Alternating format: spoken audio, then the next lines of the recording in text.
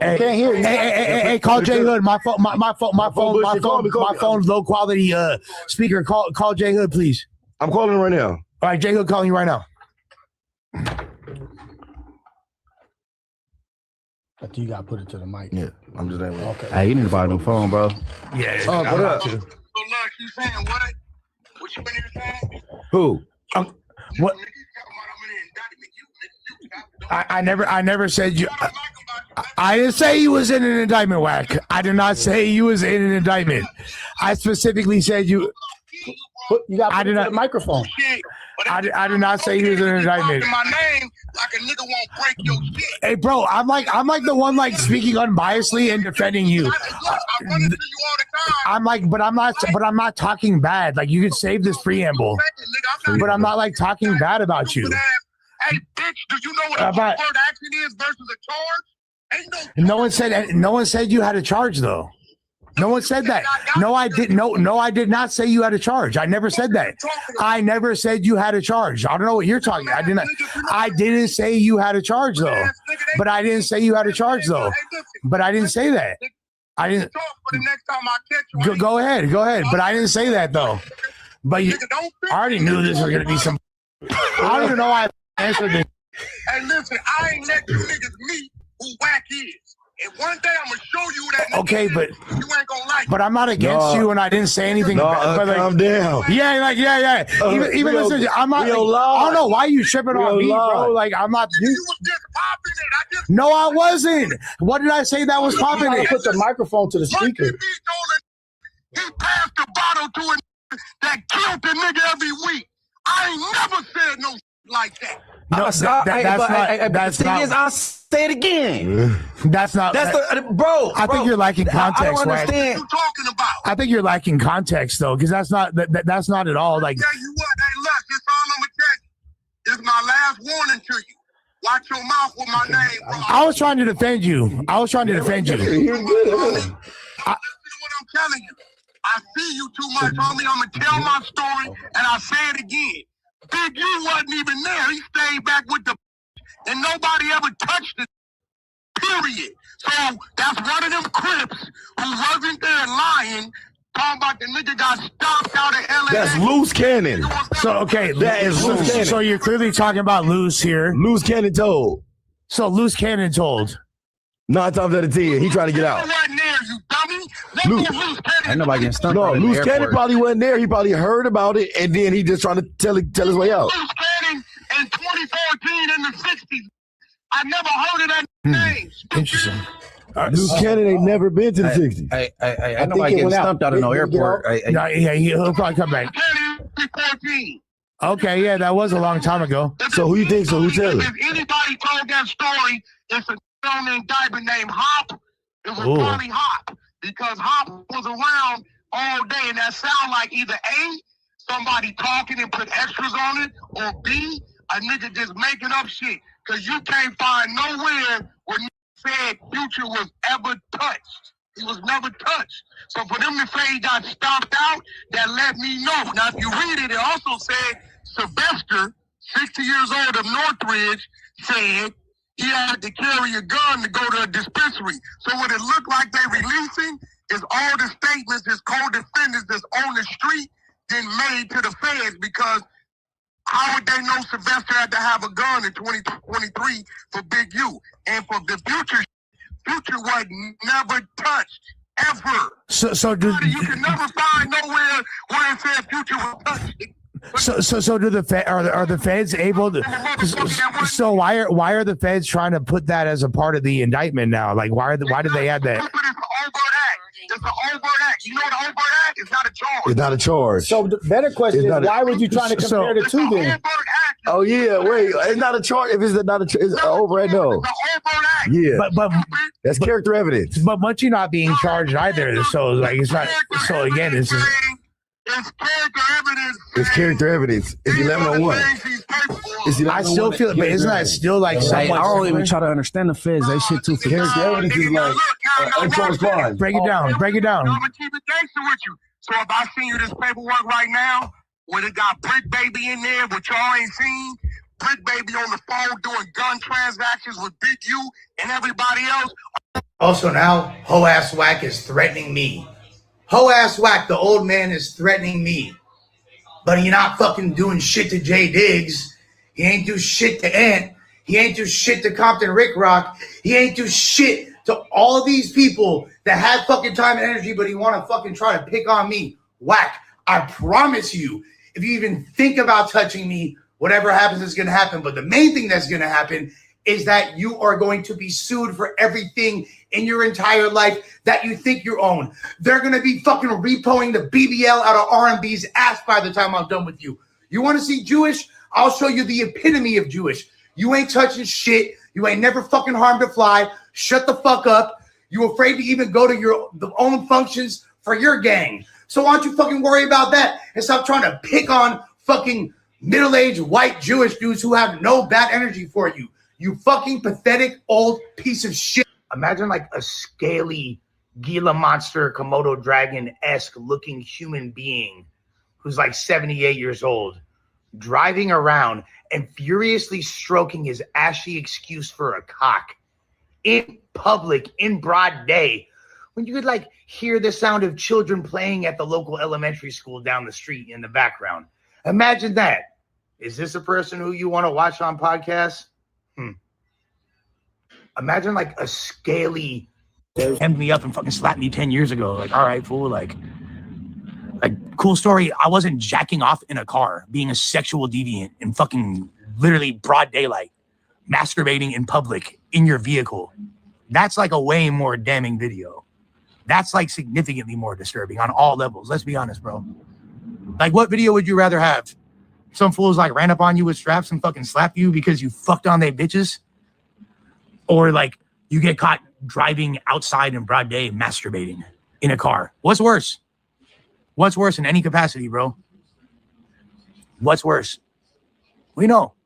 And just like to even bring up some shit like this or like, bro, like, I'm just trying to fucking get healthy, dog. Before that, by the way, yesterday when on my little like, oh, I'm going to rehab post, this fool want to hop in the comments and be like, oh, I hope you overdose and die. And he's responding to Bootleg Kev and Tam and Doughboy and Jesse's like writing in the response. Like, bro, it's like if I wasn't smarter, I would think you was smoked out. Because that's like a really smoked out thing to do. I don't know if that's as a result of you just being like old and senile or thinking like, oh, nephew, what's cool nowadays? What are the kids gonna do? Think they're gonna think this is cool, nephew? Bro, like just keep like ruining the fun, keep being annoying, keep like, all right, Wack, fucking cool guy, bro. You're really awesome to have around. People really enjoy your presence. It's like, dude, like I'm like probably one of the only people that actually be a no jumper that still respected him and treat him a certain way and like show love to him. And it's like, that's out the window. It doesn't make me really want to be on a good level or have a rapport with somebody that, for what, bro? Like, this shit didn't make him look cool. Didn't look cool at all. And it's like, all right, like nobody in No Jumper really like me. Whatever. I'm pretty much off that. That shit is weird, but all those guys in the video, they know, bro. Like, you want to keep doing weird shit, trying to get attention. It's not your first time. Like, it's all good, bro. It's all good. We can see the video of Lola sucking on my dick. I have another one of her masturbating, playing. What's the deal, y'all? What's the deal, y'all? What's the deal? Rich Trapper tapping in TNN Trap News Network. Back in the same, like cook, crack in this thing. Like, comment, subscribe, like, comment, subscribe, like, comment, subscribe. More of this good content here at TNN Trap News Network. It's that good news reviews. It's that good knowledge you're not finna get in nobody's college. Tap in with the tap in to make sure you are in fact tapped in with that good tap in. You feel me? Hit that notification bell. Hit all. Stay tapped in for the latest and the greatest what we got going on here at TNN Trap News Network. News reviews, knowledge you ain't finna get nobody's college. We finna jump into this content, but before we do, make sure you hit us up on Instagram, TRAP NEWS NETWORX Trap News Network to become Trap News Network correspondent. Hit me up on Instagram if you want to be a Trap News Network correspondent, man. A few people have hit me up. We got a few people checking out today. So make sure y'all tap in with the tap in. You feel me? We would love to have you a part of this Trap News Network family. You feel me? Get into that if you ain't got into that. And we need y'all to make sure that you sign a petition in the description to get rid of. Sign a petition in the description. Help us complete the mission to support the deport Get rid of pathetic fats. So out of these great United States, you feel me? You feel me? Get into that. You ain't got into that. We finna slide into this Contiana, man. Shout out to Scandalous Los Angeles. Big love, big love, big love to Scandalous Los Angeles. Apparently, they figured out that Wack was lying about being C blank Wack. You know what the blank means? You know, Bloods put a certain letter after the C to show disrespect. Wack was saying that he was such a blood. His name was C blank Wack. Let's get into this lie. Let's get into it. Along the way, attempted murders, you know, like all my whole record was violence. In there, you just really don't understand how that. We don't fuck with. Listen, dog. Listen, the only police we fuck with is the crooked police, is power rules and Crips, is gang members that niggas don't know they gang. Fuck with them police, them the homies. Yeah. They do everything we need them to do. And it's a lot of them out here. You know, they'll pull a nigga over and take it where we need to take them. Them the police we fuck with. So we fuck with police. Welcome back to Scandalous Los Angeles TV, where we expose the exposers. Porky has really outdone himself this time. Reggie Wright and John, over at Bomb First, tried to help him. But somehow he still managed to throw himself under the bus.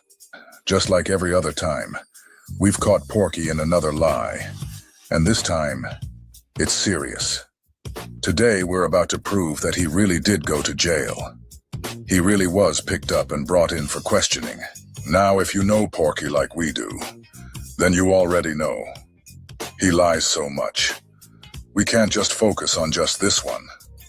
Before we even get into the jail story, we have to touch on some of the other lies he's told recently. I won't take too long on it, but let's go back to that story he told about being CK Wack and how that persona supposedly came to life in Soledad. And I went to reception, and they put me in cell with a G homie named Baby Wayne from Villagetown Power Room. And I think at that point is when my penitentiary training started. You know, because he had been to prison 2-3 times. The good thing about Baby Wayne was a knockout artist. And when you were a young Power Room in the cell with a G homie, you're gonna fight at least 3-4 times a week just because. So, you know, he kind of got me stronger with my push-up game, my physical game, and he made me squabble him every day, almost. So by the time I left there, I hit Soledad.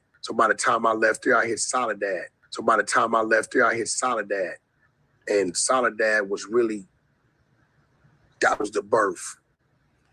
That was the birth of CK Wack. When I hit that yard. CK stands for? Crip killing. See, I was Lil Wack. From there, I went to CK Wack.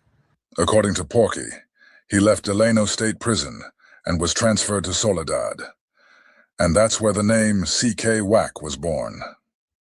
The only problem with that is that in a separate interview from 8 years ago, Porky said he went straight to Soledad when he first hit the penitentiary at 16 years old.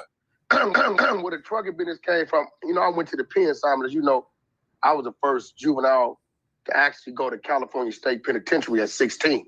Not youth authority, I already ran through that. So at 16, I'm in Soledad.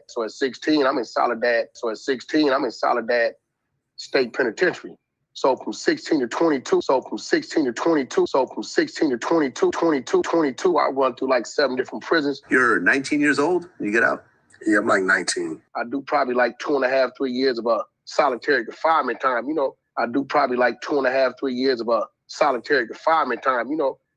Porky just claimed he was the first minor in the California prison system, being sent to Soledad at just 16 years old. But now, listen to this old interview with Vlad. In this one, Porky clearly says he went to Delano at 16, and that Delano was his first prison. So, which one is it? Soledad or Delano? The prison bus came to Central Juvenile Hall, pulled into Central Juvenile Hall when they left LA County Jail and picked me up from Central Juvenile Hall and took me straight to Delano State Penitentiary. Now you see right here, look, let me show you.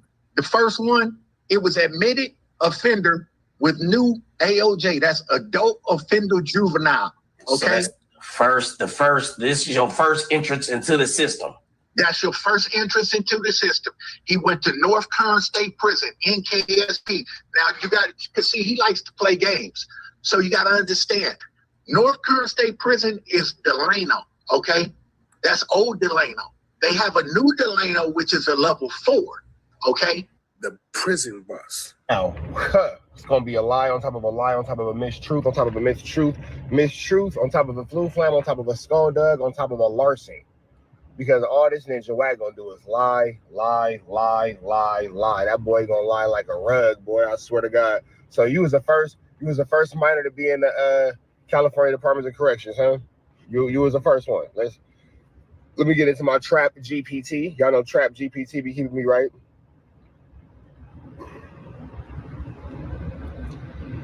Can I ask you a quick question? Of course. What's your question? What is the name of the first, you know what, it's gonna be low. Hold on. What is the name of the first youth under the age of 18 to be put into the California Department of Corrections of Jail?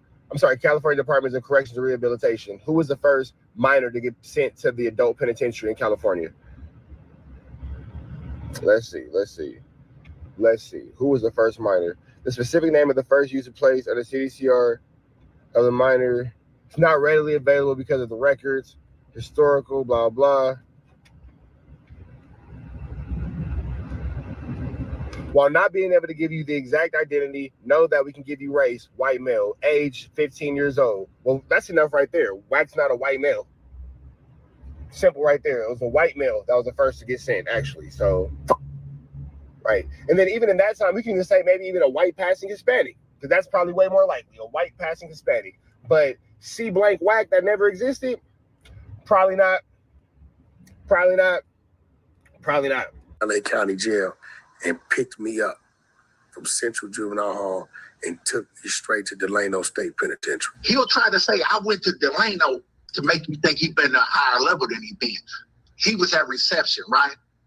Then the next prison he went to was SADF, Substance Abuse Treatment Facility, which is the level 2. Okay? That's where he paroled from. I thought Porky said he was 16 years old at Soledad. I thought he said he went to Soledad after he left Delano. See all the lies you have to sift through when dealing with this guy?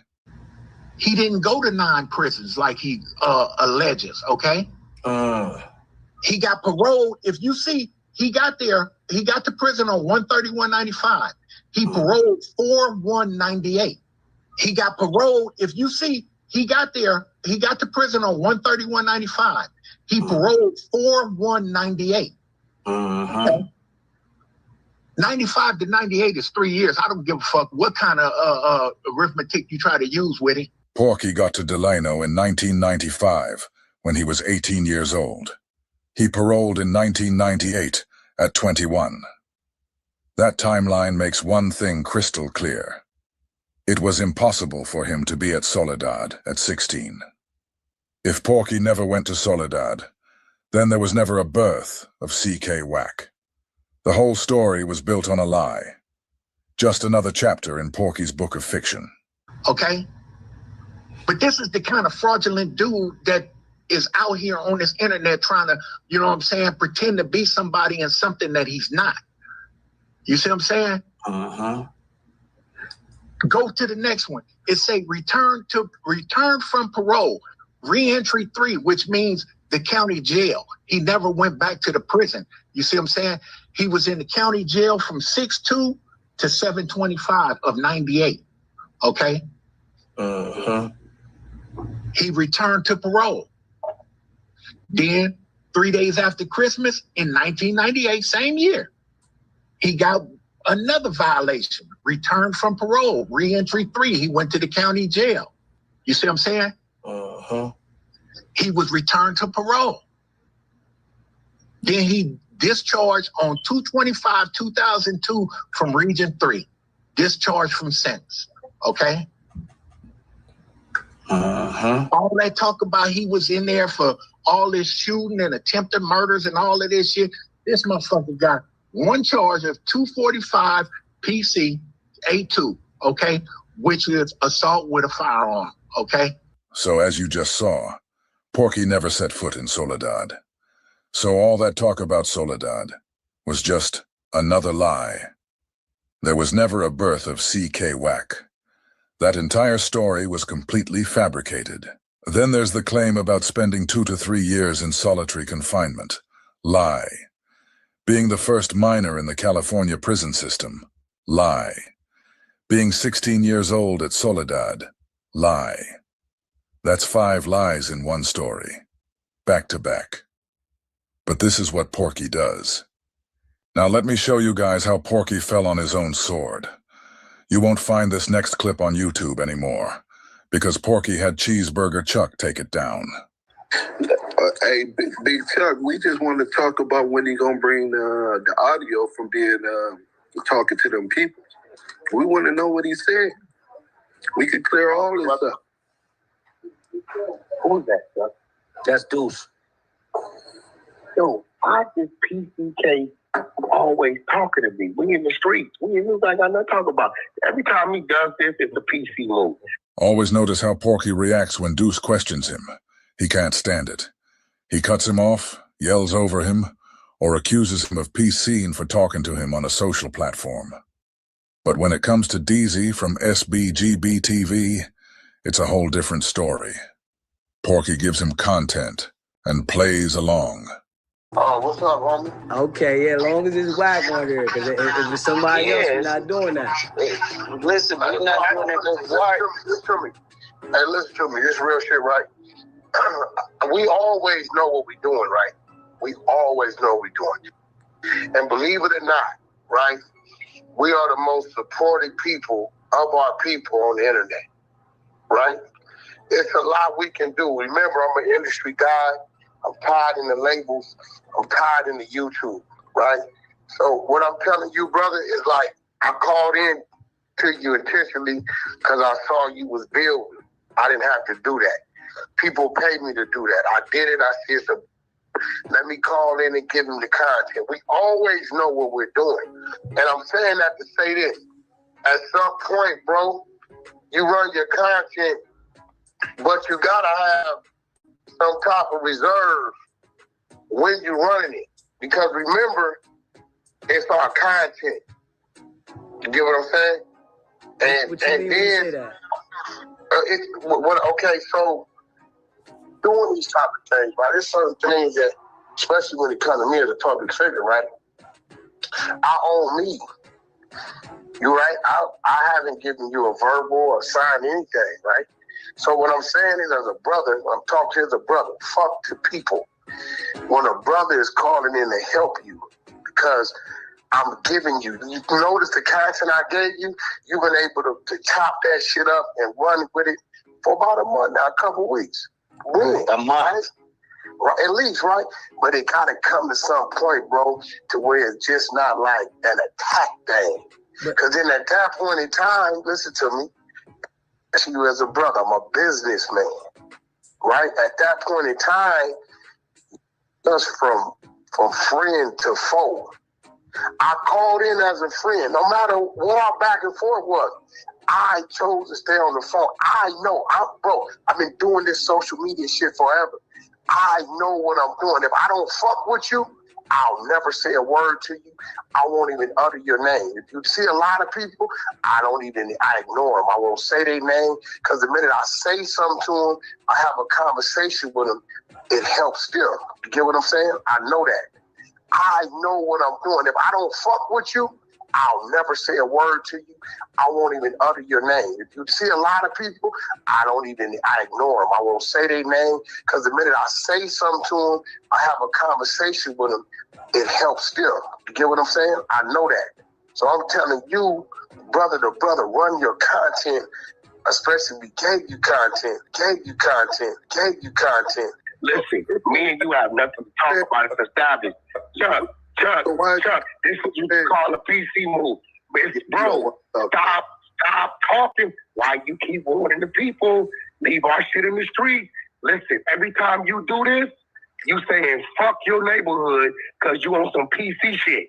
It's in the street, bro. Leave it where it's at. Me and you don't talk like this. We leave it in the street, in the darkness. Why this everywhere? You're not in the street, bro. You're not in the street. Stop it. All right. I just left LA. You ain't in the power rules. You ain't in Gonzalez. You don't hang in the parts in the garages. Remember? Weird ass niggas. Stop faking. Yeah, stop faking. You making Fruitown Brim look bad right now.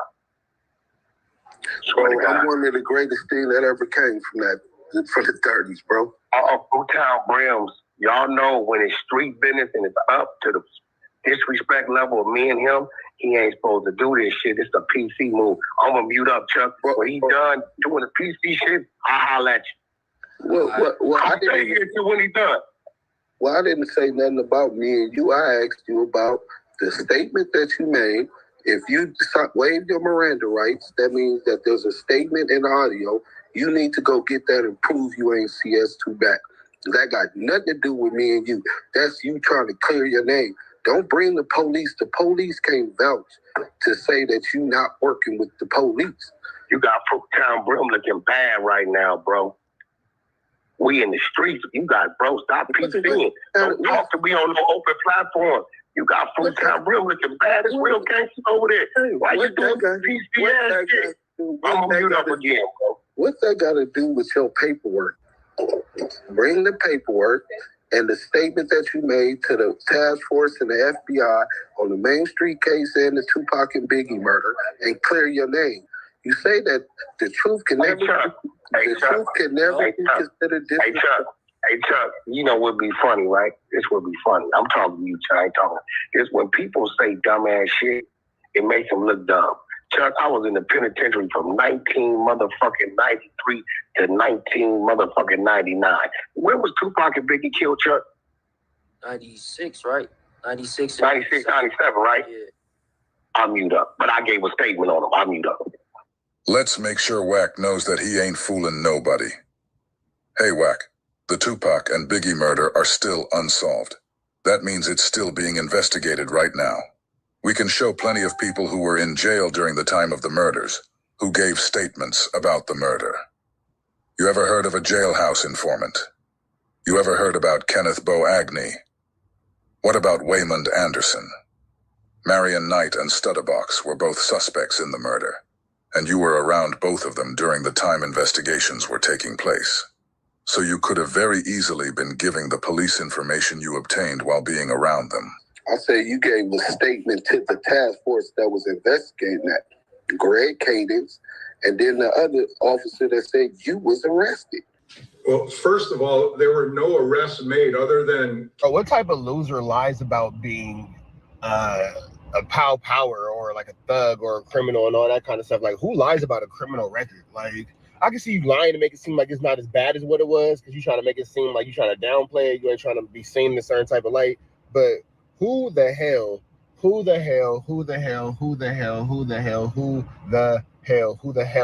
lies about, I went to this pen, I went to that pen, and blah, blah, blah. And you on the streets. I can see if you was in the penitentiary and you didn't have nothing but that. Nigga, you're on the streets, bro. You can go to the park, you can go to the beach, you can go to the movies, you can go to the mall, you can go have lunch. You can just sit in your house and not be in jail. Just not being in jail, that's always a thing. Not being in jail is always a cool thing. But why would you sit there and just tell this stupid lie over and over and over? It's incredible to me. Wack is an idiot. And then they have paperwork. They can see you. You know they can see you, right? And then you got picked up for the Biggie and Tupac murder and all that kind of stuff. And you're the only person that got arrested for that. So you've been telling, you've been snitching. You know what I'm saying? Now you want people to take it down, and all the videos of you online are taken down and all that kind of stuff because these cases are coming out. You're contradicting yourself, and every time Wack will tell a lie in 2005, and then in 2006 tell a new lie, and then when you can't, when he has to get contradicted from his lie in 2005 to not match one in 2006. My bad, I'm looking at this white lady walk past, and she is cheeking. Then you got the person taking down your life in 2005. But like, why do everybody got to clean their social media platforms and scrub their social media platforms consistently? Because you're a liar. The hell is going on here? So they say you was arrested. Well, first of all, there were no arrests made other than Cash Jones. Chuck, if I'm in the penitentiary from 1993 to 1999, what the fuck could I give a statement on, Chuck? Listen, bro, you admitted that Greg Cadence, that you went to got the fruit down rims looking bad. But, you are saying some of the dumbest shit. With Death Row though, like in 90. 2001. Okay. 2001. Okay. 2001. Okay. Here's the guy, he don't know because he wasn't around. Stop making the brims look bad, bro. Leave our shit in the street. It's already up. Chill out. We leave it in Madison, Wisconsin. You in Madison, Wisconsin. Listen, stop talking to me, bro. Why are you talking to me when it's on? You're doing a PC move. The truth hurts. All we're talking about is your paperwork. Stop spinning. Stop deflecting. When is you going to bring on you to provide the paperwork? From the 60 I don't have no paperwork. I don't have paperwork. I was never arrested, question nothing. I don't have paperwork. I was never arrested, question nothing. I don't have paperwork. I was never arrested, question nothing. Wack just claimed he has no paperwork because he was never arrested or even questioned. But you guys heard it straight from former Los Angeles Sheriff Michael Cowett. The only person who got arrested was Porky. Reggie and John deleted the clip, so don't bother looking for it on YouTube. Porky swore up and down that he was never brought in for questioning. Remember that. It's on you to provide the paperwork. PK Wack, PK Wack, PK Wack, Lil Wack, Wack 100, or the Wack boy, or the Wack boy, or the Wack boy. Put that on Fruit Down Brim. Look, or the Wack boy. Put that on Fruit Down Brim. Put that on Fruit Down Brim. Yes, I told. On Fruit Down Brim. Put that on Fruit Down Brim. Back. On Fruit your dead homie. You CS2 back, a.k.a. the I'm going to go get to work. All right, guys. Now that we've heard all that, and we've heard Porky himself say he was never arrested or questioned, let me show you how he actually threw himself under the bus. But before we get to that, I need to show you how Bomb first cut out another one of Detective Michael Cowett's key statements in his interview. Do you know how she even came to play in the information? Not fully. To the best of my ability, from what I understand, a lot of people were under surveillance, including Reggie Wright, and that they, somehow got some information on Teresa Swan, who was one of Suge's mothers to one of his kids, and that they basically wrote up a false confession letter and presented that to her to get her reaction, and then that pretty much prompted the confession. Am I accurate there, or am I off on some stuff? So, did y'all catch that? The scene just skipped like something was cut out. Let me run it back real quick so you can see it again. Accurate there, or am I off on some stuff? So, Paul Fournier, myself, and Jeff Bennett. We already know Baum first removed the clip of Michael Cowett, clearly saying the only arrest made was Cash Jones. They also cut out another crucial part of Cowett's interview. And guess who exposed it? None other than Porky Chops himself. In a sloppy move to distance himself from the CS2 back allegations, Porky secretly recorded a conversation with Studabox, then ran to Clubhouse to play it. But while trying to clear his name, he ended up airing out a segment from Bomb first. The exact part Reggie and John edited out to protect him. Now, this next clip gonna make even more sense to y'all, right? You heard him say, I told the police, if y'all looking at Wack for doing anything illegal with them trucks, he ain't, which is a lie, because ain't no way they gonna spend $300,000-$400,000 watching my trucks if a nigga tell them that. Right? Play the next clip. Play that clip. Are you talking about Teresa Swan? Yes. Teresa Swan was. Do you know how she even came to play in the information? Not fully. To the best of my ability, from what I understand, a lot of people were under surveillance, including Reggie Wright, and that they, somehow got some information on Teresa Swan, who was one of Suge's mothers to one of his kids, and that they basically wrote up a false confession letter and presented that to her to get her reaction, and then that pretty much prompted the confession. Am I accurate there, or am I off on some stuff? Accurate there, or am I off on some stuff? So accurate there, or am I off on some stuff? How Teresa Swan came into play here is originally we were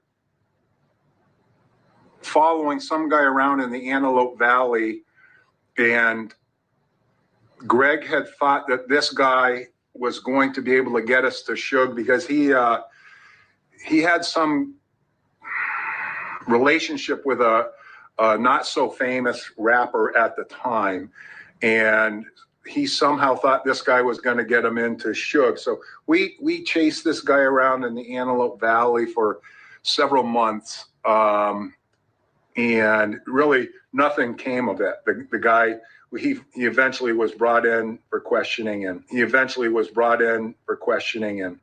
have paperwork. I was never arrested, questioned, nothing. He eventually was brought in for questioning, and saying you don't have any paperwork and then the cop who arrested you saying the only one brought up on questioning is you is crazy. I don't got no paperwork. Yeah, he the only one we picked up. And then they tried to save you by cutting the information out, and then you decided to put it back out. I don't understand. I don't understand the level of idiocy in this man. And it's such a need to be accepted. It's such a need to be proven to be tough. It's such a need to be gangsta. That you just completely embarrass yourself. You humiliate yourself. You disrespect yourself. You show your own snitchosaurus rex, your own snitchiashis. You know what I'm saying? Like, the snitchiashi is crazy. You show your own snitchiashi all the time. You end yourself up in a snitchuation every single time. And I can't understand what the reasoning for that is. With that also being said, long story short, man, you keep it into perspective. Wack is an idiot. If we're just calling spades, he's an idiot. That's it and that's all. You know what I'm saying? Everything about that dude is slow. Everything about that dude don't make sense. Everything about that dude is flamorous, skullduggerous, and larcenous. And we could go over all the things, but y'all hearing it outlined one by one, piece by piece. He's a compulsive liar, but he's lying to cover up the fact that he's a snitch. And this is all what it comes down to. Wack doesn't want anybody to know that he's on paperwork and he's snitching. Porky said he wasn't arrested. Detective Cowett said he was arrested. Porky said he never was questioned, and Detective Cowett said he was brought in for questioning. Both of these clips have been deleted by Bomb first, but thanks to good old Porky, we were able to get our hands on this one. Also, don't overlook this key detail. The only reason Detective Cowett is even bringing up Porky in this part of the interview is because he's explaining to John how they ended up zeroing in on Teresa Swan. To tell that story, he had to start with Porky specifically, how they were following him around the Antelope Valley. Now, for those who don't know, Teresa Swan is the mother of one of Marion Knight's kids. And she's the person who gave Greg Kading the final missing pieces to the whole Poochie killed Biggie narrative tied to Marion Knight. So the real question becomes, what does Porky being brought in for questioning have to do with Teresa Swan? Because if Cowett had to start with Porky to get to her, that connection might be deeper than Porky wants us to know. So Paul Fournier, myself, and Jeff Bennett decided that we should probably go after somebody that Suge was close to in the 90s, thinking that, because we were hearing the same things too, that Poochie, Wardell Faust, was responsible. So we, the three of us, Jeff Bennett, Paul Fournier, and I, started looking into what Teresa Swan was doing as far as criminal activity at the time present during the task force era. And we had discovered that she was flipping cars or something, high-end cars with fraudulent names. And we had discovered that she was flipping cars or something, high-end cars with fraudulent names. Say like you may take a load of BMWs down to San Diego, right? Boom. It's like 200 miles. Pay my driver like $1,100. Then you'll pick up a load of Porsches from San Diego, let's just say going to San Francisco. And we had discovered that she was flipping cars or something, high-end cars with fraudulent names. So we got our commercial crimes bureau involved with it and had them look into exactly what she was doing. And at the same time, we brought a district attorney on board from LA County to let her know what our end goal was. And that was, in the event Teresa Swan had good information and could connect Shug to Teresa Swan and to Poochie, that we would want to give her some kind of consideration in the case. And the district attorney was on board. So when we eventually arrested her and brought her in for questioning,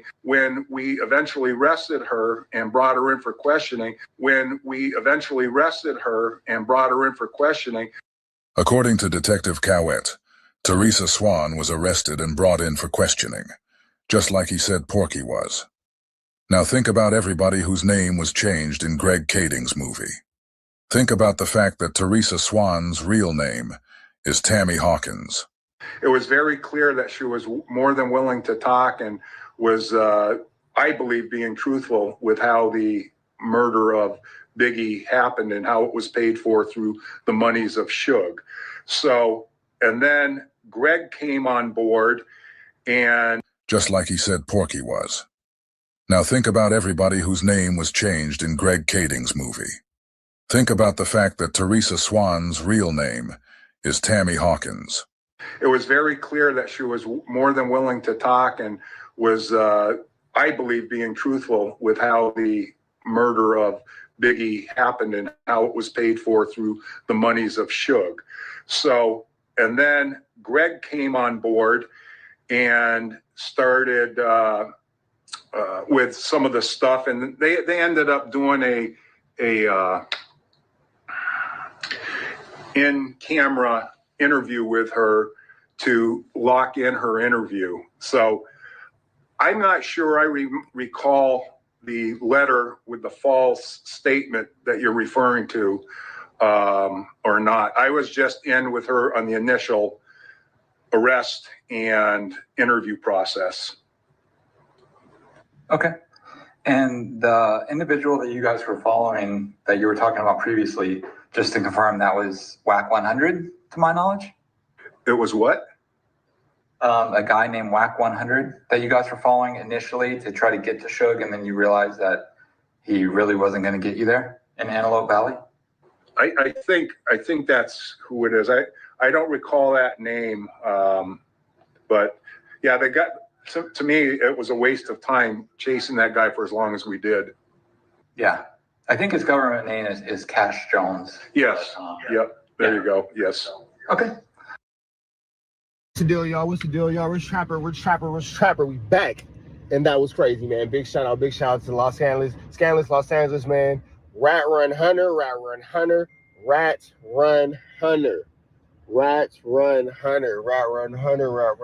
boy. You got some splaining to do, Lucy. But it's cool, though, because I was over here just thinking, I got that thumb drive with all that information on it. You keep trying to send Adam up to do dirty work to play with me. So let's just have fun all summer, man. Let's break this case wide open. Let's get all this paperwork back in the streets, man. Let's jump into this content. You finna jump up out of here, though. Y'all know the deal. Red dots to the left. Y'all know the rest. Grab on your tweets free. We go. Absolute. Now, you guys think that Flacco has no bones with Adam 22 or has no issues with Adam 22, but it's in the content like this where you see how Flacco truly feels about Adam, and it's a lot of disrespect. But let's jump into this content, man. Give Flacco a like, comment, subscribe if you want to see him knock down Adam 22. Let's get into it. Let's go. Nightmare for Adam 22. Drake was somehow able to convince Adam to give him permission to fly out his wife by herself, after expressing to Adam in the past, about a year or two ago, that he was a big fan of Lena's work, as Adam has said on the podcast previously. Now, Adam gave Drake permission, despite Wack 100 and a bunch of Adam friends let him know that this was a really bad idea. she's in the air headed down there to them wolves she headed to? Because I'm telling you right now, I think her alter ego, something gonna happen. Nah, man. I was gonna go, but then she flew out. So, y'all find out where she's going, y'all gonna say, yo, Adam, something's happened. Listen, I was going to go with her, but it was so last minute that I would have had to cancel this podcast. It would have been hard to get a flight. The flight was gonna be like $2,000, and then it would have been paying with my kid. Damn, bro, Drake flew your girl out to a place you can't even afford to go. Eesh. If Drake is the type of guy that I think Drake is, and by all account of things, from every relationship or friendship that have broken down and ended because Drake dealt with their women, a la Drake and Future, they started beefing over a girl. Drake had, for God's sakes, Lil Wayne went to jail and Drake started piping out Lil Wayne's girl. So if Drake is the type of guy we know Drake to be, then I think that that's strategic, right? Like, I think Drake presented it last minute so Lana could come by herself because... Yeah, and then I'm going to take your girl to a place where you can't afford to go. So, yeah, there it goes. That's Drake. Now, Adam didn't want to pay $2,000. Bro, I would have paid the $2,000. All right? I would have found a babysitter. All right? I would have paid the $2,000. It's crazy when you could have just had your woman in enough respect for you for her not to even make the mission. Paying to go babysit your baby, your girl while she go hang out with Drake is crazy. Your girl wanting to go hang out with another man, no matter who it is crazy. And then you saying, no, I would have paid the $2,000. No way you could have got my girl down there without me. Nigga, how does he have your girl down there, period? You niggas is focusing on the wrong things, bro. For the podcast with Wack 100, I would have done whatever it took to be present. Okay, that's what I would have done. Because my kid, we didn't know who was going to pick her up tomorrow and stuff, so I'm taking over. I'm dad. But then at a certain point, I'm going to give the kid to the babysitter, and then I'm going to come here and I'm going to stream the thing that we're talking about. So I'm going to stream it. You're going to get to see my reaction live. And it's one part of this where Adam's wife is making out with another girl and Drake's just standing in between them, bro. Your wife finna put Drake in her mouth.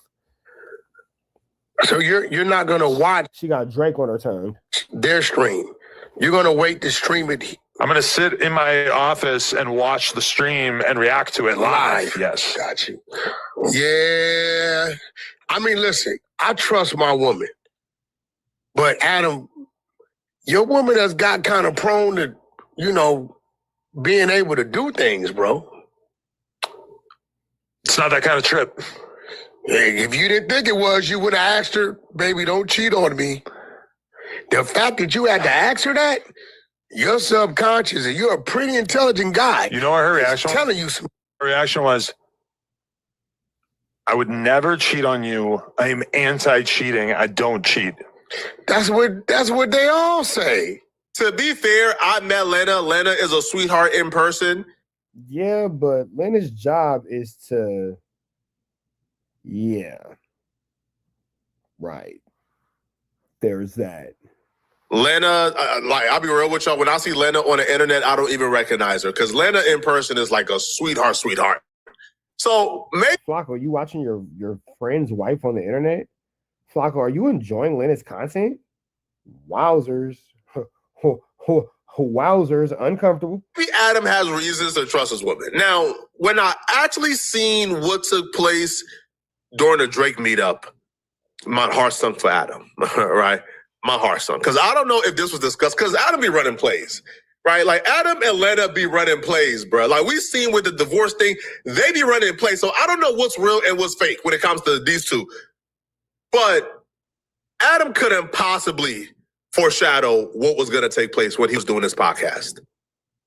Well, if you are right, then I'll just have to deal with it.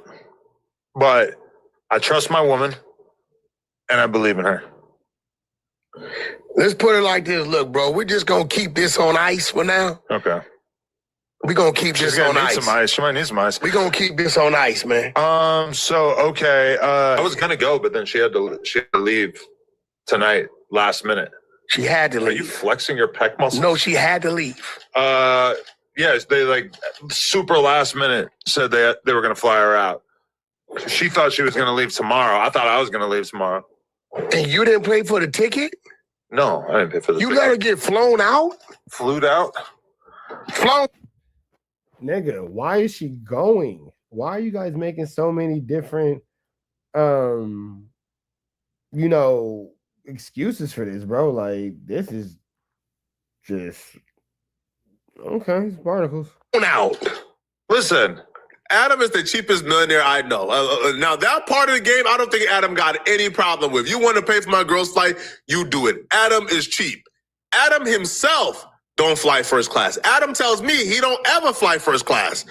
Now, listen, man, I'm not flying first class every time, but, the least that I want to do is let me at least sit somewhere up front to where I get at least extra leg room, or is like a 2-seat, right? I want the 2-seat pairs. Let me sit here and somebody sit here, right? That's not always first class. That's probably, you feel me, a few rows beyond first class, but the least I can do is the 2-seater. I can't do no 3-seater. I'm in the middle, somebody is here. I'm too big for that, right? So until I lose weight, I'll have to do the 2-seater because first class. Never did get that weight loss surgery, did he? Never did get that, did he? Every time to me is a waste of money and it's super expensive and I can't do it because I'm broke. But I could do the 2-seater, okay? But yeah, like Wack bringing up, like Drake actually paid for the ticket. That's the least of Adam's worry. Adam is a super cheap man. You didn't boss up and pay for your wife's ticket, bro. It's a free ticket. What am I gonna pay for? Are you crazy? Hey, bro. Yeah, hey, I know they were gonna pay the $2,000, but babe, I got it. That's a fact. Never. You already sent her into a situation like she owes them something. Bro, the fact that you had to tell your wife for the first time in your life, please don't cheat on me, let you know this was a bad decision. Hey, listen, I'm just saying, you done did some. And I already know that you really don't care about nothing when it comes to the content. This let me know you don't care about nothing. So that part I didn't know. Like, I didn't know that Adam actually had the conversation with Lena. The fact that you had to tell her don't cheat on you lets you know that she's that she's a goer. Lets you know that she's a goer. Because again, these two be trolling. But if Adam had a conversation saying, hey, please don't cheat on me, like, that's crazy. Like, that's crazy. If that thought even had to cross your mind, the flight is a no-go. That's from my perspective. If I gotta ask, hey, please don't cheat on me, babe, the flight is a no-go. I'm straight. If I even gotta think. But Adam has a pretty creative explanation as to why he's not overly concerned, even though he did ask don't cheat on me, which is nuts. It's absurd. You know what it is? It's like it's breeding season. Meaning I'm starting to get in the mood for a baby. Another baby. So you let your wife smack Drake and then she gives you a baby? Is that like the exchange there? Little baby. A little. So you pimping? A little. No, I'm like a little 0-year-old, like a newborn. You trying to go get the money? I want to get my girl pregnant. I want to pump out a baby.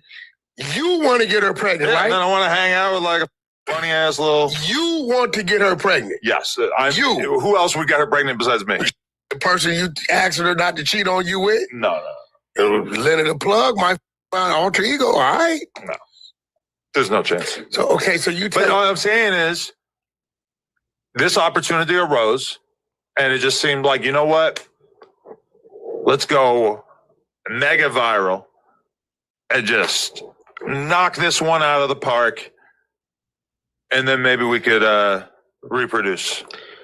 This is definitely about to go mega viral, and I even think the black dude you gave a green light to, he's gonna be jealous.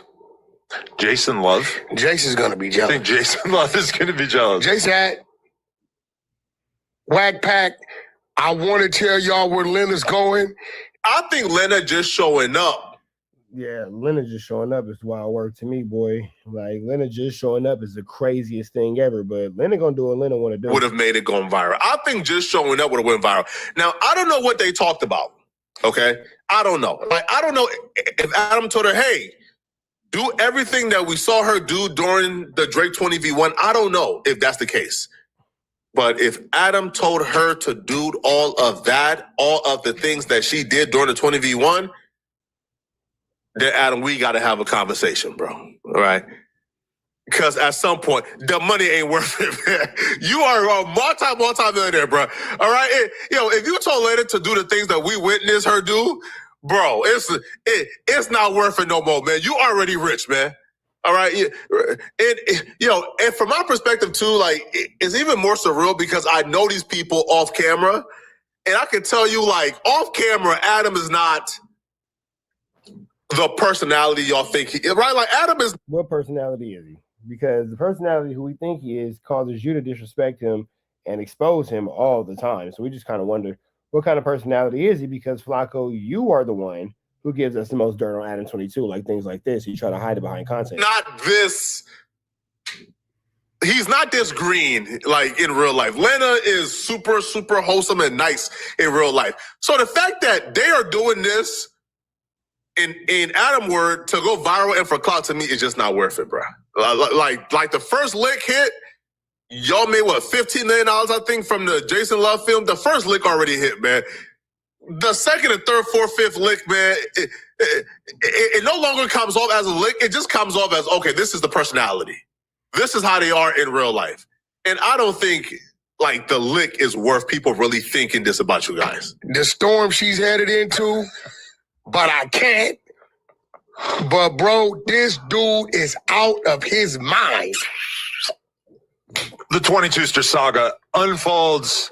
Another chapter is written. Yeah, you never cease to amaze me. I would have lost this bet. I'm a silly guy. I like to do funny stuff, entertain the audience. That's what we're doing. We're keeping them entertained. That's entertaining them? Dead homies. I mean, hey, if that's what you feel, man, if that's what you think is entertaining, if that's what you think people want to see, if this is what you think people want out of your content, I am no one to tell Adam 22 how he can and how he cannot do his content, man. I'm with whatever he's with, man. If that's what he likes, that's what he likes. You're going to have a hard night tonight, bro. Doing what? How many times you think you're going to call and text her?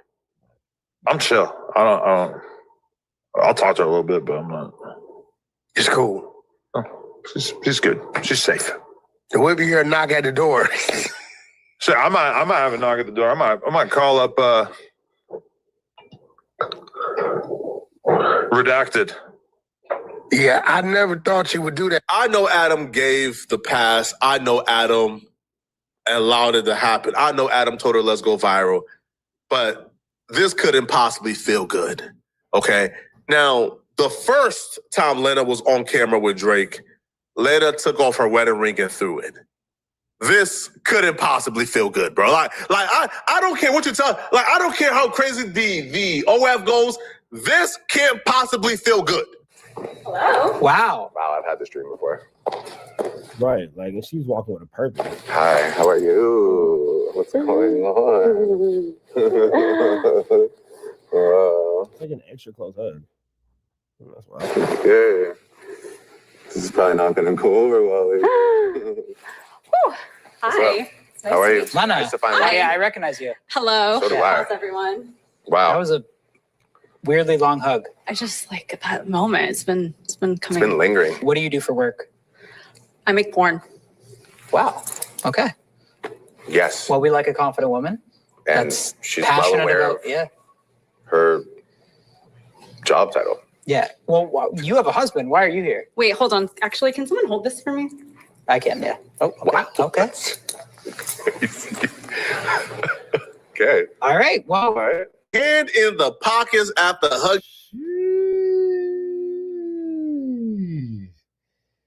Sheesh. Ugly. On your wife is nasty work, man. Fellas, we know what the hand in the pocket means, man. That hand in the pocket after hugging her, to me, that hand in the pocket would have been all I needed. Whoa. I didn't even realize that. Flacco, you just made it really uncomfortable. Wow. That all being said, we're Pirates in the next one. Red dots to the left, you know the rest. Flacco. You're too excited about that man's Right. Red down to the left. You know the rest. Say a prayer and be blessed. We go. What does good mean? So why the you so offended? Are you ready? Are you ready for the real definition? Read it out loud. A colorist is a professional or artist who works with color. No. You sound dumb. Pull over and get this the car. He's a little ass kid. Hurry up! What the taking so long? This man said is a professional person, a professional colorist. That is hilarious. This nigga said somebody who works with color as a profession. Blueface is one of the funniest people on the internet, bro. If you don't think so, you just don't like Blueface. This is a skit, bro. He just said a colorist is somebody who work with hella colors, bro. That's out, bro.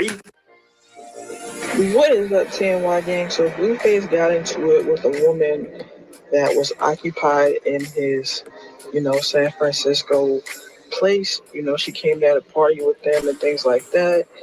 He gave her what he felt was a compliment, but was also offensive to her. Now, in this video, that was a Blueface style compliment.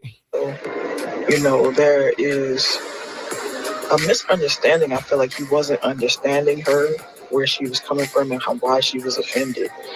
And he gets really grand about the definition of a word, that you'll hear throughout the video. And what I will say is he was absolutely wrong. The word itself that she was using is the action of what it actually is, which is, the word is colorism. And you said the colorist and colorism is not the same thing. If you say those words, you're identifying what a person is. Nigga, Blueface is burnt the fuck out, bro. That was the funniest response. And if you've been watching Blueface or any of his streams, nobody's surprised by Blueface's answer. That was a true Blueface answer. Whereas when you say the ism, it's a being of it. It's the action. So I feel like a lot of the time he doesn't really try. Yeah, she was extra chocolatey, bro. Damn. To understand people, he kind of just forces it out and tries to just jump the gun and tries to sound like the smart one sometimes.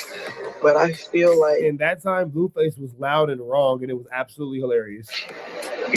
Kicking her out of the car was kind of uncalled for, but her friend stuck with her, and I feel like this situation got really out of hand. It didn't have to go to the place that it went, but you guys let me know what her friend, a real one, she stuck with the cause that she should. I think in the comment section down below. Little chocolate things over there. Good dark skin. What y'all doing? Alright. I love your skin. You look so nice that day. Her skin look hella soft too, bro. Bro, like we need to stop with this shit, bro. But it's more for me. Child, this is a good dark skin right there. What that mean? What you mean? Are you dark skin? Yeah, you said. He said you bad. Yeah. What that mean? What does good mean? You said good. What does good mean? It's good to see you. Yeah, what does good mean? What does good mean to you? You're not wearing your red hat. Yeah, it's a bit of a miscommunication here. Or a misunderstanding, excuse me, not a miscommunication, because the communication is clear. It's the understanding of the communication where they falling out at. This is the definition of a misunderstanding. Yeah, that's why. What does good mean to me? Good means like A's and B's, like you get good grades. Oh, yeah, I get good grades. Okay. So good and dark skin, what does that mean to you? I get good grades, it's dark skin. There you go. Period. Thank you. 1 + 1 = 2. Nice to meet you. I'm about to get ran over. All type of. It was nice to meet you. Nice to meet you. I already told you that. Oh, my fault. Yeah. Have a good night, though. What happened? No. Just keep following and talking. Telling me good night just to get in my car. Like, that don't make sense. Get them get in the car. Get them. No, they good. I'm just saying why they. Let me get one. We out here. Free carry. We out here. Respect. Come on, bro. All right, bro. Appreciate you, gang. See? That's why I said that to you. You saying bye just to get in the car. That don't make sense. What is a Pediasure? God damn, y'all be asking. Who? What does Pediasure do? Pediasure. I don't drink Pediasure right now. Those are Ensure. Pediasure get you right, get you back with them electrolytes, get you back with everything that you miss. You feel me? Is this your car? Why the f you asking my son that it's not in your car? I know y'all young back there, but god damn. Hey, red, dark skin, beautiful dark skin. Hey, irritated blue already, bro. He ready to put their ass out right now, bro. As soon as they get. Why would you say bye to me and get in my car? But I'm saying, you feel me? It's like you trying to be distracting for no reason. You getting in the car with us. Why would you say bye to me? And go where? And go where? I got you. No, you want to party with us all night. We turn up all night. Yes.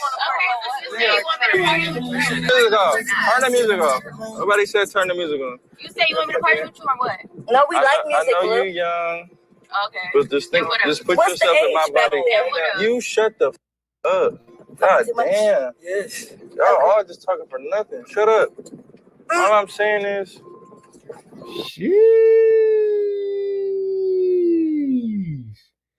God, Disney. Why would you shake my hand and distract? Oh. Who's distracting you? Why would you say bye and then get in the car? Since I met you, you've been a problem.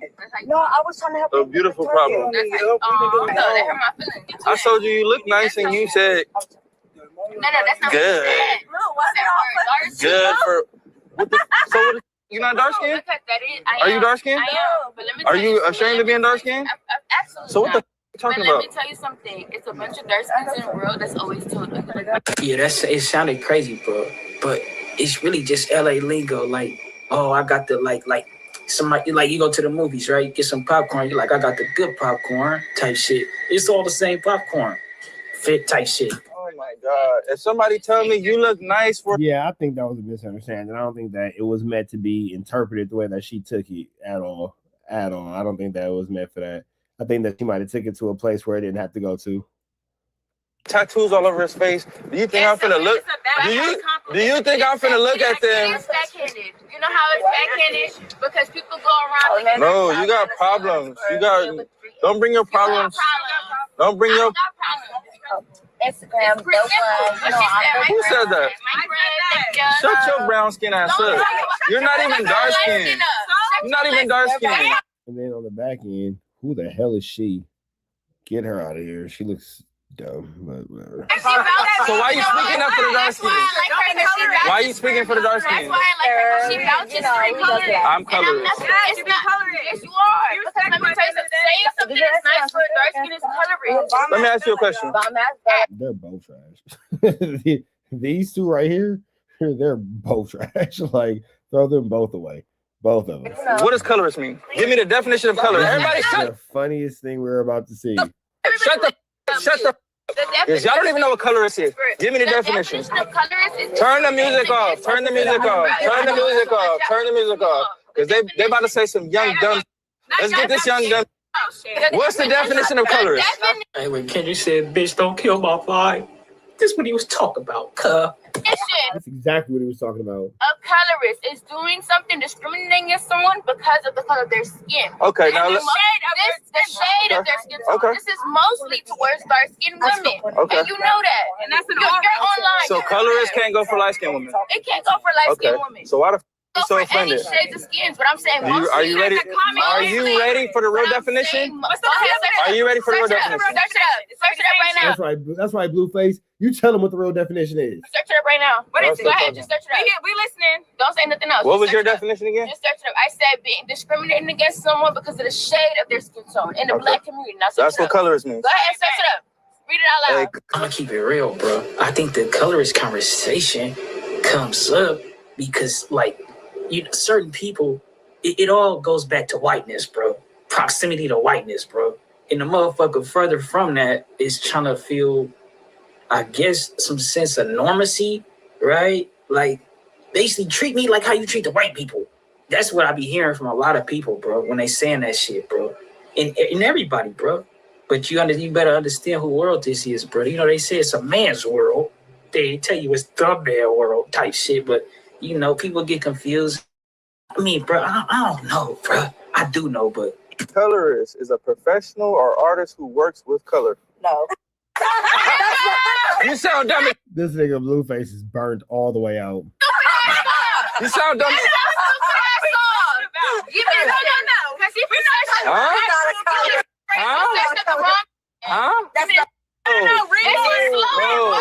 Read more. No, you've been lied to your whole life. I'm so up in the type You've been lied and I to. lived it. I've literally grown up. Because you don't know what colorist is. You're taking colorist and turning it into It's not colorist. Colorist the same thing? when white people with superior No, you don't have to be power white to over be. you have to be white. Black people can't be. Black people can respect. Young. Let me explain Wait a something. minute. She's Let young. me explain She just said something. only white people can be. Because you know you're wrong. Can black people be? You know what? Let me tell you something. Can black people be? No. Black people can only be. Turn the music up. Everybody Shut the. Yeah. Like I say, it all go back to Damn, Blueface is just golly, that was crazy. same thing, bro. You feel me? Motherfucker, like the colorist, right? It's like it's crazy because most people, right? Say like it might be an indigenous group and it might be a group that kind of like mixed with other people type shit. Because of proximity to whiteness, they gonna try to shun the group that's like indigenous and still got the indigenous features type shit, right? So, like I say, bro, this conversation all goes back to proximity to whiteness, bro. Motherfuckers really don't. It's a lot of people who don't really love themselves, bro. Facts, bro. Black people can be. Black people can be. Jeez, this is crazy. This is a wild situation. This is a level of flammery, skullduggery, and larceny that I've not seen in recent years. Okay. I'm saying. You so dark, you dumb. You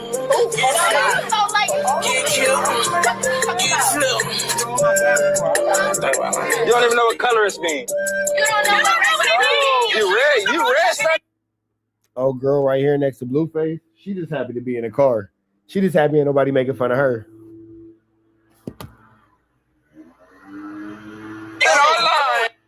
You read something on Instagram.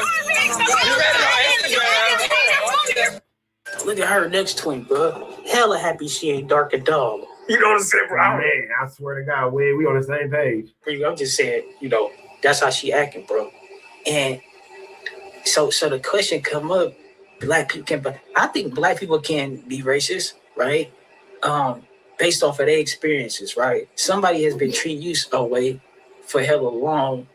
You can return the favor and express the same thing. That's why they say don't turn into what you hate type shit. But I also understand when people say racism is systematic, so black people can't be racist because they don't have the power to type shit, right? You can not like somebody, which is prejudice. I didn't read it. I lived it. Colorist. You had a Google colorist. You live colorist. Can you listen to me? I listen to you. Bro, you're not listening to nothing I'm saying. I'm listening to what you're saying, but I'm saying black people can only be prejudiced. You know why? Because power. People have power, but white people. You're 21. Shut the. What she's saying is actually true. What she's saying is actually 100% true. Blueface is talking about prejudice. She's talking about racism. Racism is based off. Never mind. You were born in 2005. You don't know what you're talking about. You just said black people can't be. That don't make no sense. Oh my God. They don't have power over. You still saying that, done? You know what? So black people can't be. No. Turn the music up. Turn the music up. That's our best member. She thinks it can only be for certain people. Black people can definitely be. Everybody can. Everybody can be. She's from. She don't know where to be from. She's just talking. That don't make no sense. That don't make no sense. That don't make no sense. You keep. I don't have to. You have the volume. No, I have the volume. At the end of the day, What's the definition of?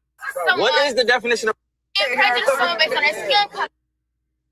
Someone that is. What is the definition of?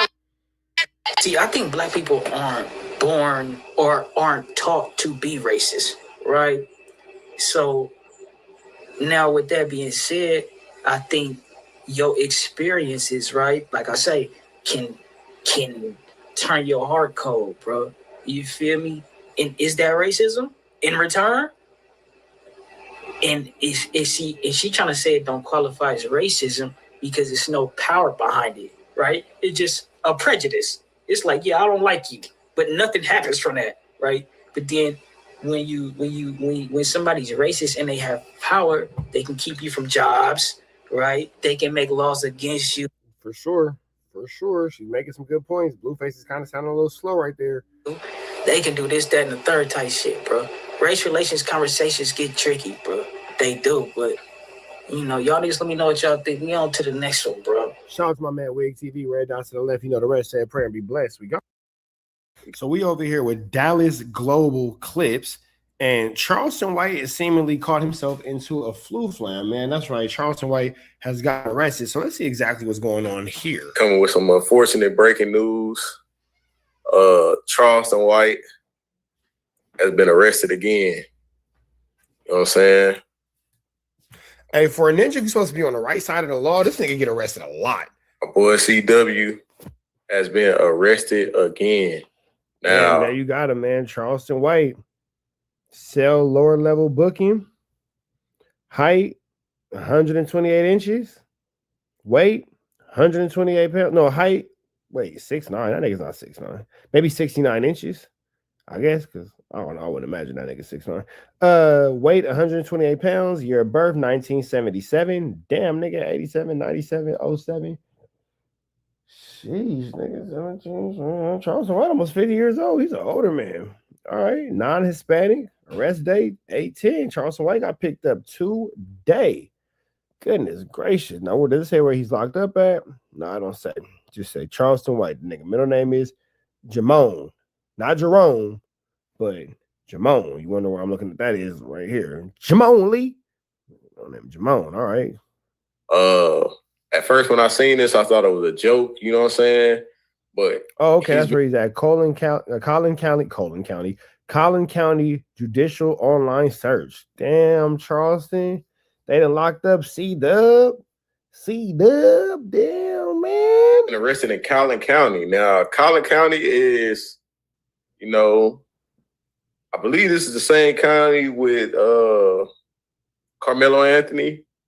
I believe, you know, I don't know what the hell Charleston doing out as Collin County, a long way from Fort Worth, bro. So let's read his charges.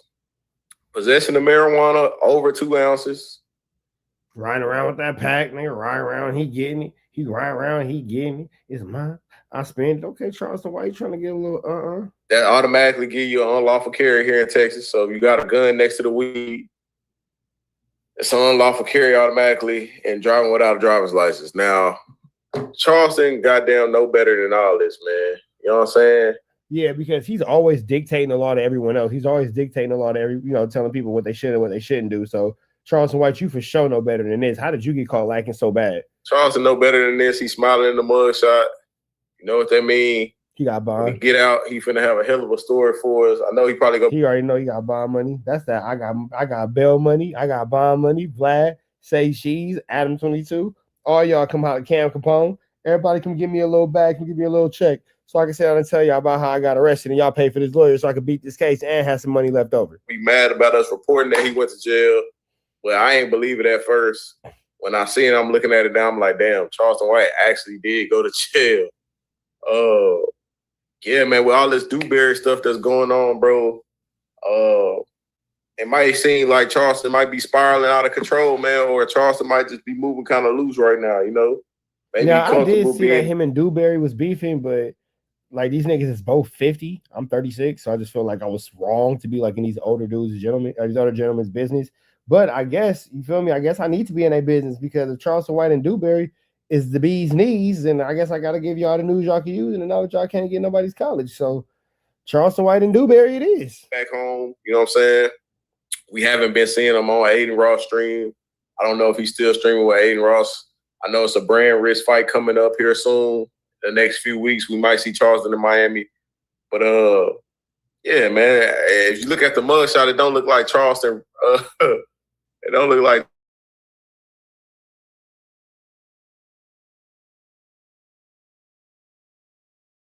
pretty happy to be there. Let's see, can I blow it up? Can y'all see it good? Yeah. Say he had lower level booking. So he's at lower level booking. That means that he hasn't been housed yet. That means that he's still in the reception center, the IR, where they like kind of come in and fingerprint you and all that kind of stuff. Actually, if you gang affiliated, anything like that, that means that he's still in there. So he's still wearing the plain clothes that he got locked up in. He's not dressed out. He's not he's in jail for sure, but he's not like in a jail cell yet. For those of you guys who've been arrested, he's still in booking. You know what I'm saying? It definitely says that right there, lower level booking. If he was in a permanent housing, it would say block A, cell 221 or some shit like that. But no, he's just showing that. Or it would say like dorm 721, bed 28C or some shit like that. But, you know, it's just showing that he is, in fact, in police custody. And it's looking like he's going to be there, you know what I'm saying, until he posts bond. But I don't think that Charleston White really is going to be locked up for anything crazy, because I did remember seeing somewhere that it was like some misdemeanors. So let me see something about this real quick. Hold on. Yeah, so according to my mixtape, Charleston White has been arrested in Texas, facing multiple charges. Let me see. Charleston White, possession of marijuana without a license. Okay, so maybe he did get some felonies. Let's go back to the video, though. Look at Charleston White. Look at that little mugshot. This boy right here, man. Not a gosh darn care in the world. Boy, Charleston. Let's continue on. 69. Wait, Charleston weighed 128 pounds. Born 1977. Non-Hispanic. He was arrested today. I'm pretty sure he'll be out by tonight. Unlawful carry, it don't really come with too many. It's probably like $1,000 bond, $1,500 bond, something like that. Yeah, man. The mugshot funny as hell, bro. But with everything that's going on, I know people gonna be like, man, Charleston, what the hell you doing, man? For the most part, I don't know, man. What y'all got to say? What y'all think? Y'all think Charleston spiraling out of control? Y'all think this gonna stop Charleston? Y'all think it's gonna make him sit down for a little bit? Tell me what y'all think in the comments. I know Dewberry just dropped his Say Cheese interview. We also just dropped the interview with OG Percy, man. Y'all get the numbers up on that, man. You know what I'm saying? We coming with the content, bro. I'm finna drop every day. I'm finna drop content every day. Hold me to that. I'm trying to be a content creator, man. Trying to get in my content bag. You feel me? Hey, man, first thing you got to do is get into the bag. But with that all being said, you got my man Charleston White caught up in a flu flame, skullduggerous, and extremely larcenous situation. And it just kind of makes you wonder, man, what exactly is Charleston White doing? Sliding around and wondered, like, was his car smelling like Patiotti? Was he running around smelling like that Pinnack? You feel me? What made them stop Charleston White? What was the probable cause? Was it a traffic stop and the car smelled like tree? They did a routine search. Now you got Blick on you. Goodness gracious, man. Charleston White, you would just think that he knows better, considering the fact that he's moving around our internet space. The way that he moves around, Charleston White would be the last person you would ever expect to get caught slipping by the long arm of the law, considering that he uses it so abundantly. That's right, so abundantly to his favor. You know, if ever a situation comes across where somebody's doing something that has wrongdoing or causing harm to Charleston White, he is the first person to tell you, hey, man, I will get the police over here. I will get the police on you. Most famously right now, he's into it with James Prince, where he's telling the police that, hey, James Prince is trying to do this to me. James Prince is trying to do that to me. So you would think that when he's doing these things and moving about how he's moving about, he'd be the last person to get caught slipping with a firearm and 2 ounces of that sticky icky. But with that all being said, man, we finna get up out of here to the next one. Big love to Dallas Global Clips. Red dot to the left. You know the rest. Say a prayer and be blessed. We go. Your wife was licking Suboxone off. Wow. Now, Lush is going to say some things that are inappropriate. So you're going to go past that a little bit. Hold on real quick. So, yeah, man, Lush is going to go crazy, and it's looking like Lush has finally had enough of a Wack 100's flu flame, skullduggery, and larceny, man. Lush is saying, I'm standing up for myself. I got some things to say, and he got some content he wants us to play. So let's see what's going on here, man, as Lush calls out Wack, sounding like for a fade. All right. So it's cool. And you want to try to like cloud up off of Wack by sending that to him and like Wack thinking this is like, oh wow, what a damning video. Oh wow. Fools fucking hemmed me up and fucking slapped me 10 years ago. Like, all right, fool, like cool story. I wasn't jacking off in a car, being a sexual deviant in fucking literally broad daylight. Sheesh.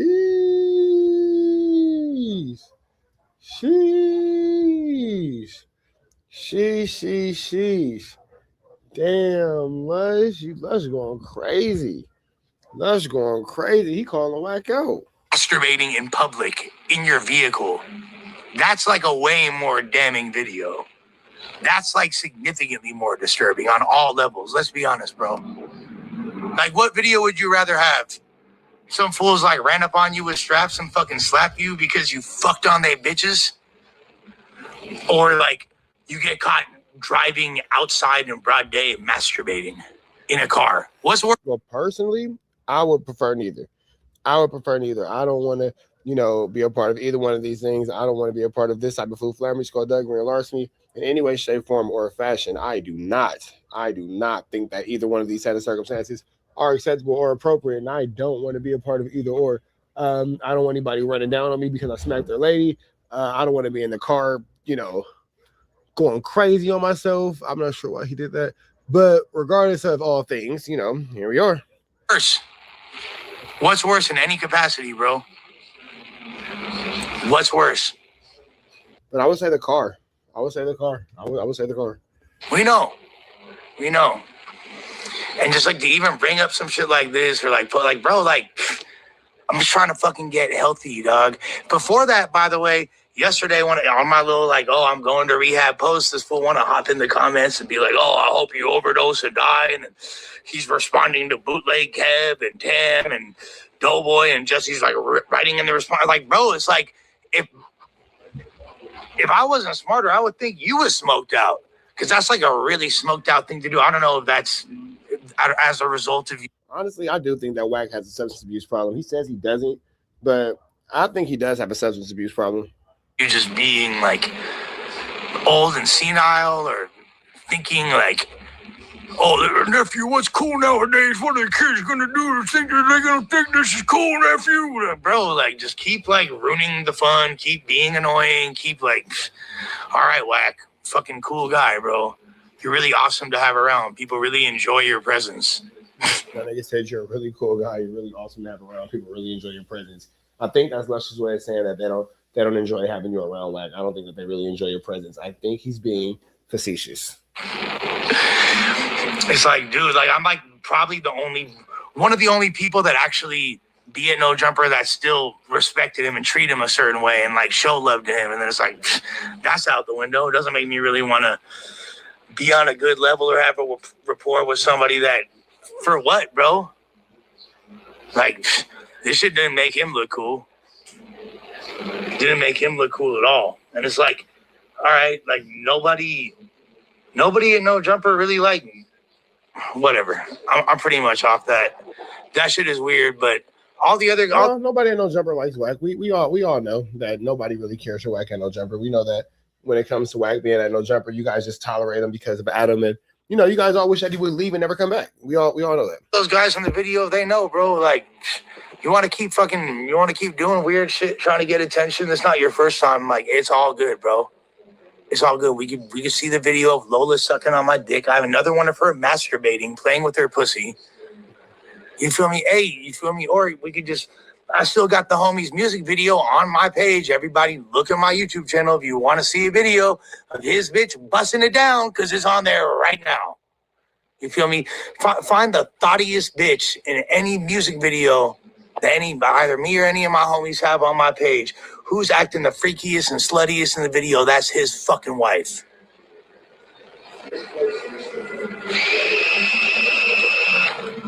Jeez, not his wife. And not the screaming. The screaming. IYK.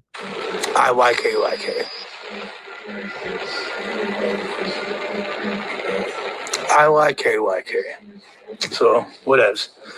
I'm really not even trying to think about stupid ass shit like this. I'm really trying to focus on getting clean. Y'all don't even know the type of shit I dealt with. Y'all don't even know the stress. Look, I came back to No Jumper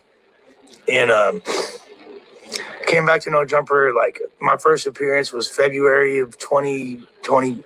When I came back, my first appearance post departure, it's February of 2024. I think I came back for one other episode and then wound up getting hired back full time in April. And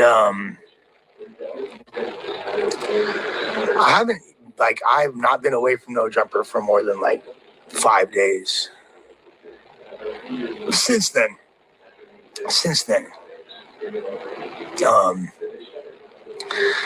And it's been all consuming and overwhelming, and it's I'm really grateful that I got to work so much and been, it's elevated me in certain ways, but I'm fucking Unless exhausted. you didn't use no jumper for what it was supposed to be used for, bro. You use it to become your detriment. You use it as another like devil's playground. You were just out there flu slamming, skullduggan, and larcening, bro. Bro, and look at my face, look at my eyes, bro. Like I can barely sleep. The drugs really did a number on me. And now I just like, I can't even believe that I allowed myself to relapse. And now it's like, fuck. Like I could just tell like life really kicked my ass. And I don't think I got much more. I don't know how much longer I could have gone. Like I was losing my fucking mind. I was losing my mind. Like that's why I was like so emotionally raw and just tripping constantly, fool. Like I really was. But can I get a break? Yeah, no, I felt like Big Ski for sure. But there's so much going on, bro. There's so much I wish I could even, there's things I can't even speak on yet. And there's so many things that are going on. And I kind of, you know what? I do appreciate all of y'all in the chat. Maybe what I'll do is I'll open up like a question and answer thing because I know that there's so much you want me to touch on, pause, and there's so much you want me to discuss. But like I gotta kind of go with the. So I want to answer y'all questions. All right, man. So we're gonna get up out of to the next one. This is a whole lot of flu flammery, skullduggery, and larceny. Lush is on his way to rehab. He's cussing out Wack 100 on his way out. Is apparently what it looked like. We're gonna get up out of to the next one. Red dots to the left. You know the rest. Say a prayer and please be blessed. We go. So we have DJ Vlad sitting down with Wack 100 talking about the Draco the Ruler situation, man. Why Wack feels like YG is on his way out the door to a life sentence. Let's jump into this content. Without no further ado, don't shout to DJ Vlad. Well, do you think that YG will be charged with this murder? Eventually, absolutely, yes. Okay. Do you think he'll be convicted? That all depends on how much information they have to justify the charges. And I'm not saying he will be charged because he did it. I just understand these streets, and I've never seen a group that large not fold eventually. Somebody's going to say something. Right. Someone's going to want to lie or the truth. Someone wants to get out of jail free card at some point. These are not a bunch of school kids who are going and getting their master's degree, who are able to stay out of trouble for the rest of their life. Now, do you think that this is going to result in Wack again not being able to be around these dudes? Because, again, you see Wack over and over again going against the grain and going against his constituents and going against his fraternity by having these crazy conversations like this one with DJ Vlad and just blatantly and outwardly being against what, you know, him and his fraternity is supposed to be representing. He's just kind of just like this renegade.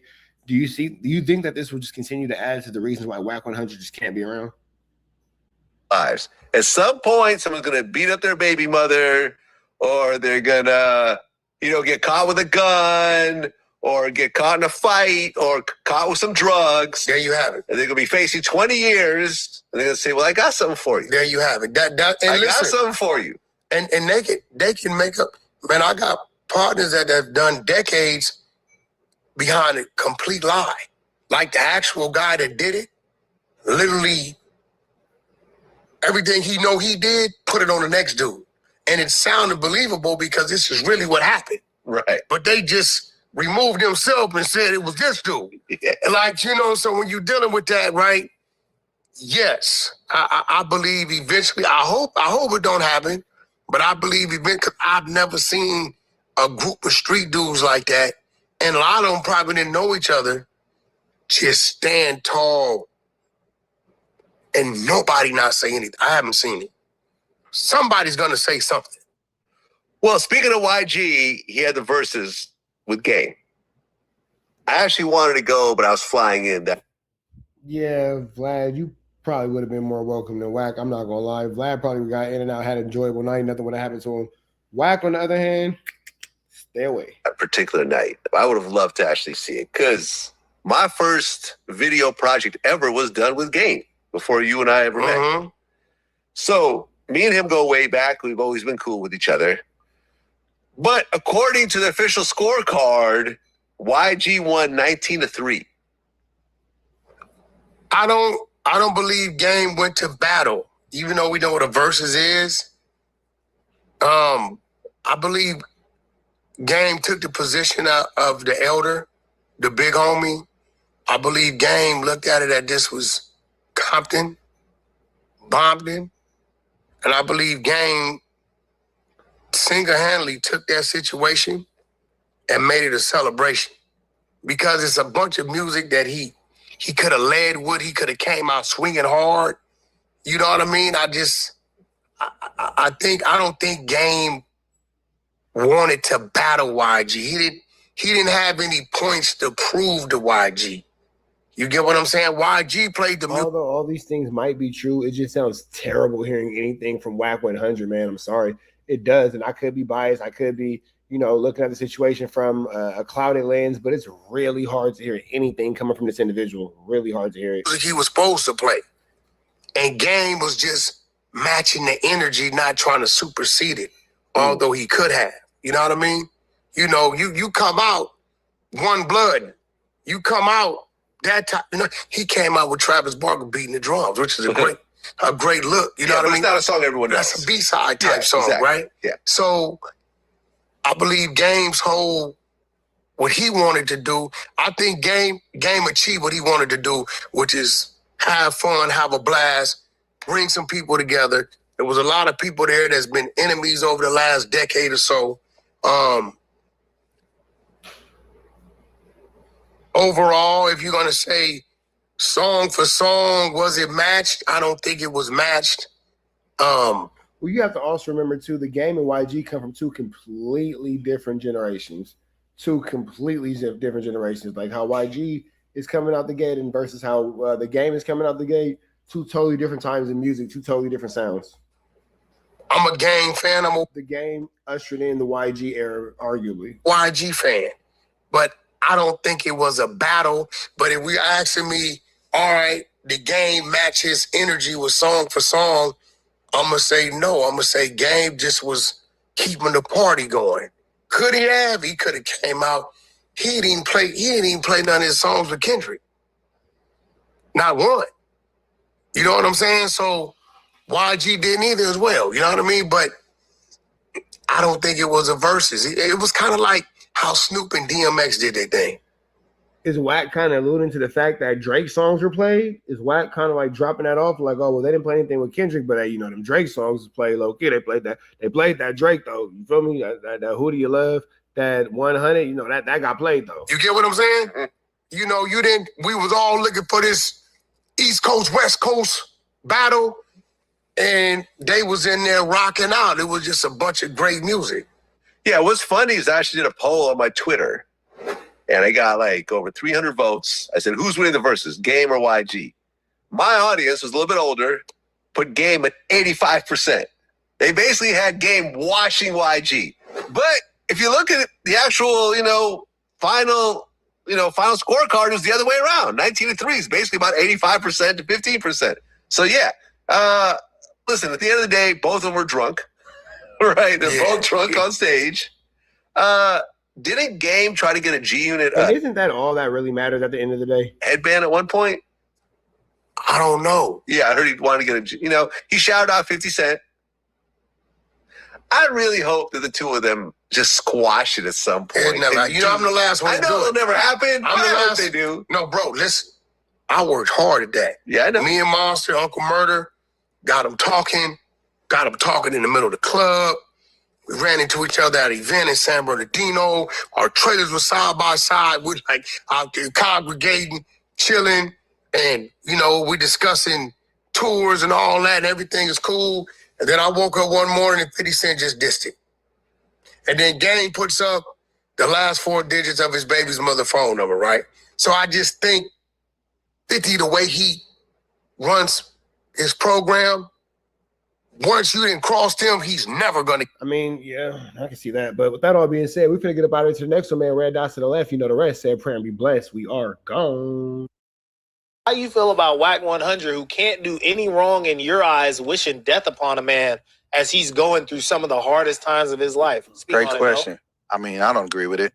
I don't co-sign it. You know what I'm saying? It's not, it's tough speaking on stuff because it's just like, I don't want to get myself thrown into no shit, but at the same time, me speaking my opinion on it, like, no, I don't think that was a cool, I feel like this is a man going through something very serious and real in his life. And I feel like he just needs support right now. Like, you know what I'm saying? So I'm not trying to get in the middle of their politics. Whatever they got going on is whatever they got going on. But no, I don't. Hey, politics. Hey, homie. Hey, what you were saying, though? I'll ball out on your bitch ass. Oh, Power, you going to... That's pretty much how it is, man. That's pretty much how it is, Doughboy. You will be sent to bed if you do not answer the questions the way Wack 100 wants you to, Doughboy. So make sure that you are being extremely careful when you come into that region.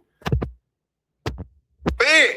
Yo, Paru, I heard you use property. Don't act like you. Nah. Is there really anything that bad about telling somebody to kill themselves, though? So what? Is there really anything that bad about telling somebody to kill themselves, though? Like, really, it's just words. But you had a bad word today.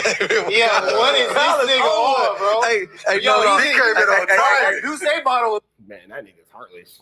Full what he got. I do this every night on my stream. Are you up to Deuce Guard?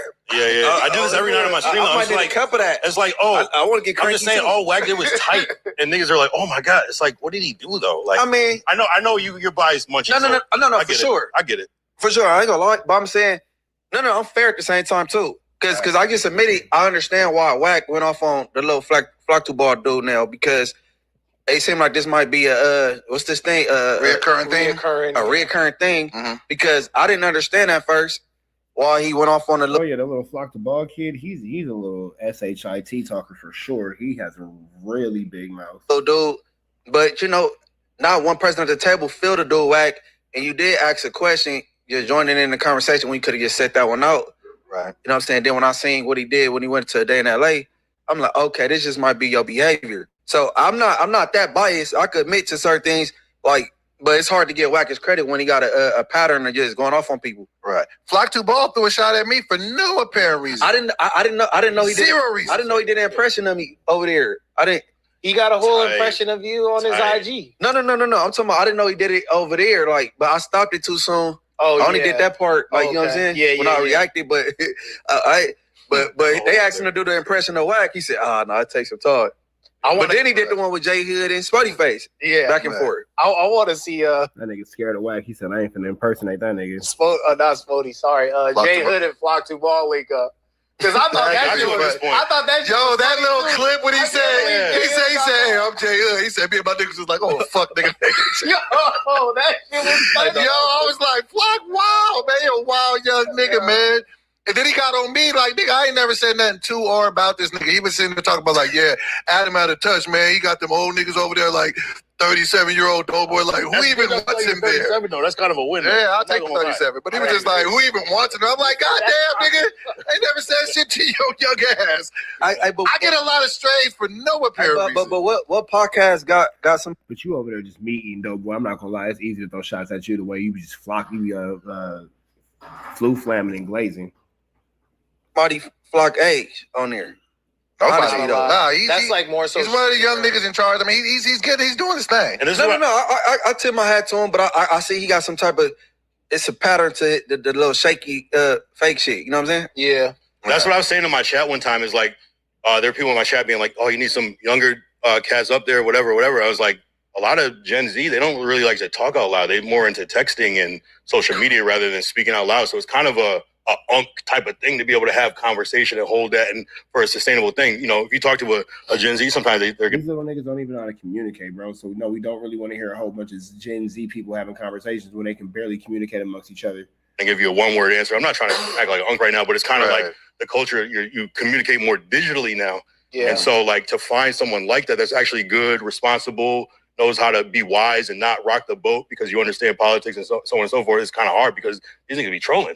Just for the fun of it, in every situation, because they know it almost doesn't matter. But yeah, he should probably go into streaming if anything. Exactly. But before we hop off this Lush topic, I want to ask everybody this question in the room: like, do you guys, Doughboy, you're very open about your bouts with addiction. So, you know what I'm saying? We get where you coming from. But I guess Kyle and Munchie, do you guys look at yourselves as people that deal with addiction of any sort?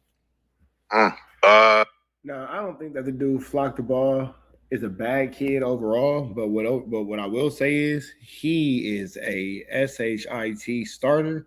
And he better grow up and realize that he's not playing amongst a bunch of kids. And, you know, how he's doing certain things and how he's going about certain things and how he's handling certain situations could be detrimental as far as your career is concerned, because you do want to be in the space with all these people who don't even like each other, but can come to figure out, hey, we don't care for him. That's a strong situation. When people who don't even like each other realize that they don't also like you, and then they can all say like, yeah, because he's always talking trash, or he's always doing this, or he's always doing that, and I can see this and I can see that. We just literally listen to this Munchie B say, yeah, I can see how Wack doesn't like him because he does blah, blah, blah this and blah, blah, blah that and blah, blah, blah this and blah, blah, blah that. It's a shaky way to get into this content space. Now, if you feel like you could just go ahead and run it that way, hey, man, run it that way. If you feel like this is what it is, hey, man, show us what it is. That's it. That's it. I have nothing to say about it. I have nothing to complain about. I have no question, comments, or concerns. You run your life up the way you feel necessary. But if you don't really have the capability to run this thing up by yourself, so you know, there's that. You should probably chill out, bro, because you ain't really looking too good in these YouTube streets.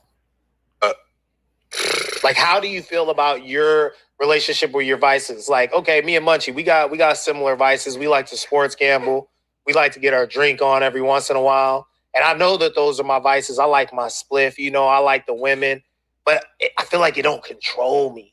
Like, I could go without. Like, you feel the same way, or you feel like, nah, bro, like, I'm gonna need about 2 of them things. I don't think drinking a vice for me, bro, because I ain't got to do it. You know what I mean? Yeah. Like I was coming here with a full bottle because it was that type of like it. I was able to go to work and get drunk. It was a function. Just because I'm able to do it, I don't mean I should just be. I'm in there like bent like a hanger. You know what I'm saying? But my vice, I think I kind of like I got too busy to be outside in the hood. Like my vice is gang banging and hanging out, like a 24-hour job or something. But I think got busy. Like, you know what I'm saying? That was, but you know, I still be outside, but it's split in half. You know what I'm saying? Not even half. Is there anything that? Well, it's a positive thing that you went and got busy, because there's no real, you know what I'm saying, positive that comes out of, you know, hanging out or gang banging or anything like that. But that all being said, man, we finna get up out of here to the next one. I hope everybody's enjoying this content. Go ahead and catch the No Jumper channel if you want to catch this entire podcast. They got a whole bunch of things going on. Red dots to the left. You know the rest. Say a prayer and be blessed. We are gone. Walker and Ray J have been going back and forth for quite some time now. And over this weekend, they were finally back in the same building. And, you know, Sauce got right on Ray J's bumper. As soon as Ray walked into the room, Sauce jumped in the boxing ring and challenged him to a fade. Now, we all know that Sauce Walker and Ray J have not been the best of friends throughout this streaming journey that they've both been on. Make sure y'all show some love to Just Clips. Give him a like, comment, subscribe. Sauce Walker feels like Ray J be disrespecting him, sneak dissing him. Which turn he goes extra disrespectful at Ray J and starts calling him Brandy's little brother, which is not disrespectful, but it is disrespectful in the context of which is being used, because he is in fact Brandy's little brother. But let Sauce Walker tell it, Ray J has no other I guess value or anything to add to the situation outside of being Brandy's little brother. So with that all being said, man, we finna jump into this content and see exactly what's going on. Like, comment, subscribe, tap the notification bell. Let's get into it. Let's go. It was one thing when Sauce crashed out on Ray J a few months ago for, you know, what was perceived as talking behind Sauce's back. But since then, things have gotten much more tense. We had Sauce Walker turning Ray J into a pack, a.k.a. Brandy's little brother pack. Then he turned that into a song, a diss song, after Ray J was very mad and going on several different live streams and ranting about being turned into a pack for hours on end. So that was the... So again, with that all being said, the conversation of Ray J being Brandy's little brother, it's not disrespectful, but in the context of which Sauce Walker is using it, extremely disrespectful. The core of the back and forth But it also had the side story of Brandy disowning Ray J before, I believe, the Essence Awards or whatever. I guess Essence magazine is still around, and they had an award show in New Orleans that Ray J was last minute banned from because Brandy thought that Ray J was in on selling the Brandy's Little Brother pack, and she was mad that her name is attached to it. So since then, Ray has been... Sheesh, I don't know that Brandy banned Ray J from the Essence Fest. That's crazy. That's something I did not know. Back in the good graces of his sister, but he's not in the good graces of Sauce Walka because Ray took it to the next level when he was attempting to make his diss record response to Sauce Walka's record. He ended up dissing everyone that Sauce loves, including deceased family members. Okay. Mama, and we don't at least exchange. I didn't say that. Put the clip in this shit. How did if I said? Hold on. Oh, so Ray J brought up Sauce Walker's deceased mother. I did not know that. But is it possible that Sauce Walker's mother was brought up not knowing that she was deceased? He might have just been making a general yo mama joke, and then it turned into him talking about his deceased mother. Is that possible? Is it possible that Ray J was unaware that Sauce Walker's mother was deceased? Is that new information to us?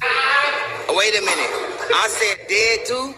You said fuck his dead mama, his dead auntie, his dead. You want me to call my daddy? How I know that they died? Man, that nigga 62 years old. That nigga had a heart attack. I said, daddy, he just on the there ain't no motherfucker just the internet. Why you talking about my motherfucker woman? My friend is gay. Something like that. Me being Brandy's little brother is bigger than Sauce Walker's whole career. His sister's career, his dad's, his mom, and whoever's dead and alive. Okay, so he didn't say F his dead mama. He said whoever's dead and alive, and his mom and his dad. So he didn't reference Sauce Walker's mother and being deceased. That's not how she was referenced at all. Now, on the back end, I can see how it could be a sensitive topic for Sauce Walker, and he don't want to hear it. I can understand that for sure. But for being logical about the situation, he did not reference her like, oh, F your dead mom. He said it's bigger than your mom, your dad, your brother, your sister, whoever's dead, whoever's alive. It's a general shot at your family tree and your lineage. It wasn't a shot at your mom. Right? To his dead great-grandmother, to his dead mother. Dead dog? Dead dog. Oh, damn it. Never mind. Jeez. Okay, well. Never mind. That was a direct shot at the man's deceased mother. So, yep, Ray J, sounds like you got exactly what you're looking for, big dog. I retract everything I said. I am going to shut up now. Doesn't matter. None of those people are even close to comparison of success to what you just said. I don't care about your people just like you don't care about mine. But I love them and I love you, Sauce Walker. Let's record it. Yeah, I want to do a... Oh, yeah, and fun fact, Ray J still hasn't finished any of his potential diss records, so he basically dissed Sauce's dead mother for no reason. Especially when you consider Brandy was never disrespected this whole time.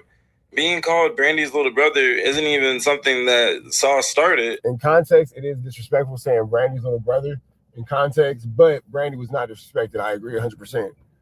Ray J has been called that for years, but one drunken night, he decided to be super disrespectful to Sauce. The disrespect was not forgotten and did not go unchecked. As Ray J returned to LA, he basically had no choice but to catch Sauce's fade on arrival. Right? Yeah, that's a flu flammer situation for sure. When I was in California, when I was in Texas, Ray J made his own, he made a date. You made what? You made a date with me. And today is time to dine, nigga. You made a date. And today is time to dine, my nigga. You said, fuck everybody I love. I love you too. You said fuck everybody I love. You said fuck yourself.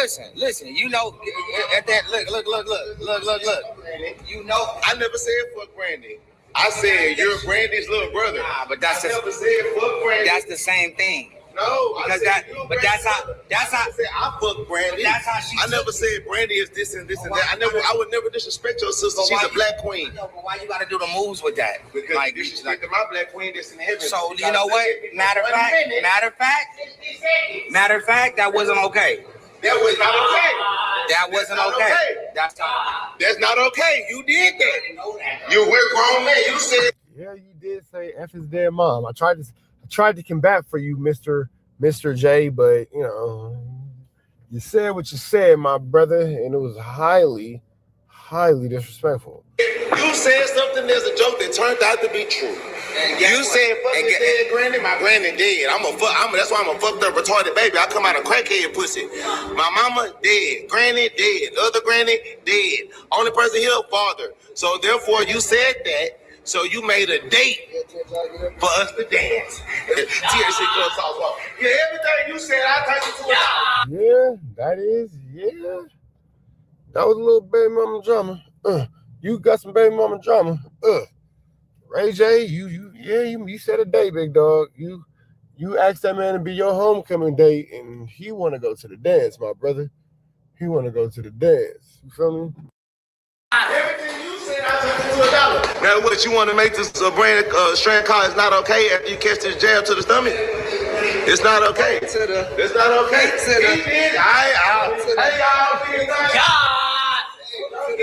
Please, I'm sorry. He gave me this thing. Right, get ready, man. You see? I need to get ready. Get ready. Oh, you out there? Get ready, baby. Hey, stop, spare him out. Stall him out. Stall him out. What you need, stall him out? Ain't nobody got to stall me out. Oh, Ray J. I don't need to get stalled out, nigga. Ray J said, nigga, I'm Brandy's little brother. Stop playing with me, nigga. Ready for it. Ray J could have been a great car salesman, in my opinion, because he does very good at packaging up and delivering his bullshit to the targeted audience, which is, all of us watching these streams, watching the clips and all that. He can convince you that he's going to go in there and actually have, learned something in between his last fight that was an utter embarrassment, that Ray J lost so badly in his last fight. I don't know if you haven't seen it, against Super Hot Fire. It was very viral. But just in case you horrible. Ray J got his ass whooped. Haven't or need a refresher, Ray J's loss was so bad and so embarrassing of a performance that Aiden Ross threatened. He got whooped like he was Brandy's little brother. To take legal action against Ray J. All right. And he was dead ass. It wasn't like a clout chase, I'm gonna sue you. It was like, no. Like me and the people Aiden Ross is like, there's no way this is real. That signed the check feel like we got fucked over by Ray J. Because ain't no way he went out there and did what he did. But we've now seen more examples of Ray J in the boxing ring because of these Dean and AB streams with the big ass ring in the middle of the warehouse. And every time it looks just like this. I'm ready for this fight, man. We didn't get on the field. We no referee. It's not okay. He started it. He said, fuck my mom. All I said was that you're Ray J's little, you're Brandy's little brother. Not okay. So they go ahead, Yeah, they go with the Brandy's little brother up out of that boy.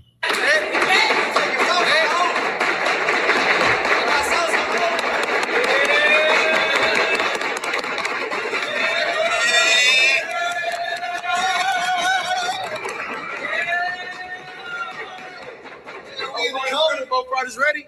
Yeah. Go ahead, in the middle. Go ahead. Y'all protect yourself at all times.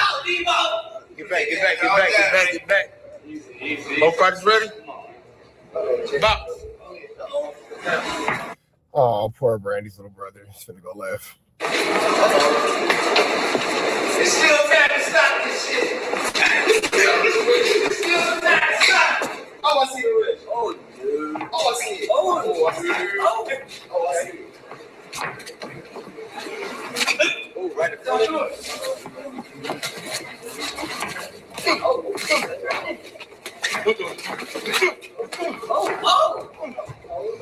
You're right, huh? You're right. Oh, baby. Oh, sorry.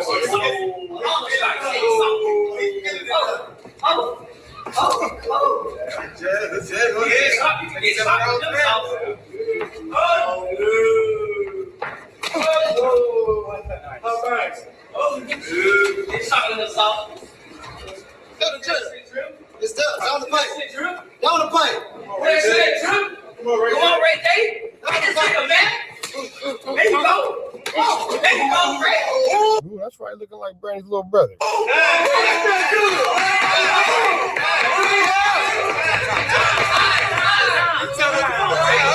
So since it was kind How of you call a timeout in the middle of a round? a fill it out round, at the very worst, Ray J and Sauce Walka split that first round, and they were only supposed to go for one round, but they ended up going for a second. But, I have to say, it's not like Ray J looks all that impressive. Sauce Walka, from the examples we've seen of him in the ring now, too, it's not like he's looking all that impressive, but he does look like he could hold his own in a celebrity bout, like on a brand risk or something like that. Which I think they are going to make the fight, not for this upcoming brand risk, of course, but somewhere down the pipeline, I think the Cuban Tarzan will be matched up against Sauce Walka. That would be an interesting brand risk bout. But as far as this sparring matchup here, Ray J, he does okay until he's hit. And that last little hit that he got in before the bell, that made Sauce say, okay, I'm going to touch him up a couple of times now. Yeah, let me make sure Brandy's little brother understand that we in the fade, because you can't just be letting yourself get touched up by Brandy's little brother without consequence. You feel me? And, much like the super hot firefight, once he gets touched up, it becomes a totally different Ray J out there. Yeah, Ray J can hit, but he can't get hit. He don't know how to take chin. He don't know how to take it on the chin and keep going.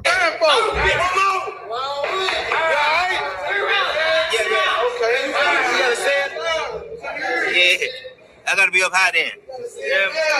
I overtrained the other day and fucked my back up. You know what I'm saying? No, we going. We not tripping. We want you to win. I'm saying 30 seconds. He can't overtrain. I can't overtrain. Stay 1 minute. You get the time, y'all. Go ahead. He can't overtrain. Stay 1 minute.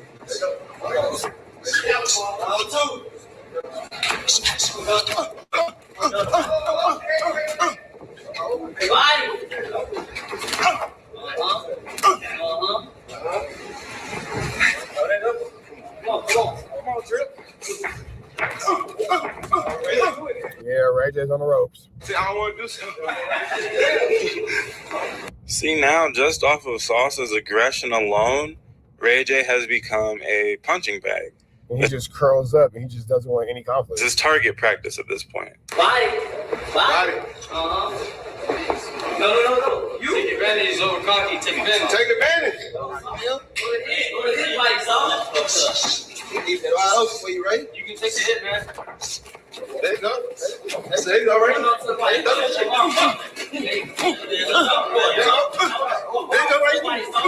There you go.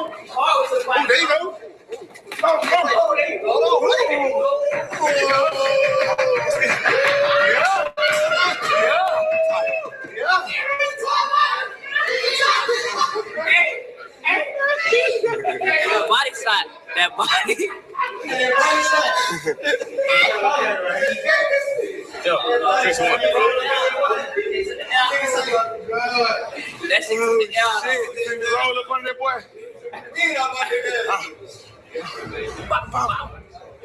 Oh my God, bro. Oh my God. I'm tired, Sauce. 1, 2, Ray J's done. 3, 4, 5, 6, 7, 8, 9. Oh, time. Time again. Another 30. Another Rico. I don't know if I'm ready for this fight. Man.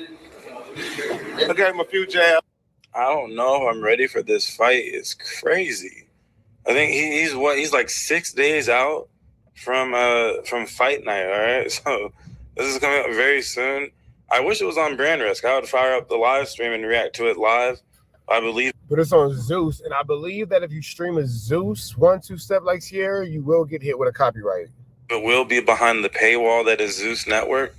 But I don't know. They might get my $5 to $10, however much it costs, to watch this fight. Unless it's a $60 pay-per-view undercard fight, then I'm not doing that. But yeah, regardless, I'm excited to see how it goes.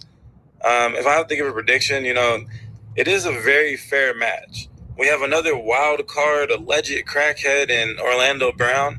So Orlando Brown versus Ray J. Orlando Brown versus Ray J is going to be absolutely hilarious. It's kind of so even that it's hard to predict, but I just feel like we've seen enough bad footage of Ray J now to see he doesn't really have an athletic bone in his body, and his stance is just like I said, it looks like a grandma who's a sloppy yoppy. That Brandy's little brother probably fired though. I ain't gonna lie. Like taking a class at a local gym. Josh Castro is on Just Clips page, man. It's a great channel. It's a great guy. Hit him with a like, comment, subscribe, notification bell here. All tap in for the latest and the greatest. Red dots to the left. You know the rest. Say a prayer and be blessed. We gone. Oh, I was actually coming out. So this guy EDP445.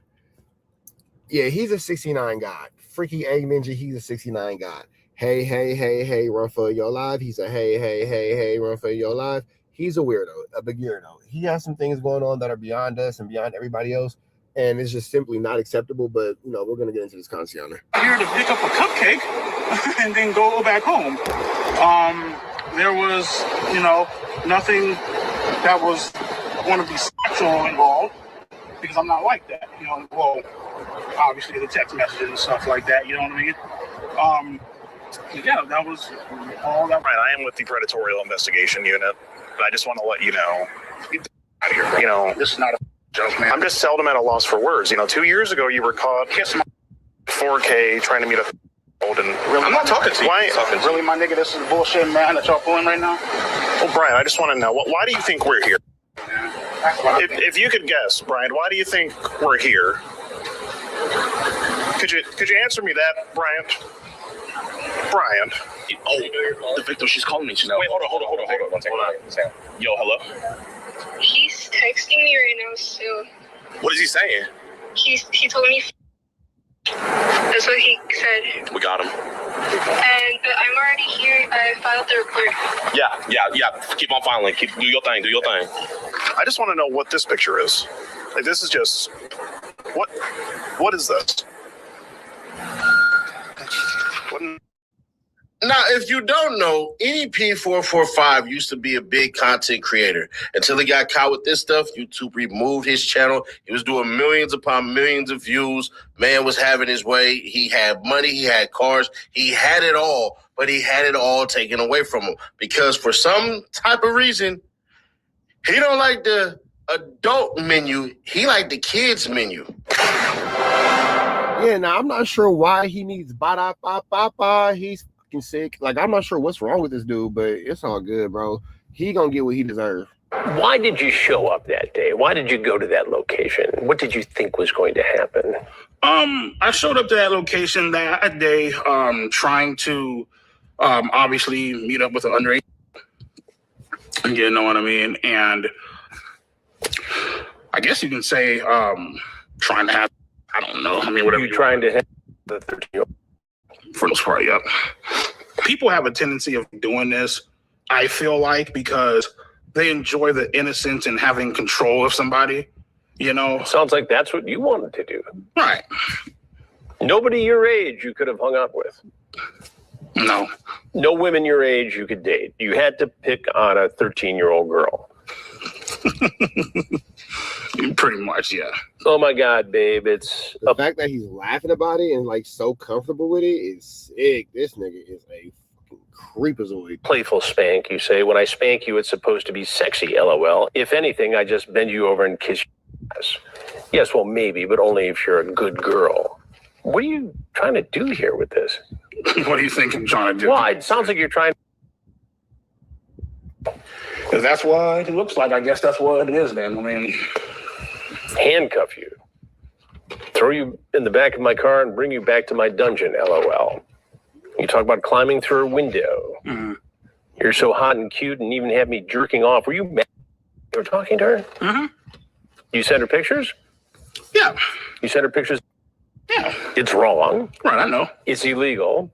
Had Alex Rosen not botched this, you might be in prison right now. Thank God he didn't. Well, you could look at it two ways. Maybe prison is where you belong because of this. Prison is definitely where this man belongs, for sure. Put this man up, lock him away, throw away the key, send him to jail. He needs to go away. He's done. If it was where I belong, I'd be in shackles right now. So, but I have to tell you something. Had this been me doing an investigation, your EDP 445 ass would be in prison now. Okay. We got him, boys. Hey, but, do you think we can also give you the evidence as well? Yeah, so I don't know what you guys are, I don't know what you're talking about, but I kind of know what you're talking about. You know who EDP is, right? No, I don't. I have no idea. So I'm just, I did a brief look up on the way here, Google search, right? I'm assuming that you're there for that reason. Right. You can't partake in any shenanigans. Any shenanigans. Okay, but hey, I appreciate the love though. Yeah, so I'm gonna go talk to them, right, and then we'll figure out what's going on. Okay. Is there any chance that you guys are gonna leave, or are you guys just gonna hang out? We're gonna hang out. Okay. Yeah. We'll hang out as long as we can. Sounds good. I'll be right back. I'll get you guys an incident number. Good. And then I'll give you the incident number, and then you guys can refer back to the other agency and give them that, and they can link them together. And all right, thank you. Yeah, we'll get an incident number real quick. Appreciate you guys' time, and have a great day. Okay? Thank you all. And so Chris Hansen actually explains that, the way in which they've done their stuff, you need law enforcement. You had to work with law enforcement to do this shit because a lot of y'all do what's called entrapment. A lot of you guys mess up your own stuff. And now, Steady Nash, first of all, nigga, why the fuck is you wearing Psycho Bunny? Stay out of the Lenox Mall, Steady Nash. Stop shopping at Psycho Bunny. I don't want to see you wearing no more Psycho Bunny, Steady Nash. That all being said, you cannot do the police's job for them. That's why they're the police. That's why they are, ones, blah, blah, blah, blah, blah, blah, blah, blah. You feel me? It is what it is. Now, when you're flu flamming, skull dugging, and you're larceny like this EDD, ABC 1, 2, 3 man, you'll get what you get, and he's gonna get what he's gonna get, and he's deserving, like Chris Hansen said, to be put underneath the jail, man. He deserves to be, silenced and thrown away, and he deserves all these things to happen to him because, nigga, why are you doing this? Like, why are you doing this to a kid? Like, what's up with you, bro? Why do you think that it's okay? And then even deeper than that, why are you going like, oh, well, look, I was in jail, blah, blah, blah. Like, come on, my nigga. What? let's just be fair, square, obvious, and honest. You're only really in it for the money. The morality comes later on. When there are people like, let's say, Boosie, for instance, when he says, man, why are you going to be a detective? Well, a detective has skill pay. YouTube, you can make millions. Detective, you can't. Goofy. But either way it goes, that's... Damn, Sadie Nash, you beefing with Boosie, too? Sheesh. Why, when it comes to this type of content, I'm like, really? Maybe not really, but we'll see. But there comes a level of what the entire F, bro.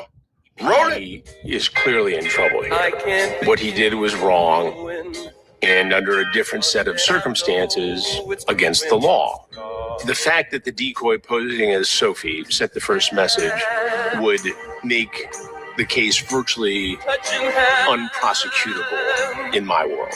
Man, the EDD PPP 445, man, put this ninja under the jail. He need everything to happen to him that's going to happen to him. In the world of law enforcement, the adult always has to make the first approach. Otherwise, you jeopardize the case. And again, it probably was something that for Alex Rosen created a lot of views and clicks and made some news in different pockets of the internet. But the case isn't prosecutable. And at the end of the day, it looks amateurish and sloppy. Mm-hmm. Okay, so we have you talking to Sophie, correct? Yes or no? Right. Okay. Sophie is how old? Before, and again, I have it right here. I know the answer, but I just need you to tell me the answer. How old is she? 13. 13, okay. And before we get into the messages, there was content involved, yes or no? Correct. And you correct. Okay, all right. So, again, so what brings you out here today? Say the line. I was actually coming out here to pick up a cupcake and then go back home. Yeah! So this is you texting all this, correct? This is your Instagram, yes or no? Right. Okay, all right. So again, what made you start this conversation? Well, she messaged me, right? And I'm not going to lie to you, man. You know what I mean? Sometimes, you know, a person feels lonely and stuff, and they want the interaction. Okay. You know what I mean? And that's pretty much what happened. Okay, so this isn't what happened because she never said she was lonely right here, correct? Yes or no? Correct. Okay, and you did double text here, yes or no? Correct. Knowing, and it said on her profile 13, yes? Correct. Okay, so you initiated a conversation with a 13-year-old knowing she was 13, yes or no? Correct. Okay, so is that a good look for you? No, it's not. Okay, so you've been exposed for this before. Correct. And you called them these other girls, and you know what? I've been following for a long time, and you know what? I said, you know what? He probably made a mistake, and you know, there are some attention-seeking ones, but this is damning. Right. I had to make sure myself. I feel like I was a victim of EDP, but I think I was mainly a victim. This is gonna sound crazy, but mainly a victim of Jadion, in a way. I feel like for a long time I was his like little puppet. Bro, you got the victim speaking? This is a lot, bro. You got to get yourself together, big freaky man. Big freaky man. Big freaky man. That is going crazy. In what way were you his puppet? I feel like I was his puppet because I was just like kind of doing the things he demanded me to do. I feel like I am a victim of Jadion because he encouraged me to keep talking to him. Every single time we would talk to her, I would ask her if she's okay. Are you sure you're good? Like, I want to make sure you're okay, because I know, like, this could be really, really... You sure you're good? She was like, no, I'm okay. I want to get him arrested. I told Jadion every single time that EDP would send me dick pics, but he would never tell me to, like, block him or anything. I want you to block him on your phone, right? But we would tell her, if you're going to keep on talking to him, don't talk to him, and please don't send any explicit photos. No, I did not send EDP any. Yeah, see, like now it's like a whole like flu flammers thing, but it doesn't matter what this person did. The fact is, I'm not here to victim blame, so I'm not gonna get involved in, you know, the girl and what she did or what she didn't, or who she is or who she ain't, what it's gonna be. I'm not into that. What I'm talking about is you shouldn't have been there speaking on this girl, period. Period, point blank. You shouldn't have been there talking to this little girl. There's no reason why this conversation should even be happening, because you shouldn't be there talking to no little girl. You's a freaky man. You's a freaky man, and you shouldn't be doing that. Period, point blank. Pictures of me that were nude. What did happen when he asked me for them was that Jadion got like a lookalike of me, and I kind of photoshopped her face into Google pictures. And she told me something about like her like looking up like something in photoshopping, and I was like, okay, I'm not gonna lie, he's kind of Flacco-ish. Something about him is creepy too. I'm not gonna lie, something about this ninja, I can't quite put my finger on it, but I'm gonna say he's no good. I'm gonna say that he's no good, bro, because something about this man seems a little poetic Flacco-ish to me. That's all I'm saying. Like, do not do that. To my knowledge, I never knew that she actually sent anything, because I never seen any images of that, but she sent something explicit. Yeah, Kayla Hoskins actually sent me a picture of her tits. You know, she didn't Photoshop a goddamn thing. She literally sent me of her tits. I feel like she's a scam artist. I feel like she's a bitch. I feel like she's very stuck up. She's very conniving. So I'd like to let the viewers know that I don't know what they're gonna say, but don't believe it. Because I have proof. I'm just too scared to show the proof because Jadion has a big audience and I don't want them to attack me. I don't know, man. Everybody seems like they're full of flu flammery in this. Everybody seems like they're full of flu flammery in this. And I wouldn't doubt if at one point in time, everybody was cool. I wouldn't doubt if at one point in time, all these adults were friends and something weird just took place and they were all a part of the weirdness, but it didn't go the way they wanted it to go. And now it's a problem because you can't tell me as a rationally thinking adult that any of this situation is logical. You can't tell me that anything in this situation is logical. I got more sense than that. You're not going to tell me that this situation makes sense. You're not going to tell me that this is acceptable. You're not going to tell me that this is okay. You're not going to tell me that any of this flu flammery, skullduggery, and larceny is something that we should be tolerating. This is sick. But I could show some of the proof. Proof of him kind of encouraging it. Maybe she's sort of using the the whole situation as leverage to boost her music career and such. So, again, while she's a victim, I think she's kind of using the whole situation as leverage to gain followers a little bit. Personally, am I an opportunist? Yes, I am. But I don't think there's anything wrong with that, as long as you're not harming anybody. And I don't think I was harming anybody. And especially when you're my age, if you're 16, people are going to think that you're young and dumb. So you kind of have to be an opportunist. You have to make your own opportunities. You cannot be waiting for them. Where's this girl's parents? Let's fast forward to this. Now, mind you, if you 16 or 17, nigga, and you got to the fuck out, a motherfucker might actually whack off to your pictures a few fucking times. Whoa, creepy. This is a creepy man. Creepy man. These chicks, okay, 15, 16, 17, some 14-year-olds, these girls know exactly what the they are doing. They know for a fact, and obviously, the guy being older, he's not supposed to be doing all that shit. Whatever, nigga, we get it. For me, it's actually a two-way street. Minors are partially the same. Yeah, nigga, you 33, you fucked up, you're this old ass guy, you should know better. Cool, get it, perfect, grand, wonderful. So what about the message me first? Oh, that's perfectly fine. I forgot about that, right? Nigga, she gets off scot-free, right? Ain't that a bitch? Whatever. To be honest with you, bro, I have no clue why the age of consent is. All right, so this is a lot more than I want to listen to. Y'all can catch the rest of this on Sadie Nash's page. This is crazy conversation, but with that all being said, make sure you protect these babies, fool. Make sure that these kids is being protected. Make sure these babies is being loved. Make sure these babies is being cared for. Make sure these babies is being cherished and taken care of in a way that keeps them safe and keeps them without flu, flammery, skullduggery, and larceny. With that all being said, red dots to the left, you know the rest. Say a prayer and be blessed. We go. So they got the man Trigger Bird speaking on Young and Hefe catching his situation. If you haven't done so yet, please make sure you show some love and follow Trigger Bird as he does his 1-2 step like Sierra in these YouTube streets. He making his way. He ain't all the time in our universe, but he pops in and out, man. So go ahead and give Trigger Bird a like, a comment, and subscribe. Help him do what he do. Stay out the streets, man, because if a black man is on YouTube making a video, guess where that black man is not? In the streets causing chaos and putting himself or his family at risk. So big shout out to Trigger Bird doing the right thing. Let's jump into this content though. He says Young and Hefe was accosted by the neighborhood Crips. Let's see exactly what's going on here, man. Hospitalized even. Another video, bro, reaction, bro. And shout out to Paperboy News.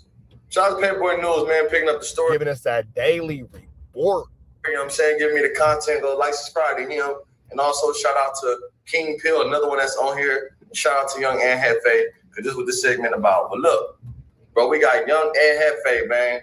So now, if I don't know if y'all ain't been seeing what's going on YouTube, we got King Pill getting online saying that Young and Hefe have been packed out by the neighborhood Crips. Man, bro. Damn, King Pill. But King Pill will make up anything, bro. To me, I feel like King Pill is just a online video personality. He'll make up anything to make himself go viral. And also, y'all got to remember, too, King Pill just moved to Miami. Yeah, King Pill be saying whatever, you feel me? And like Trigger Bird said, King Pill just moved to Miami, so King Pill living different. He making life different. He handling things different. He doing his 1-2 step like Sierra different. And by living in Miami and moving to Miami, he's probably going to be more inclined to say whatever he wants to say about his former constituents on the West Coast, because he no longer is in radius or proximity of them. I don't know, like allegedly. You know what I'm saying? So I know Miami is high, and I know he's trying to create content now, right? Or probably just show where he at. So niggas do Miami is not as high as Los Angeles, so all type of stunts on this internet. If y'all don't know, people do all type of stunts on the internet. They make up lies. They say all type of shit to down a person's character. But where I'm from in LA, we don't do that. We don't down a person's character, because it can come back on you.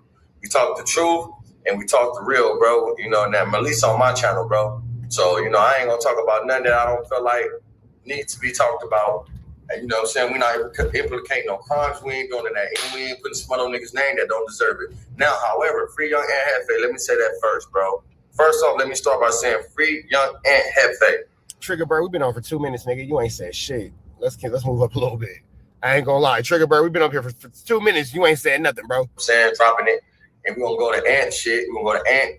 Check that shit. Now, according to King Pill, he got the inside scoop that all the videos that Young Ant Hefe did on the neighborhood cribs finally caught up to him, and they caught him inside LA County Jail. I got breaking news. Fat Hefe was sent to the hospital. Neighborhood crib. First off, I want to say that nigga drinking right now. They said, that nigga drunk, bro. He talking. You know, a drunk man gonna talk, bro. They gonna sell that liquor. Say King Pill off that liquor. Type of shit. He drunk right now, you know. But the drunk, a drunk tongue is a truth tongue. So, but you know, tomato. It is what it is. Double back. Now, King Pill said for anybody who don't know who Young Ant Hefe is, he a no-jumper podcaster who currently got locked up for a DP gone bad. Who, in King Pill's own words, he got into a fade with an old man. Now, King Pill said Young Ant was in LA County Jail for 3 months and he ain't caught one fade. But according to King Pill, he finally got into a fade with a neighborhood crib that everybody knows. And the only reason he caught that fade was because his little brother got locked up and he... First off, shout out to Ghost, man. Shout out to all the Ghosts, bro. My cousin got a baby by Baby Ghost. You know what I'm saying? I don't know Lil Ghost, the one that's in jail allegedly. I know Big Ghost. I've been on the yard with Big Ghost, and I had the honor to be around Big Ghost. And Big Ghost is really like, he not how everybody be saying it. He's a good dude, bro. Stay to himself. He don't fuck with a lot of dudes. You know what I'm saying? And all he do is work out, bro. You know what I'm saying? Like he just be minding his own business. I remember when I was on the yard with them, I had him and the homie Lil Black from 107 crib walking against each other. I get him on this is a quick story before we go. I get No Jumper podcaster inside the LA County Jail, 90 days. He ain't catching no fades. He inside the jail cells with enemies in the jail cells, in the dorms. You know what I'm saying? When his little brother finally make it to that land over there, the dudes that's in the dorm with Fat Hefe want to squabble with his brother. But he ain't squabbled nobody this whole time he been there, because when they asked him if everything good, he like, yeah, I'm good. I'm just trying to fight my case. You know what I'm saying? I ain't trying to fight my face. You know what I mean? So everything was cool. But his little brother get there, he tripping. Oh, you know who it is. You know what I'm saying? So I don't think that's the issue. I think that when it came down to it, Young Ant, I think that it's a bigger situation because Young Ant's brother has a more disrespectful name and a more disrespectful reputation than Young Ant, who has been carrying himself more like a gentleman. Don't confuse one being more dangerous with the other because we're using the words disrespect. That's not what I'm saying. It's not a matter of who's the more dangerous of the two. But what I am saying is Young Ant Hefe rumored, because I don't know, I'm not in jail, I'm free. But Young Ant Hefe is rumored to be more respectful and more of a gentleman about his situation than his brother. And being a gentleman about the situation will lead to a lot less conflicts. You feel me? Hefe been there and niggas ain't tripping on him, bro. See, you gotta know the LA County Jail, bro. Now it's different. It's not the same, bro. It ain't the same as it used to be. The LA County Jail ain't what it used to be, bro. So it ain't none of that. Niggas don't want to fight. Sometimes niggas know Young Ant been around for a long time. Been to YA. Young Ant have been in jail, the county jail, the feds, the prison. He been in every system that you can possibly name. So, of course, niggas know Young Ant. A lot of niggas not testing Young. See, this is the thing I don't understand about y'all. The streets, niggas not playing with Young Ant, only on this internet. If you know Young Ant, you know that he have a reputation of being somebody, and he withheld that reputation very well, bro. So he don't get a lot of people playing with him. That's just so it's saying like the streets ain't gonna really test that situation like that. Like my crime meet. You know what I'm saying? TK, free TK. When they run into my boy, they not on that. You know what I'm saying? But by me being little on his crime meet, I might get called out, and the same nigga want to fight me in the cell or want to fight me in the court change before my crime meet get there. Don't want to fight, bro. But you gonna fight, bro. Fuck is you talking about? You gonna fight the homie, and the homie ain't let me fight nobody that he not getting down with. So, you know, it just what it is, bro. But I don't think that's the case, bro. We know it's bullshit. I don't believe nothing King Pill say when it comes to this because they got internal beef. They got situations going on. But let's get back to the content, bro. And I just feel like this is crazy for a person to just make some shit up like this, though. But, you know. They want to get up on him. Fat Hefe was like, hold on, man. I got to help my brother out. So he started fighting for his brother. That's another thing I want to say. But then, see, here go the thing, too. Like, I hate to hear jail stories from niggas that's on the streets because how the hell do you know what happened in jail if you free? That's one thing that I never understood. Like, how do niggas be so, no, I'm sure this happened. I'm sure this happened. I'm sure this happened. Nigga, you're free. How the fuck are you sure what happened in jail if you are free? I'm not letting my brother fight nobody else that's bigger, bro. Nigga want to fight my brother, and I know that I got a more squabble than him. You're not fighting my brother, bro. You're not going to fight my brother. You ain't doing none of that, bro. Oh, we ain't doing that. You're not finna fight my little brother when I could just squabble you, nigga. What are you talking about? Like, bro gonna fight, bro gonna do his thing. But then see, here go the thing though. Y'all gangbanging. So at what point, all right, I want to fight your brother. So what if he fights you and then still want to fight your brother? Like, how does that work? Because you guys are gang members. So like, what if his enemy see him and was like, yeah, I got a problem. Nigga, your name is blah, blah, blah. It's disrespectful. I got that issue. You feel me? And you know, whatever. And he's like, no, that's my brother, by my brother. Okay, cool. I'll get down with you. And then get down with you. Okay, now I still want to get down with your brother. I mean, how does that work? But nigga, I hope I'ma squabble you, bro. Get back on the phone doing these phone calls, making it seem like he was winning the fight between these peoples. You know what I'm saying? So, what's the aftermath of that? The neighborhood Crips double. Now I'm trying to see if he was actually put into the hospital. That's actually what we're here for now at this point. I don't care anymore about King Pill. Let's get back into what Trigger Burn actually had to say about it. It's what I'm more interested in. I don't think it's going to happen to anybody. But he conducted himself in a proper manner. It's just my opinion. That's how I know him. And that's how everything that I know of people that know him, right? But we gotta get out of this YouTube shit and just making up content, bro. You know what I'm saying? I'm starting to think that motherfuckers just like controversy. And then you gotta understand, bro, like, this shit will go, like, it'll be everywhere, bro. I didn't talk to some niggas in the county jail today. They said it's not true. It's false information. I also seen your Aunt Hefe page, which I'm about to post right now. Watch this.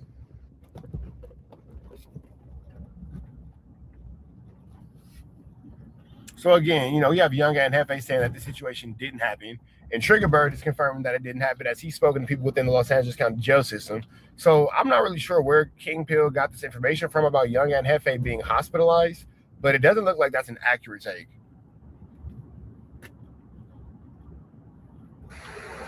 Now we seen that. We seen your Aunt Hefe page where he rebutted against the situation and the allegations, but I'm guessing that King Pill is trying to put that out there because he haven't seen Young Aunt dropping content, which I haven't seen Young Aunt content recently. But bro, we gotta stop lying, bro. Like, you feel me? We gotta be truthful when it comes to this shit, bro. We got to be truthful when it comes to real shit and real niggas, bro. Like, that's why I don't believe getting on here just lying about a nigga that I don't know nothing about and have facts about, bro. But I can't say it ain't happening to Young Aunt Hefe, but most likely, bro, Young Aunt Hefe gonna go all the way, bro. And if it was, it would have been something big, all in the county jail. And I know it's not true because the homie told me it's not true. He haven't heard of it. And Young Aunt Hefe have also followed up with the same previous message I just sent y'all on this past one right here, right? Yeah, so I guess it's not really a thing, man. Again, I'm not really sure where King Pill is getting this information from about Young Aunt Hefe, you know, being hospitalized. I'm not sure where that's coming in at all. I'm not sure why King Pill is saying these things, but it's a flu flammer, skulldugger, an extremely large situation, that's for sure. That all being said, man, red dots to the left, you know, the rest said, prayer and be blessed. We gone. So I'm not sure who this man is right here, or this young woman is, rather. I'm not sure if that's a man or a woman, but I'm not sure who this person is, but they're always with Jaden Alexis. And Jaden Alexis is going off about the situation with Pink Face's birthday party. It was a lot of flu flammery skullduggery around that. Not really sure why there was so much flu flammery skullduggery around that. But there was. Now, I just want to know, is that person next to Jane Alexis identifying as a man or a woman? Because we would love to respect everybody's pronoun here at TNN Trap News Network, but I am unsure if that is a man or a woman. I'm not going to lie. That all being said, man, we finna go ahead and jump right into this content and see exactly how the situation took place. And we love the fact that Pinkface had a good birthday party, man. We think that Pinkface should be allowed to have a good birthday party. She should be allowed to enjoy her mother and her father as she is a child. And we do not say anything negative or anything defamatory about children here at TNN Trap News Network. So please keep your mean and unspirited comments about children out of my comment. Because should you talk about a child, we will ban you from the chat permanently. Let's jump into this content and see exactly what's going on, though. Journey's birthday party because we had a fucking ball. I was in that motherfucker. And mind you, I'm not even a good swimmer like that. I was in that motherfucker. It was so hot. Charisma got in the pool. We was turned up. I had a fucking ball. It was bikini bottom, all right. It was fucking bikini bottom. It was so much fun. And how about this? How about this? I was thinking, this was a party full of zero drama. And guess who the people who weren't there are? Blueface family. There was zero problems. Nobody fought. Nobody argued. Nobody had. There was zero problems. The kids cried. There wasn't one problem. Oh, isn't that hilarious? And then we all got wait. And then we all got home and we all played games together. Dominoes, cards, all the whole nine. But like I was saying, yeah, there was no drama at this party. No one shoving a camera in anyone's face. No one talking shit. No one showing up late. Actually, everyone was on time. Yeah, so I think we should all do the math of that and dissect why that is. I think you all are smart enough They're saying that because the faces weren't in attendance. There was no Blueface. for that.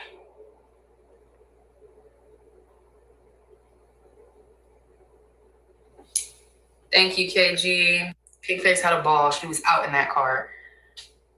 My mom. Shout out to Pinkface. I'm glad she had a good time. I think my mom. And that's really what it's all about, man. Pinkface having a good time. It was Pinkface's party. We hearing a lot about adult issues and adult situations and circumstances, but really Pinkface is who we need to care about. A picture of them all the kids just like knocked the fucking out. Thank you, Marie.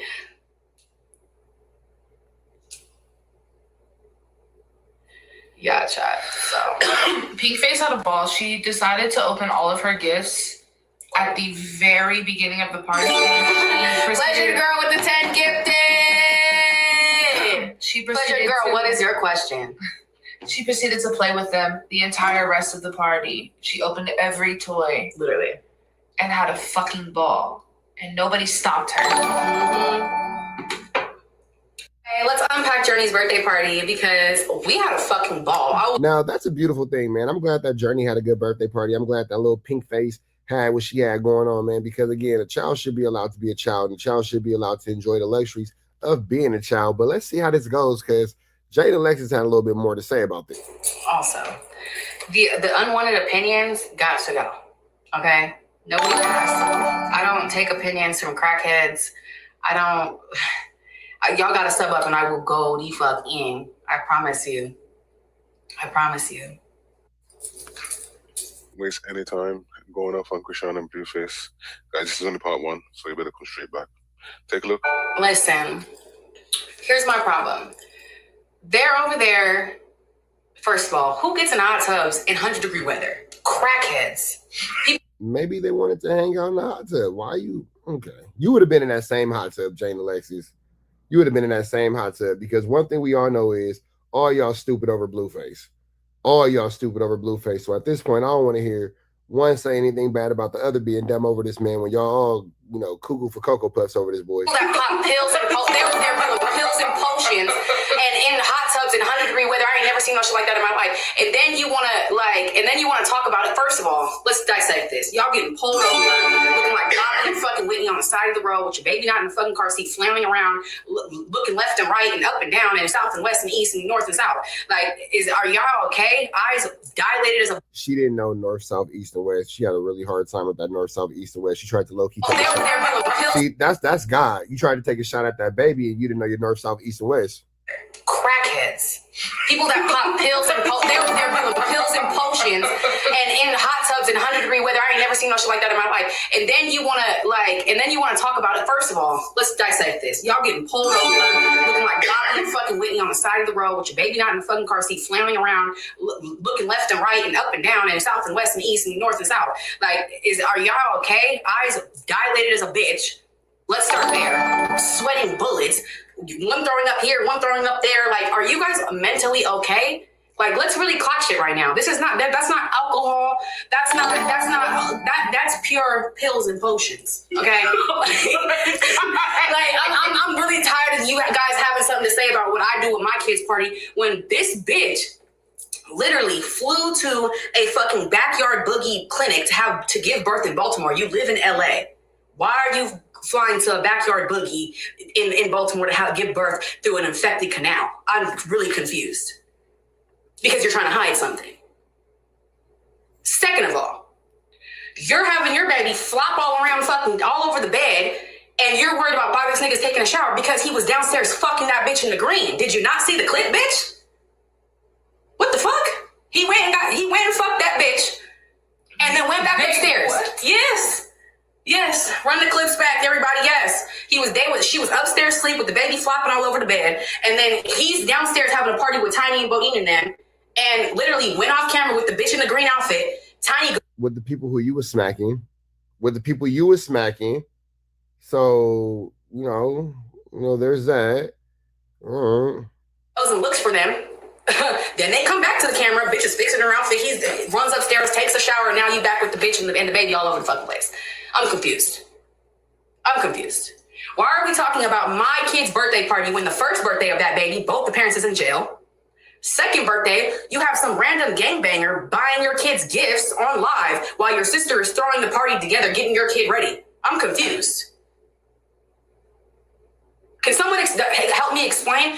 And since we're talking about birthdays, ain't your kid's birthday in less than a month? Do you have plans, babe? Do you have your party together? Because by the time he gets back home to the other bitch, he gonna be saying fuck you and that baby. There will be no birthday party, babe. I'm sorry. Why you going off on the baby birthday, man? Why the man can't, Blueface did for his kid, he could do for your kid and all the kids. It seems like he doing for the kids. You feel me? That's all it seemed to me. But Jaden is going to continue to go off because now she got some things to say about Blueface and Krishan. So let's see about this situation right here. What are we talking about here? Like, is everybody okay? Like, what the fuck? She's sitting there doing a whole 4-page letter. I love you, baby. You like everything. And he's still looking over there left and right. Still haven't said this to my son not one time. He looking at the goddamn ground hoping you would. He just letting you talk to run up his views because you're delusional and a crackhead. And you're his plug. Of course he's gonna let you sit there and talk, bitch. The fuck? Like, what? This is how the dumb. Like, stop playing with me. Don't talk about my kids must be really that cool. We must be really that cool that y'all want to talk about us all fucking day and night. That's really sad. And then wonder why she don't want to put the kids on the internet. Why don't you talk about your own kid that much? Why don't you talk about him that much? Why don't you show us what progressive therapy is going on there? Because the fact that Blue's in the camera being the better parent and he's not even the dad, so he say, scares me a little bit. I'm a little scared. I'm nervous for you. Anyway, any other fucking questions about that topic? I'm pretty sure I dotted on my I's and crossed my T's. I'm really confused. I can tell you exactly what's going to happen. This is the San Diego trip about to be over. Thank you, Bay Girly and KG 1025. This little vacation that they doing in the backyard of someone's Airbnb in San Diego is going to be over, and he's going to go home to the hillbilly, and it's going to be game over for that bitch. She's going to be back in her fucking apartment talking about, I am so holier than thou. I don't know what happened. The demons took over me. It was the voices in my head. Like, shut up, bitch. Shut up. As soon as he needs you to come plug in with some more crack, he going to be calling you. What the fuck is wrong with you people? Like, what the fuck? She's sitting there doing a whole 4-page letter. I love you, baby. You like everything. And he's still looking over there left and right. Still haven't said this to my son not one time. He looking at the goddamn ground hoping you would. He just letting you talk to run up his views because you're delusional and a crackhead. And you're his plug. Of course he's gonna let you sit there and talk, bitch. The fuck? Like, what? This is how the dumb.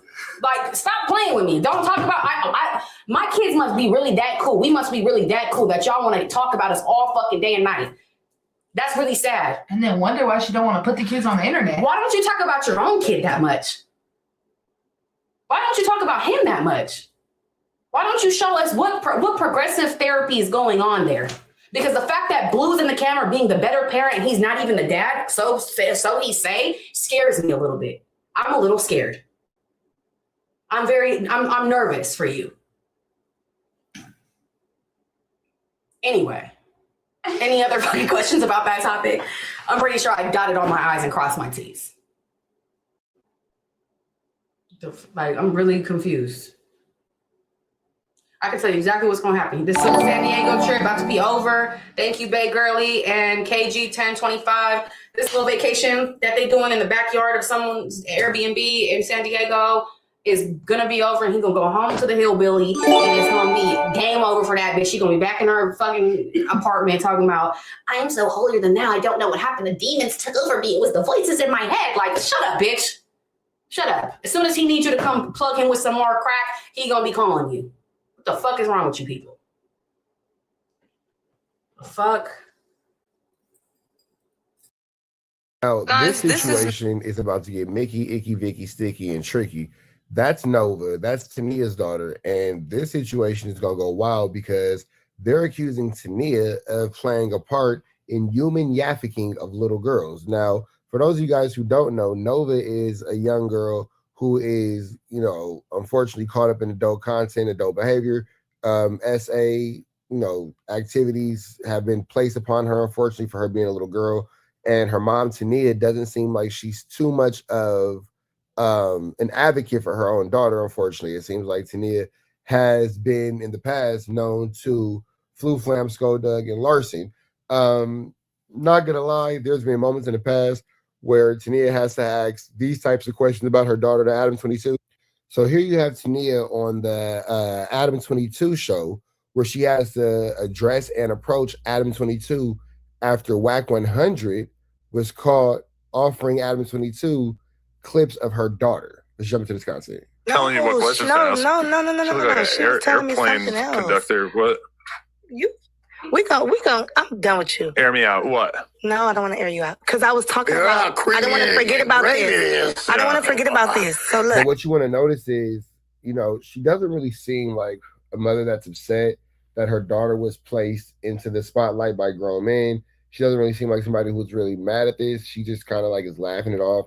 Ha ha, he, and all this and all that. Nothing about the situation says that she's really upset with these guys. She just kind of laughing and giggling about it. Like, I don't know. This doesn't seem like a mother that's too pressed about the situation. I don't remember.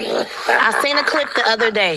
Yeah. That shit's good. And it was Wack 100, right? Okay. Talking about he sent you some child corn, right? He sent me a link. Right? I didn't click it because I already knew what it was. So I researched it up.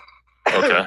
And I asked, what is that when somebody sends that to you? And for the record, it was a link on Twitter. On Twitter, so it was already out there in the world. It's just somebody told him that it was out there.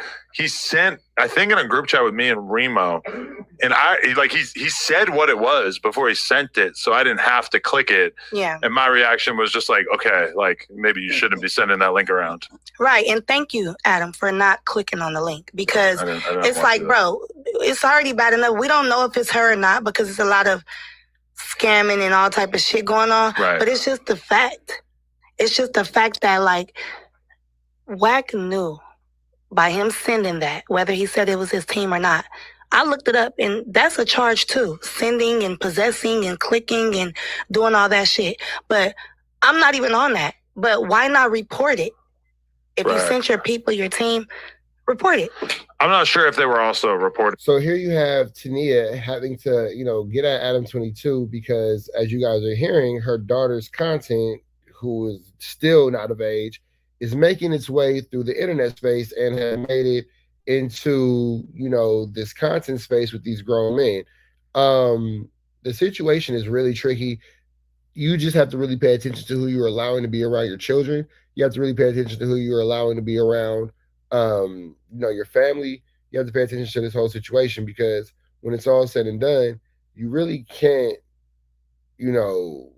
blame anybody but yourself when you're allowing your daughter to continue to be put into these situations. And as a mother, you do have to really kind of pay attention to where is your responsibility in all this. Now, I'm not going to sit here and victim blame this little girl because the little girl is just that, a little girl. But the reality of the situation is this: when it comes to what's going on here, we do see that this little girl is being allowed to maneuver and be, managed in a way by her mother that's less than likely to where now you're on no jumper in front of the world talking to these grown men about, this whole little situation. And it's inappropriate. But let's see a little bit more of this before we get into this news report, or I'm sorry, this, I guess, for lack of better words, Amber Alert about this missing child. It or not. But either way, I mean, isn't it pretty f***ed up that shit's on Twitter, one of the biggest websites in the world that the richest man in the world owns, and there's child pornography on it? Exactly, right? I mean, what the f***? And I'm pretty sure because it gets... But it's crazy because, they're not blaming Wack for being in possession of this child content. Exactly. Because it gets reported on like Instagram, they probably take it to Twitter or whoever does that shit because they know anything goes on this rich man's platform, right? So it's not getting reported off enough. Yeah. It gets more talked about and shared, sending to one another like it got sent to you rather than reporting it. And I'm like, why? As this black man, I mean, my thing is why they didn't immediately take it down, I think, is because it's probably kind of hard to prove that it is, child material or whatever they call it. But what reaction did he think he was going to get out of you think, when he sent it to you? I don't know. I think he was just telling me that it was out there. And I wonder what his team was doing. Like, were they snickering? Well, they're the exposers. They're all about exposing things. And that's the thing. Like, exposing what's already exposed. How about report and help and bring this to the attention? Try to help her as a better mother. Yeah. I think that they were reporting it. I think that was part of it. Oh, my goodness. Oh. Yeah, it doesn't sound like they were trying to report it at all. It sounds like they're using this little girl for content. Oh, sweet Jesus. I know. Either way, you need a man who loves you. But then this is the part about this. The mom doesn't seem like she's too outraged or she's too, concerned about this. Tania seems like she's laughing, like she's joking. She wants to be laid up with Crip Mac. It's not really something that it seems like, is too much of a bother for her. So, let's get into this. This is Nova Wova. She's going back viral. If you don't know who she is and don't know why she's going viral now, let me tell you. Nova is a known SEX worker. She was known to walk Fig, and she also went on Black White Underbelly. If you don't know what the Fig is and what Black White Underbelly is, let me tell you. The Fig is the strip that basically Toots walk and... Soft white underbelly, and the Fig is not what it's called. It's called Fig. She's going to say it's in Vegas, but it's in Los Angeles. She has a little bit of information wrong, but we're not here to talk about her geographic inaccuracies. We're actually here to listen to what this mother has to say about Tania, because somebody's mom is actually calling out Tania. And I think Vegas. Soft white underbelly, whatever. He is known for interviewing people who basically had hard lives, people who are toots, people who basically went down, I guess, the wrong path, so we can find out how they got there. So I guess we won't go there. I think that's the purpose of his YouTube channel. But anyway, so she is known for walking Fig and doing all of this, but at a young age. She's a minor who does this. So for a while, everybody wanted to know where her mother was. And according to her daughter, for a time before she kind of changed her tune, she kept saying that her mother would constantly kick her out and put her in positions to basically have to toot and have to take care of herself. After some time, I think it's about a year or two, they were going on and off. She kept running away, according to her, and she kept getting put out, according to her.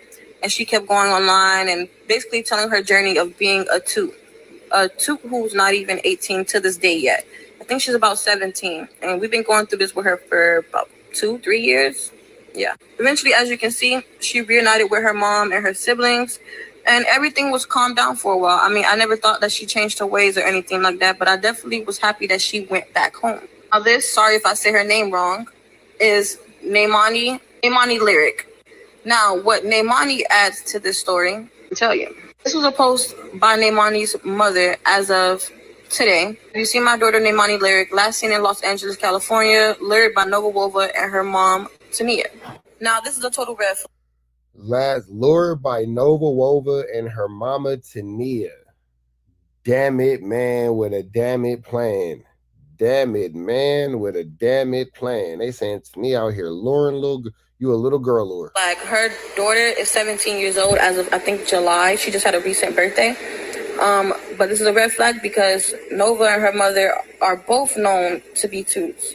And if Nova's mom let her go on the strip and end up in Vegas and, you know, walking fig and all of this, what's going to happen to her recently 17-year-old daughter? Apparently, the mother has not heard from her for a while.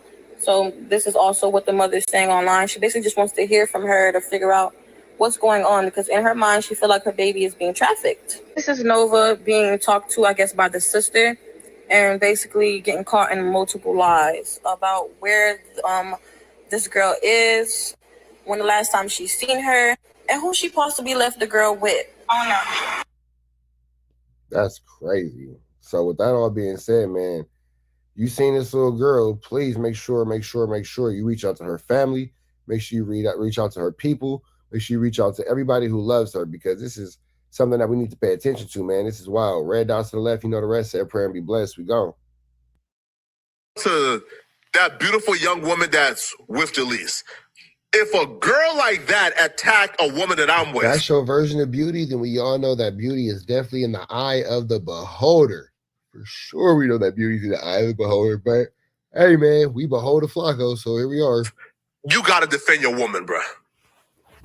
A woman like that is, she's a lethal weapon. Bruh. Oh, my God. Yo, why they tripping? One of the No Jumper employees, Jalise, she apparently pulled up on Yaya Mayweather for a fade. Now, you got to be brave to pull up on... Jalise, you better be careful. Get on Flacco bad side. It's going to be the next crime he investigating. Floyd Mayweather's daughter for a fight. Because you would think that Floyd Mayweather, from my perspective, would teach his daughter how to squabble. I would think that anybody, the sons, the daughters, everybody would have impeccable hands. But she pulled up on Yaya to fight with no worries in the world that Yaya had a squabble. She didn't care at all. Now, apparently they said they're fighting over NBA YoungBoy. I'm confused because what business do Jalise have with NBA YoungBoy that she would want to fight Yaya Mayweather over? I don't think Jalise and YoungBoy know each other, right? Oh my God, we can't show this. Why they fighting? Does Jalise know NBA YoungBoy? And then why does NBA YoungBoy keep getting with these girls that are so readily available to the public? Because I want to. Because I want to. Because I want to. Because I want to. I fight. No, y'all want to be messy because it's Jalise. Y'all messy because it's Jalise. Okay. Okay. Yeah. As a female, you don't want no problems with her, man. Listen, a woman like this, a big old box butt, got impeccable squat. Listen. I've never seen in my life a woman built like this lose a fight. I've never seen in my life a woman like this lose a squabble in a fight. I've never seen it ever in life. So if that's who Jalise got riding for her, it's clipped. Is this a Lamborghini Urus? Oh my, bro, why? Hold on, okay. Why are you in a Lamborghini Urus as Mayweather daughter without security? Now they jump in the front. Oh my God. Oh my God. Yeah, I don't think that it's a matter of not having security. I'm sure she has security. It's just a matter of like moving sloppily because again, you're Mayweather's daughter, so I'm sure you have security at your disposal. You're just moving extremely sloppily. Now they jump in nah, man. Bro, this is bullying, man. Yo, and why the men just there doing nothing? This is the last time Floyd allows Yaya to come outside without security. Why is the men just there just standing around allowing the girls to get beat up? I'll be real, yo. Listen, man, shout out to Jalise and shout out to... Dang, Flacco, you saying that you would have attacked Jalise? Golly, man, that's crazy. Not Flacco, who's an advocate for black women, not Flacco admitting that he would have attacked a black woman. That's crazy. A beautiful young woman that's with Jalise. If a girl like that attacked a woman that I'm with, you got to defend your woman, bruh. A woman like that is, she's a lethal weapon. Bruh. Oh my God. Yo, why they tripping? And also, why not just get in the car? Hold on, I'm so confused. Why not get in the car and lock the doors? Who's driving? Yaya is in the... Wait, hold on, bro. Yaya is in the driver's seat. Why not get in the car, close the door, and drive off? What's going on? Oh, nah, man, we can't show that on YouTube, man. You guys could get in the car and leave. Yeah, just drive away. Just get out of the situation. Just go. You can really just get out right now. Just get out of here. Yeah, it's Vegas. You guys can get in the car and leave. Hey, listen, bro. I'll be real, bro. A 6 foot, 270-pound woman cannot attack my woman, bro. Right? I am either gonna guard my woman. Like I said, Jaleesa's homegirl is 6 feet and 270 pounds. Goodness gracious. Or push that woman off. Like, yo, chill. Listen. A 6 foot, 270-pound woman is not about to attack my woman. Not happening. Because most women I date are like 5 feet. Like 140, 150. But why not drive off? Oh my God, I can't show that. Bro, Yaya getting the beats. Yaya is getting the beats. I ain't gonna lie, bro. No, this Yaya Mayweather, me and Yaya Mayweather just fought, and she slapped me, and then this is what happened. So it was self-defense. So whatever she told the police, she lying, y'all. I ain't gonna lie, Jalise. Jaleesa is definitely in self-defense. You can't bother that girl. I love you, Jalise. But nothing about that was self-defense. Nothing about that is self-defense, Jalise. I'll be real. Nothing about that is self-defense, Jalise. That right there. Hey, bro, Jalise, I'll be real with you, sis. You going to jail. And it's all love. You know I love you, Jalise, but you going to jail. Floyd Mayweather, yo, bro, Las Vegas PD, LVPD, whatever. Yo, Jalise, they're about to get you by tomorrow. You are going to jail. And if they don't get you, Flacco will make sure they get you. You did the crime on camera and posted it. I just put that in. We can play this. And you posted more evidence? Oh my God. Why would you post more evidence? Yo, pause, bro. Yo, do Jalise understand that she's attacking? Like, Floyd ain't no billionaire no more. Yo, Jalise, do you understand, Jalise? Yo, you are attacking somebody who is rich as hell. Floyd has his money issues. Understand, okay? Floyd has... Yeah, but I don't think that he got Jalise issues. I think Floyd still got enough money to get rid of a Jalise. His money issues. Understood, okay? Understood. Floyd has his money issues. Understood. But do Jalise understand that they're still extremely wealthy? She's still driving a Urus? Yaya can afford to press charges on you and have it stick. Yaya can afford to sue you and have it stick. Yaya can afford to literally bankrupt you. Sue you to oblivion. Why would you do something like this, Jalise? I don't understand. Why? It's like she's bragging. Nah, tell me you... Nah, hold on, Jalise. Tell me you ain't do... And she posted it for sure. Come on now, would Jalise be a hip-hopper, pill-popper, run-up, hill-popper if she didn't? Come on now. That's Jaleek. That's freak Jaleek. A post-fight press conference, I'm into it all. Okay, come on, Jalise.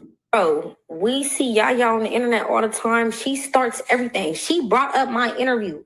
She said that I brought her up in her interview. I said, what interview did I bring you up in? She talking about me and A-Buddy.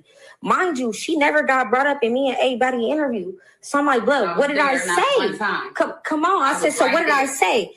She said, this is like me talking about a girl with a bun and a big forehead. I said, yeah. I just kept saying, yeah, because my body language was telling it all. I really wanted to get on her. You feel me? But I'm like, okay, she got her little peoples with her. I'm outnumbered. I can't do too much. So I'm like, okay, I'm going to sit on it. And I sat on it. And it don't matter how y'all try to paint it out, but she really kicked it off first. So talk about that. Jalise, I love you, Jalise. Jalise, I got love for you too, baby, but it don't look like she started it. It looks like you started it. It looks like that girl was minding her business, trying to get away from the problem, and you kept being the problem. That's honestly how it appears. And you got a big forehead. It's not self-defense. Don't act like I did anything. She talked too much, bro. Jail. And you do got a big old forehead, girl. I ain't gonna lie. You got a little bun and a big forehead. This is jail. Y'all let me know in the comment section, man. What do you... Flacco gonna make sure you get sent to jail. With that all being said, red down to the left, you know the rest. Say a prayer and be blessed. We are gone. Some of y'all might have seen this. Young and Hefe allegedly gets packed out by the neighborhood Crips is what the headline is saying. But Young and Hefe has since spoke out and said that this situation is in fact not true. But before we jump into that, let's jump in and see exactly what Paperboy News has to say about this Kantiana. Let's see exactly what he has to got going on. If you haven't hit him with a like, comment, subscribe, please make sure you do hit him with a like, a comment, and a good subscribe. Let's get into it. Let's go. News here to deliver y'all that daily report. Now, salutes and shout outs to King Pill for the content. And for those of y'all that follow King Pill, know that he's hella entertaining, but some of his content be iffy, and nobody knows if it's the truth or not. But according to King Pill, he got some breaking news on Young and Hefe in LA County Jail. So let's get straight into it. Now, I'm pretty sure everybody knows that King Pill and Young Ant always had internet beef. And every time Young Ant does a video on King Pill, he refers to him as Fiend Pill. And every time King Pill refers to Young Ant, he always calls him Young Fat Hefe. Now, according to King Pill, these niggas is like arch nemesis, bro, at this point. He got the inside scoop that all the videos that Young and Hefe did on the neighborhood Chris finally caught up to him, and they caught him inside LA County Jail. I got breaking news. Fat Hefe was sent to the hospital. Neighborhood Crips double back. Now, King Pill said for anybody who don't know who Young and Hefe is. Now, again, keep in mind as we're going over this content, Young and Hefe does have a response to this, which we will get into, but King Pill, not really sure where you're getting the information from, not sure if it's fake, not sure if it's real. I have no idea about this, but this is a Flu Flammer Skull Duggar. An extremely larceny situation. He a no-jumper podcaster who currently got locked up for a DP gone bad, who in King Pill's own words, he got into a fade with an old man. Now, King Pill said Young Ant was in LA County Jail for 3 months and he ain't caught one fade. But according to King Pill, he finally got into a fade with a neighborhood Crip that everybody knows. And the only reason he caught that fade was because his little brother got locked up and he was turning up on all the neighborhood Crips, which in return, Young Ant had to squabble because of his little brother. Now, according to King Pill, every time Young Ant got into a fade, he always ran to the phone and announced it to the world. So from the outside looking in, it made it seem as though he won all those fades. And according to King Pill, the neighborhood Chris wasn't happy with that, so they doubled back to Young Ant's cell and paid him a visit. For y'all who don't know what's going on, man, Fat Hefe, the No Jumper podcaster, inside the LA County Jail, 90 days. He ain't catching no fades. He inside the jail cells with enemies in the jail cells, in the dorms. You know what I'm saying? When his little brother finally make it to that land over there, the dudes that's in the dorm with Fat Hefe want to squabble his brother. But he ain't squabbled nobody this whole time he been there, because when they asked him if everything good, he like, yeah, I'm good. I'm just trying to fight my case. You know what I'm saying? I ain't trying to fight my face.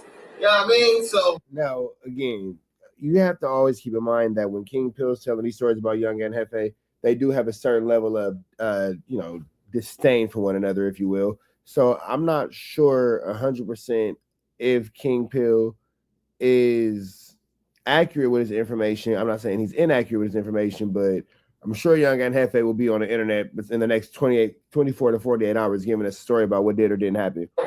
Especially after he did, make a comment on his Instagram, which we'll get to. Everything was cool. But when his little brother get there, he tripping. Oh, you know who it is. You know what I'm saying? So they want to get up on him. Fat Hefe was like, hold on, man. I got to help my brother out. So he started fighting for his brother. And then he get back on the phone doing these phone calls, making it seem like he was winning the fights between these peoples. You know what I'm saying? So, what's the aftermath of that? The neighborhood Crips double back. Now, according to King Pill, the reason why we ain't heard from Young Ant in a while on the internet is because the neighborhood Chris got sick and tired of him talking on the internet, so they paid a visit to his cell. And after they were done with their visit, Young Ant got sent to the hospital. Now, King Pill said Young Ant's a big dummy, because even though he was a real ninja in the streets, he became a famous YouTuber and started making money on the internet, but he still wanted to dibble and dabble in the streets. Now, King Pill said Young Ant's so slow that he was still living in the hood, reporting crimes on his channel like he was Channel 7 News and speaking on anybody and everybody's situation. And he was so addicted. Yeah, now that was a crazy situation. But I was just thinking about it earlier this weekend. We haven't heard too much from Young and Hefe on the internet as of late. So, I don't really think that he's really, too caught up in the internet to social media life anymore. I think that he is more so caught up in taking care of his case and fighting his case. You feel me? I haven't really heard anything from Young and Hefe in quite some time on the internet. He forgot.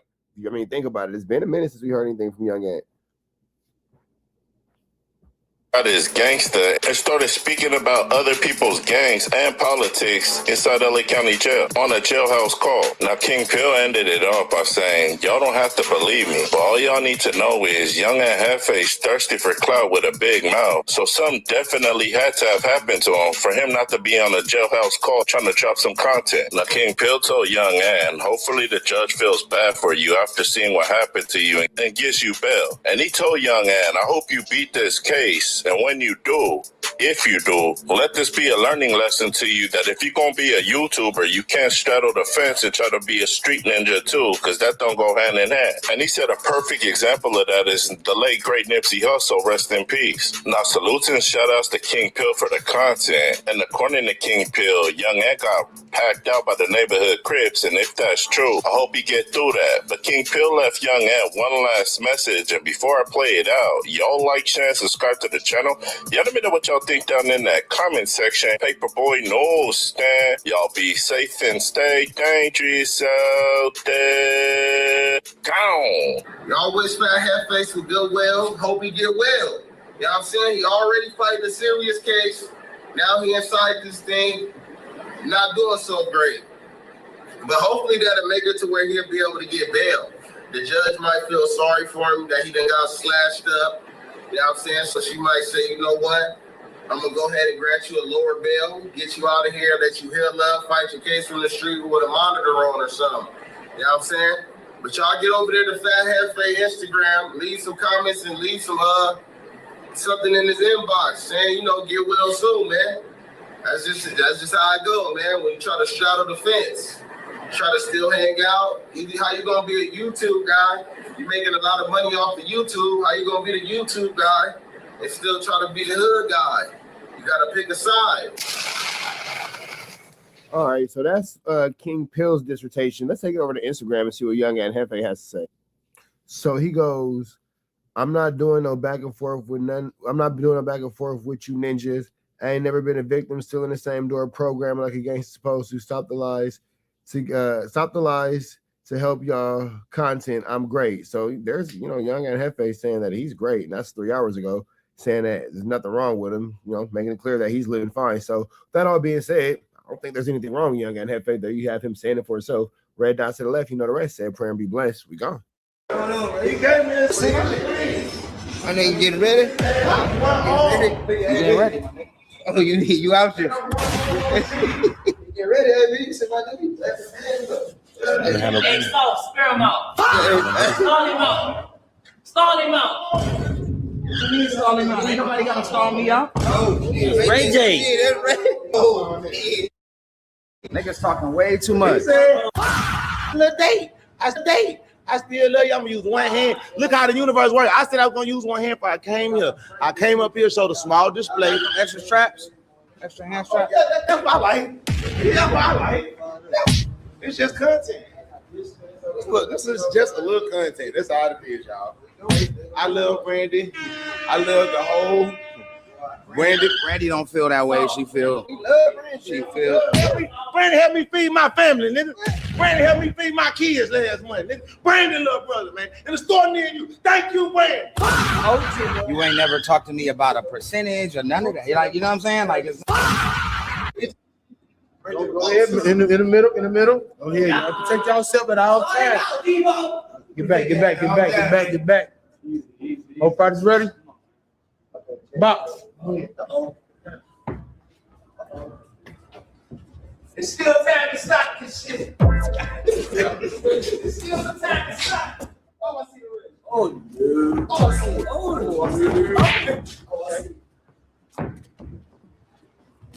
Oh, right in front of us.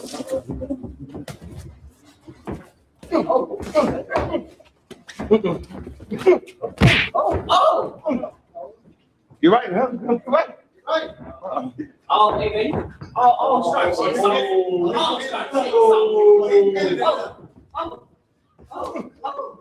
Yeah, that's it.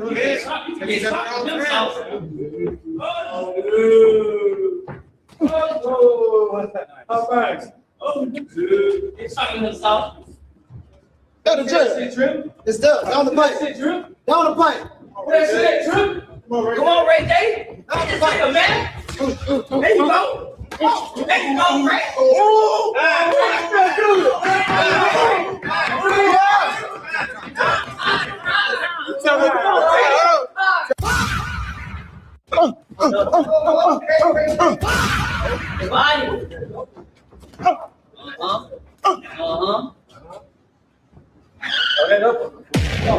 Come on, Drip.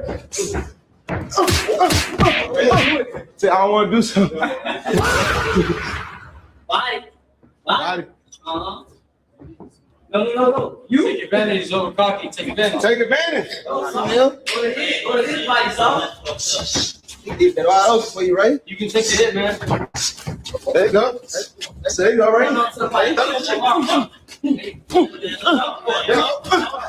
go, right? Oh, there you go. Oh, there you go.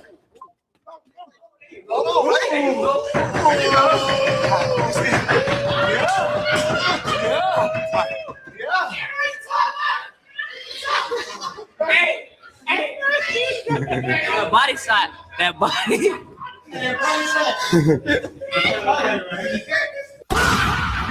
Man, I need my music played. This nigga's a bum. Nigga, don't play with me, man. You backstage dancing ass nigga. Can't sing ass nigga. Fuck what you talking about, nigga? You branded little brother, nigga. What happened? I don't know what's going on around this bitch. But I get physical, nigga. Fuck, I crash out for real. I'm a real crash out boy. In real life. So I had to tell my brother here earlier, talking about some snaking and shit. Go ahead, in the middle. Oh yeah, you protect yourself at all times. Get back. All practice ready? Box. It's still time to stop this shit. It's still some time to stop. Oh, I see the red. Oh, yeah. Oh, I see the red. Oh, right in front of us.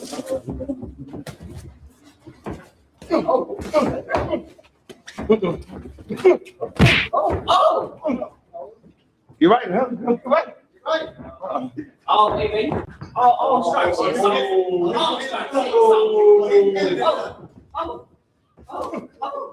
Yeah, that's it.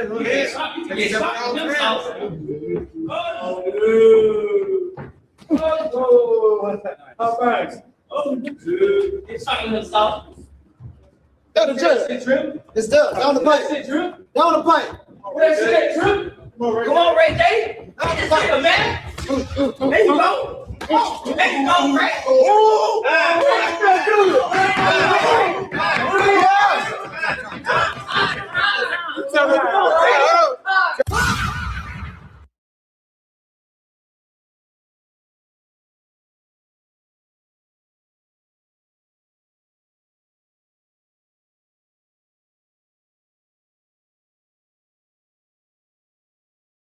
Second, 30 seconds. 30 seconds. What? We're gonna go again. Bro, I got a fight coming up. All I got is a little bit in my tank. For your fight coming up, you can't do 30. I can't overtrain. I gotta give back. How long your rounds gonna be for your fight?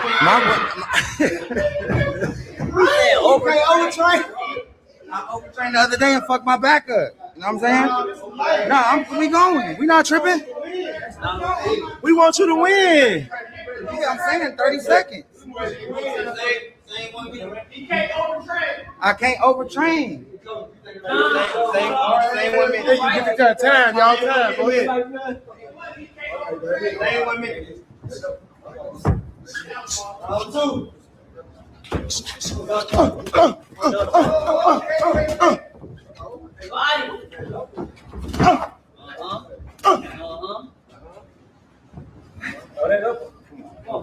Come on, Drip.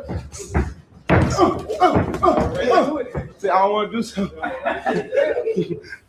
Body. Body.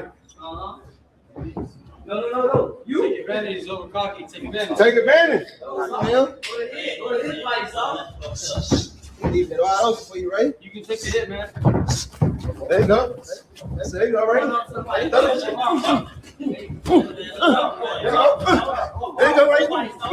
There you go. Oh, there you go.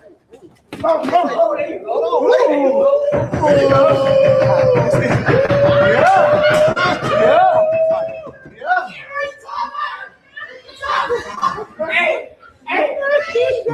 That body shot. That body. Yo, Chris, one. That's it. There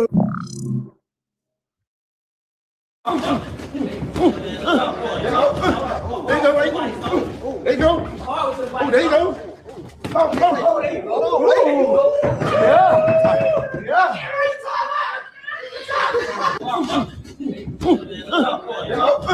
There you go, right? There you go. Oh, there you go. Oh, there you go. Yeah. Evidence are coming together that people think is her self-snitching on these situations that she's been brought into. And just to be very, very clear, I want to make it just very obvious at the start of this video, these are all rumors, all right? Nobody knows for sure if Krishan Rock is actually responsible for the things that they're saying that she might have done. These are all internet rumors that should be taken with a pinch of salt. At least Traveler Ross is finally prepping his videos that these are all rumors instead of making it seem like they're facts. This is a bunch of opinions and third-party, theories that are going around. I'm not saying definitively that she did it, but it's very interesting, the information that's going around. And it paints a picture that could make you believe that she might be responsible for some of these things. Now, I think that there will be an update soon from the authorities. She said that she had spoken to detectives. She said that they said she wasn't a person of interest, but then again, I don't think the detectives are under any obligation to tell the truth, especially if you are the subject of an investigation. So I think that when we find out what is going on from the official authorities, we're going to know for sure. But without further ado, the theories that are going around are pretty crazy. So the first thing that I want to show you is this very kind of dark clip that is going around. They're saying that Krishan Rock actually talks about a apparent dream that she had just before her baby daddy, Ronnie, passed away or was murdered. And again, probably don't want to have dreams and premonitions about, somebody who's now not with us. Just to make it clear, this whole theory, you don't want to foresee those types of things and then tell the world. That's going around is basically like, the idea is that he just mysteriously got murdered while he was running around saying that it was his kid that Krishan had. Krishan is adamant that the child is Blueface's. She basically apparently was standing to gain millions of dollars in a Zeus network deal that was based on the fact that she had a child with Blueface. And she was basically refusing anybody a paternity test, allegedly. Okay. So this is a clip that's going around. Okay. And basically she's repeatedly denying that he was the father of her child. And we're going to see in a minute some more backstory from Blueface and what he thought of the allegations that the kid Junior is his. You got the news, you were like, what? You know what's crazy though? Because I literally just did a story today about Krishan Rock Jr. and Blueface all being together, looking like a happy family. So I'm not sure when Traveler Ross made this video, but as recently as today, as it being Sunday, August the 9th at 6 p.m. on the West Coast, they were all on a family vacation, and poor little Nevada is over at the house crying. So the crazy thing is the night before. It's crazy because Blueface really just be treating Noxzema like anything. She just got to figure it out, but Nitrogen gonna be okay. I never told nobody this, but my little brother, he called me. My little brother called me and was like, Karan died. I'm like, damn. But when I said damn, it felt like deja vu because that night I had a dream. And it was about, it was this guy, he was sitting on the front step and he was like talking crap at me. I'm like, leave me alone, what are you doing? And then Karan comes around the corner and shoots him.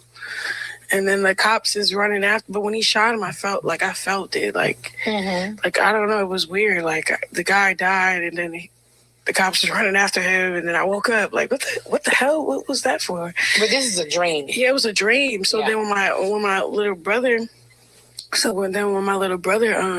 told me like what happened to him, I'm like, whoa, I felt it. Like I'm like, I felt like I was there or something. It was weird. And I was like, damn, damn. That was messed up. Like, he left soon, too soon. Did you know right his before family? his birthday. Yeah, I did. He's the only boy in his family. Oh, wow. Like, his mom, he got 2 sisters, his mom, his grandma. They all love him. Wow. Yeah. I hate that. So he passed away. You got the news. You were like, So she talking about the day before he was killed, she had a dream that she was with him when he killed somebody, was getting chased by the cops. And then when her brother told her that he'd been murdered, she was like, she said she had deja vu. She said she had deja vu. What? You mean she felt like she heard that news before? Like she already knew? What? What? Okay. So in another... Like when Loose Cannon lied and said Big Nipsey Hussle called him, or he called Nipsey Hussle right before Big U and the whole blah, blah, blah. Same flu flamer. Clip that I've shown you guys previously, all right? Blueface alleged that Krishan had actually talked on the phone right before Ronnie's death. Listen to this. So Tasiki was here on the show. We interviewed her, and I think she said she kind of like hinted that she thought Krishan may have had something to do with Ronnie dying. What do you think about that? I don't know about that. To be honest, I don't know anything about that. All I know is she said that he called her. They were in contact before this happened. That's the only red flag I could see. Somebody comes out and says, hey, before this person died, they called me.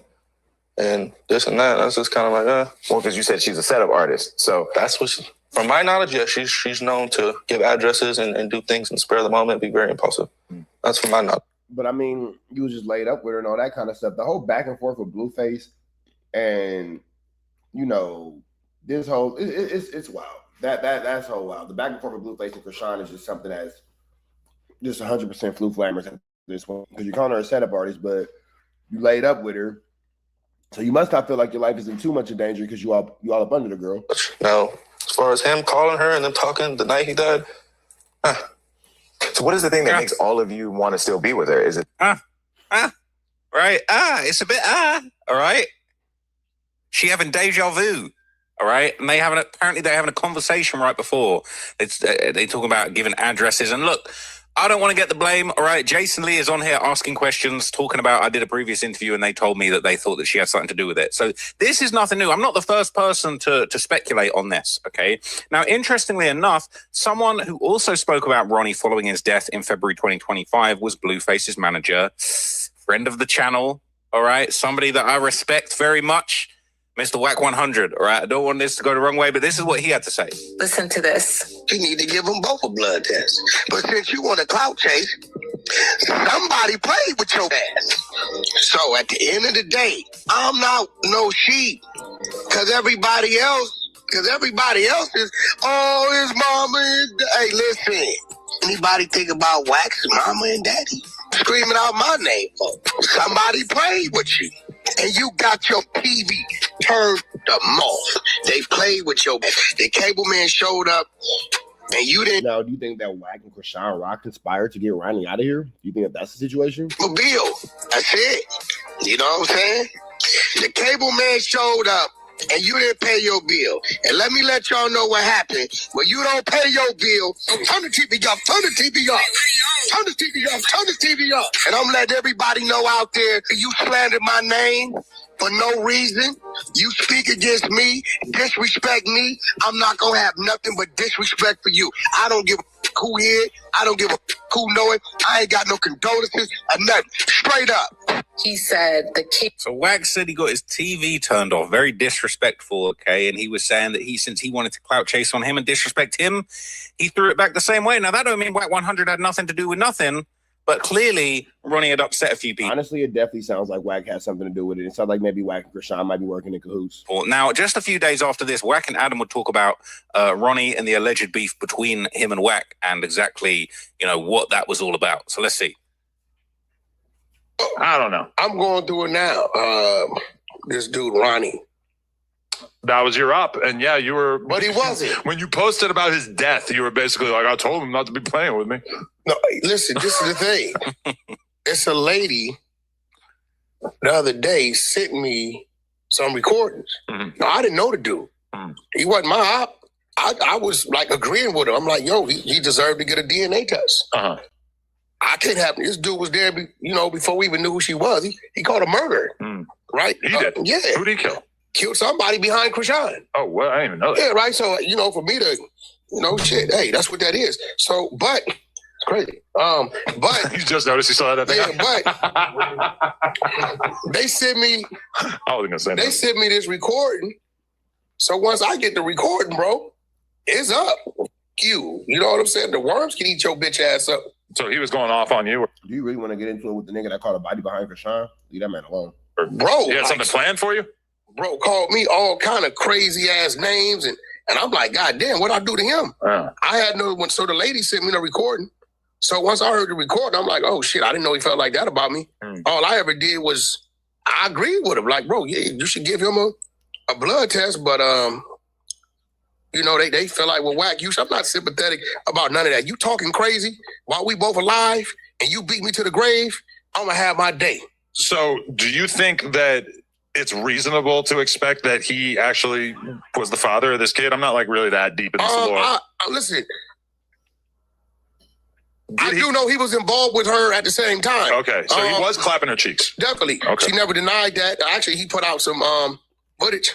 And but at the end of the day, I know they was going to court on the 10th of this month. Really? And they had to go to court. And I know he was kind of begging her to drop that case. And I'm hearing that he was kind of saying, if you don't drop this case, I'm going to have to expose the real on the murder. Oh, okay, yeah, because he was posting a bunch of shit about threatening. Yes, but this is what I heard. Well, check it out. And I ain't said nothing, but he has his history. Yeah, he's saying he never said nothing bad about you, which he hasn't. He's been advocating the same thing you have, and you dragged this man for nothing. Burning unnecessary bridges, dumbass. And I'm going to wring your fucking neck. You're going to get it together. What? Oh, I gotta kiss his bitch ass. Like, what? Karan, and when you look at it that way, you're 24, and this is where you need to grow up. Bro, that nigga kiss a rat ass, bro. That nigga a rat, bro. Okay. So listen, how come they always call you a rat, but he's never really lied so far. Never get the black and white. Bro, we have the black and white right now, Adam. You're just ignoring it. Don't do that. They say all kind of shit. So at that point, it's like, Lil Ronnie, I hope the maggots is weighing your ass out. Hope they chopping on you the same way we were just chopping on this blueface seafood at that point. So look, anyone that's ever called Wack a rat, all right, no one's ever brought forward any paperwork, any proof. It's very easy to throw around. Isn't it crazy how they just will blatantly ignore the paperwork? Like, just blatantly ignore it. Nobody's ever brought it out, but then they'll like reference Trap News Network and like use like quotes and shit like that shows you that you're clearly watching the same video that had the paperwork. It's crazy. It's like honey in your bag. It's wild. Round Wack accusations. And I know that is obviously something that Wack and anyone from the streets really takes as the utmost disrespect. And if you call someone a rat, you got to come at them with paperwork. Otherwise, you're just talking nonsense. Now, obviously, Ronnie was one of those people on the list of people that had leveled these, as far as we're aware, baseless accusations towards Wack. And so when he died, he really was not bothered at all. He was quite happy to mock and make fun of him and basically say he got his TV turned off, he can get eaten by the worms, which is very disrespectful. At the end of the day, he was a human being. But hey, he poked the bear, man. He played with the wrong one. If you say Wack's a rat, you got to deal with the smoke that comes with it. Now, here's the thing. There's literally no smoke calling Wack a rat. He inferred in that clip that, the murder that Ronnie took under his belt, that he ended up beating on self-defense. The rumor was that Krishan might have been the one responsible. Rumor, she's in an interview talking about the N-word I killed. I killed the N-word. Oops, I mean my boyfriend killed the N-word. So there's she herself has accidentally admitted this murder, right? You can't really say anything other than she has accidentally claimed responsibility for this murder. Now, towards the end of 2025, during a Clubhouse call, and Wack 100 is the king of Clubhouse, of course, he talked about how, in his opinion, eventually somebody would be snitching on Krishan. Listen to this one. Just look, right? Plot twist. Krishan is the next person Wack snitches on. This is why it's not crazy. The Armenian mobsters. With that being said, do I got a point? Because who saw the Armenian mobsters coming? So is Krishan Rock really that far-fetched? He hates her. We know this. Blueface, your manager might tell your baby mama, bro. He was in the delivery room when she had the baby. This is why she went back to Baltimore to have a baby. Ronnie was dead, bro. Look at that baby. And look at Ronnie. Nigga, I'm talking about down to the 2 front teeth. It's crazy. Look, bro, there's gonna come a day where one of them little niggas gonna get caught and they're gonna use her as a get out of jail free card and they're gonna arrest Krishan for the murder of Ronnie. Believe that. That's a fact. One of these little niggas, just like they did Jimmy Ishmael. Didn't nobody know until the niggas got booked on one thing and they told the police, Jimmy paid us to do this. You know, it's only one way to control that, and Italians showed you how to do that. And our politic ain't that deep. You know what I'm saying? You got to knock down the knockdowner. That's it. And really, the only way you could be thorough with that is you got to be the nigga knocking down the knockdowner. You know what I'm saying? It got to be you. Because if you send another nigga, now he got to get out of jail free because he had me do this to them. We begging for a test. It's only one reason a female. Man, if I ask my kid's mama for a test, she gon'. If I ask my kid's mama for a test, she'll cross her arms, tap her foot, and look at me and say, stupid, you want one right now? Let's go. You know what I'm saying?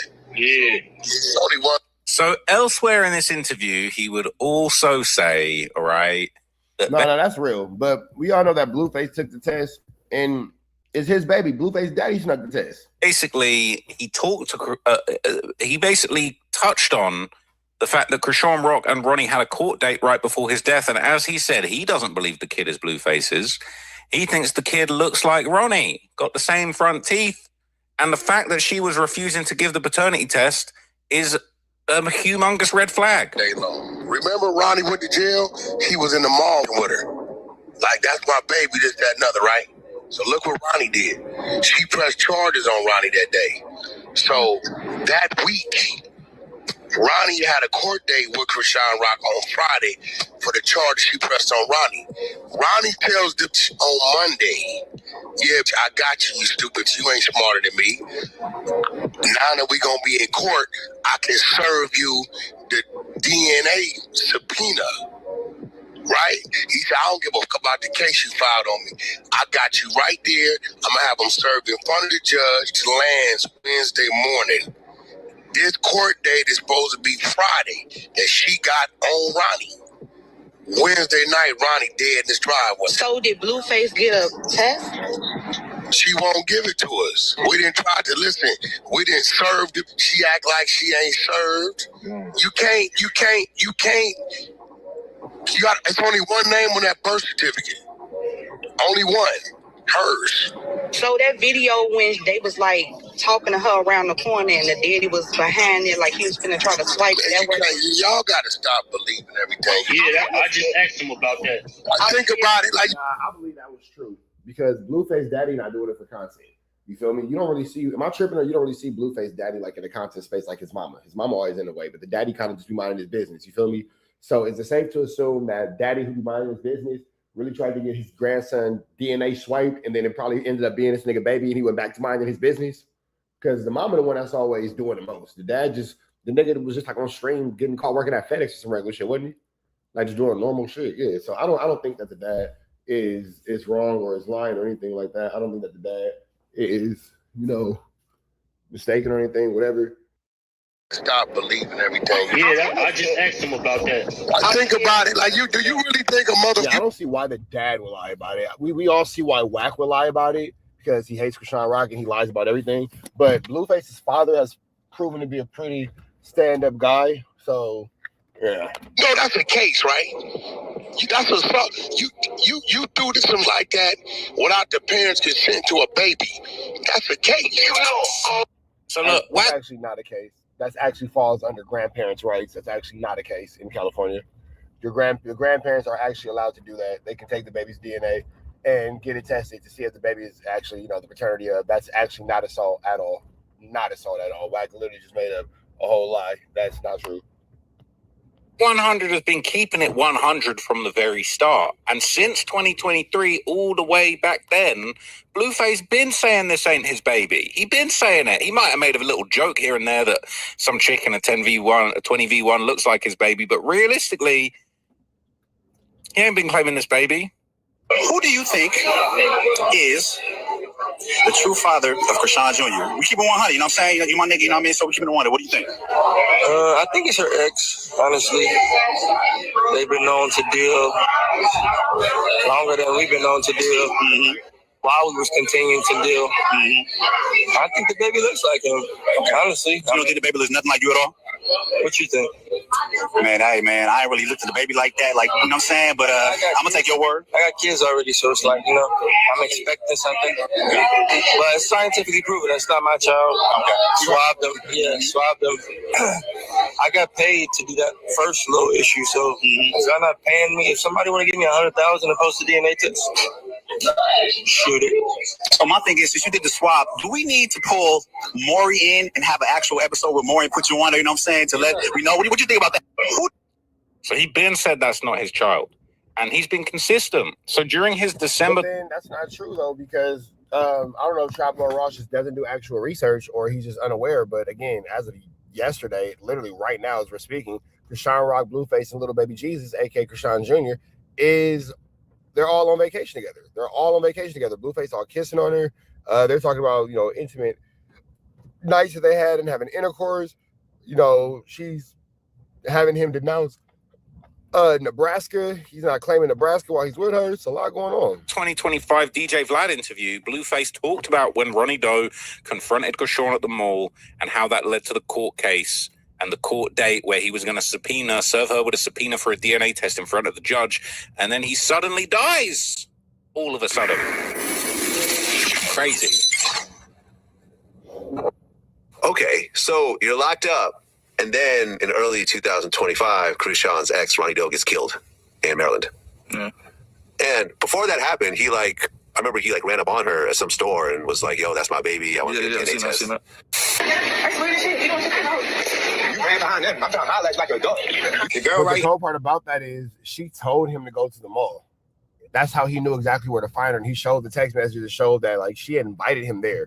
He didn't just show up to harass her. He didn't just show up to Flu Flammer, Skulldugger, and Larson her.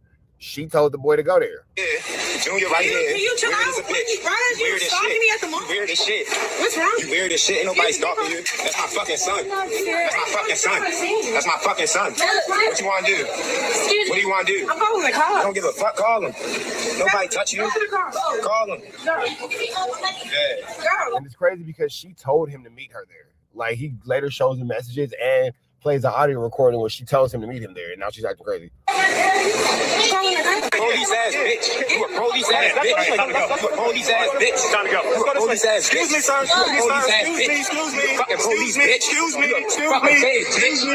So you got the security guard. Excuse me, sir. Excuse me.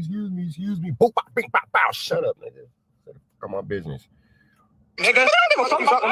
What did you think about all that? She was slipping.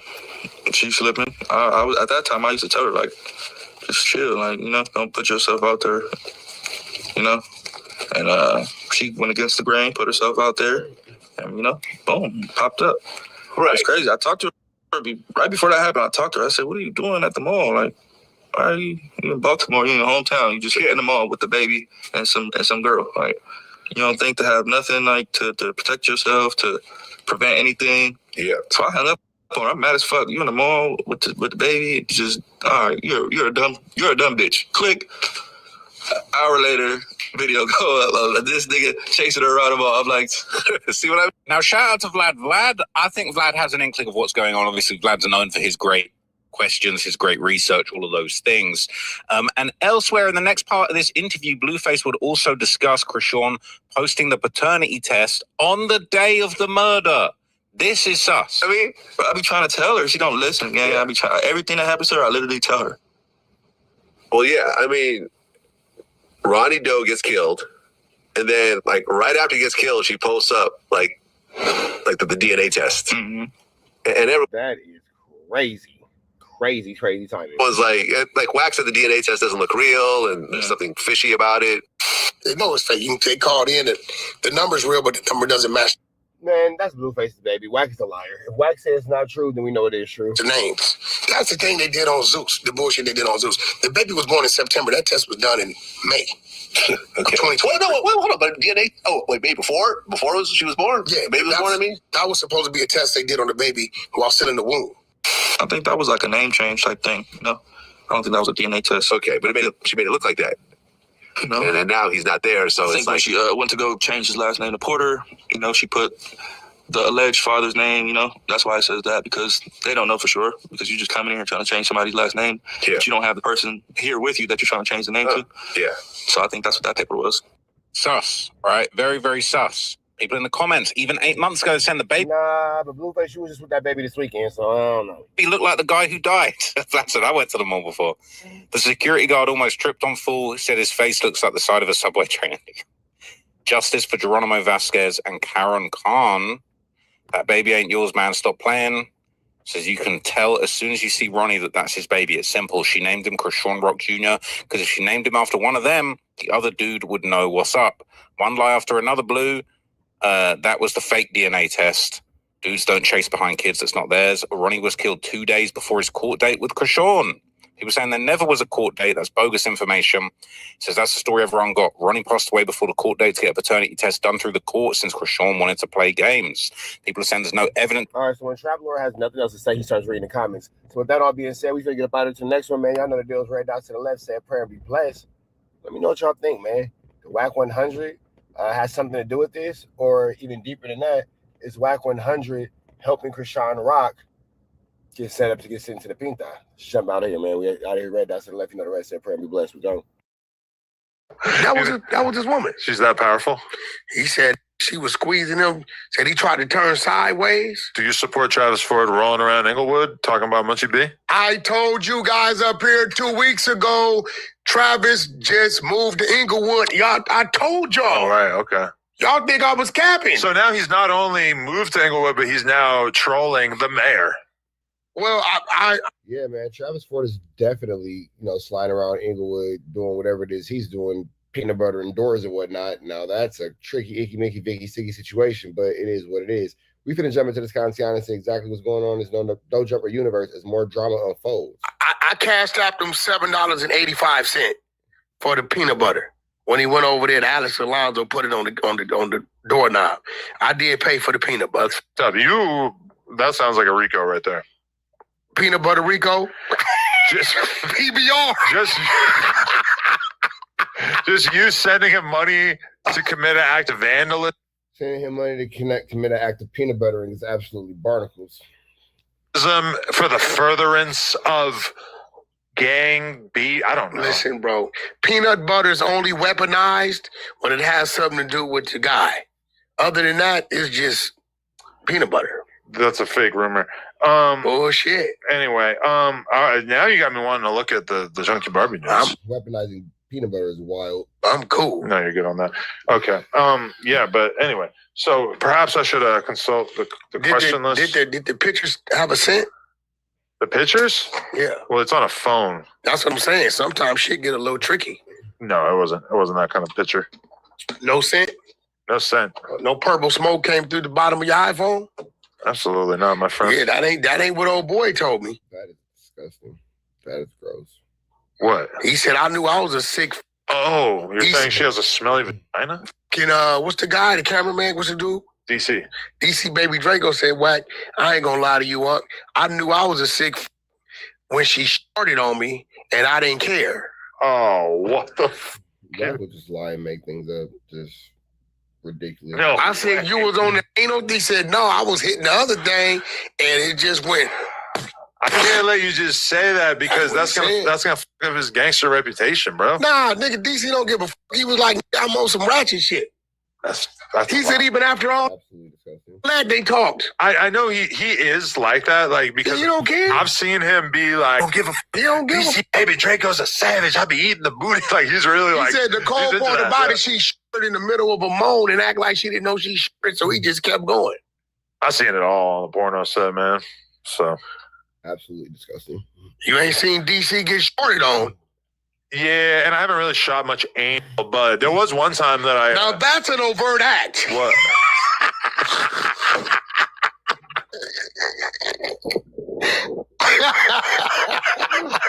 No, but that was my craziest poop experience in porn because I haven't done it that much in like recent years. But I did an threesome with my wife and another girl, and at one point they both had different kinds of like diarrhea on me. They both had. That is absolutely disgusting. That is absolutely disgusting. I'm sure your wife would not want you to share this with the class. Why would you embarrass your wife like weird, that? like liquid things going on? And I had to. I think you trying to pick up Lena's action of where she's going right now. That's what you're trying to do, bro. I've told this story before. Yeah, but you trying to, but for you saying it now, she's in the air headed down there to them wolves she headed to. Because I'm telling you right now, I think her alter ego, something gonna happen. Nah, man. I was gonna go, but then she flew outside. Yeah, man. I don't think that Lena would be happy that Adam's telling that the one time they were engaging in, backdoor activities as a couple, she released, that on him. That's gross. That's absolutely disgusting. Y'all gonna say, yo, Adam, something's happened. Listen, I was going to go with her, but it was so last minute that I would have had to cancel this podcast. It would have been hard to get a flight. The flight was gonna be like $2,000, and then it would have been a pain in the ass with my kid because my kid, like, we didn't know who was going to pick her up tomorrow and stuff. So I'm taking over. I'm dad. But then at a certain point, I'm going to give the kid to the babysitter, and then I'm going to come here and I'm going to stream the thing that we're talking about. So I'm going to stream it. You're going to get to see my reaction live. So you're not going to watch their stream. You're going to wait to stream it. I'm going to sit in my office and watch the stream and react to it live. Yes. Got you. Yeah. I mean, listen, I trust my woman. But Adam. No, you don't. You're on Clubhouse yelling at her. Go look at my video list. You'll see the video of Wack going crazy on R&B because he doesn't actually trust her. Your woman has got kind of prone to, being able to do things, bro. It's not that kind of trip. Hey, if you didn't think it was, you would have asked her, baby, don't cheat on me. The fact that you had to ask her that, you're subconscious and you're a pretty intelligent guy. You know what her reaction was? Telling you some shit. Her reaction was. So is this Adam's way of like get back at his wife because she's somewhere where he doesn't want her to be or somewhere where she might cheat on him? So you're like humiliating her on no jumper? Would never cheat on you. I am anti-cheating. I don't cheat. That's what they all say. Well, if you are right, then I'll just have to deal with it. But I trust my woman, and I believe in her. Let's put it like this. Look, bro, we're just going to keep this on ice for now. Okay. We're going to keep... That's how you feel about your relationship, as you should. With that's your wife. I wouldn't imagine you wouldn't have married her and given her a child if you didn't trust her. Especially considering the type of lifestyle that you guys engage in. It's gonna need some ice. She might need some ice. We're gonna keep this on ice, man. So okay. Top Dog confirms. Yeah, I don't see why, this situation would be number one. I just want to take away to the fact that again, it is extremely disgusting. That Adam said that he was experiencing that moment with his wife and another woman, and at one point in time he had, that upon him. And then even deeper than that, Wack having this conversation about Cindy Starr and going into such gross details about this, despite it being involved in a child, is absolutely, barbaric. You kind of got to pay attention to kind of, what these guys are doing. And it makes you wonder what these guys are thinking, especially as more and more time goes by and more time gets involved into our situation, into our atmosphere. You see these guys having these types of conversations more and more openly and becoming more and more comfortable with this style of content. And my biggest question is, where do LOL starts? Where do LOL stops and the truth actually start? It's a very icky, Mickey, Vicky, sticky, tricky situation.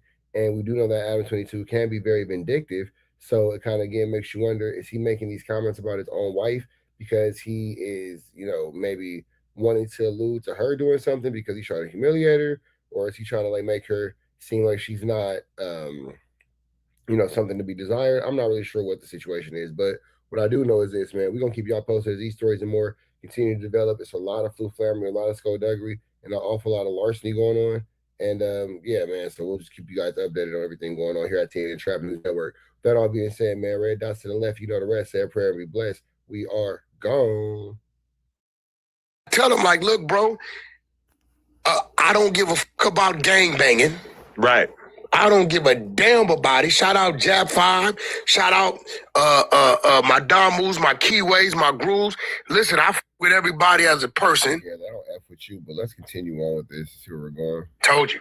That person is molesting a 13-year-old. Now, you know why that nigga was down there, right? Sydney Star, you betrayed my trust. When I allowed you to place your balls on my knee, I thought that there was an one of Adam's most proud moments, one of his proudest moments. Implicit agreement that you weren't going to f any kids. And you betrayed me. We didn't talk about it. Well, you know they found the condom in his pocket. And that's what I'm saying. A condom in the pocket. Now, you know why he was down there, right? Why was he at this hotel? No. Why was y'all down there? Atlanta, They were doing the thing for a show called Industry Girls. Industry Girls is a reality show that's on my app, nothing but content. Not a trans show? No. Okay. It's crazy. Like these motherfuckers, Atlanta. So after you've had allegations on you for having child content on your phone, and then you've also before that had allegations on you for grooming, and that's by way of, you know, your own girlfriend R&B's admission. Now you're saying you facilitated travel, room and board, and, you know, move arounds for this individual who was arrested for their dealings with children. 3 strikes and you're out, man. Base app, Industry Girls is fire, one of the top shows on my app. So it's just real shit. Crazy girls getting into it type shit. Okay. Sydney Star was down there for the reunion. Right. So they called me and told me. And actually asked if I could come in here. I said, I'd talk to you, right? Oh, sorry. So they called me and said, look, when Sydney got there, his room wasn't available. Uh-huh. So he came down hanging around at the bar. So Wack knows why a trans woman was doing things with a child, and he's been accused of dealing with both. Got it. Okay. It's interesting. All right. Well, above all, we have to protect the children, and none of this is acceptable, and this conversation doesn't seem like it's appropriate for consumption of children, but all right. Into this 13-year-old. Which is crazy. Ran into the 13-year-old, exchanged numbers. And I guess there's word that, like, Sydney is saying that she thought that this person was 18. No, listen. Ran into 13 and 18, pretty big gap. Ran into a 13-year-old and exchanged numbers. Right. When the room got available, Sydney goes up. Right. Text the 13-year-old. Tell him to come up. This is where Sydney's dead bang. He can't because it's one of those hotels you need the room key to come up. Right. Sydney comes back down, takes the kid up. Right? Respectfully, this grown-ass man, this motherfucker's a horn dog. He's blowing the kid's back out. That's Sydney. The kid tries to get away. Sydney grabs the kid by the leg. Come back. I'm not done. I want some. How does Wack know? Like, bro, how are you so aware? It's too specific. Yeah, like, bro, where are the feds at? Like, is any other parent uncomfortable with this?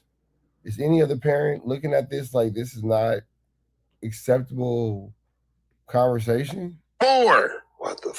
The kid gets away, tells whoever he's there with, here come the police. When they come get Sydney, Sydney got the used condom with the boys Munchie B. We gotta like this guy right here. Bad for business, man. We gotta figure something about this guy because this is you guys aren't watching what's going on in front of you of what they're normalizing, what they're trying to make acceptable. On the condom. Yuck. The peanut butter.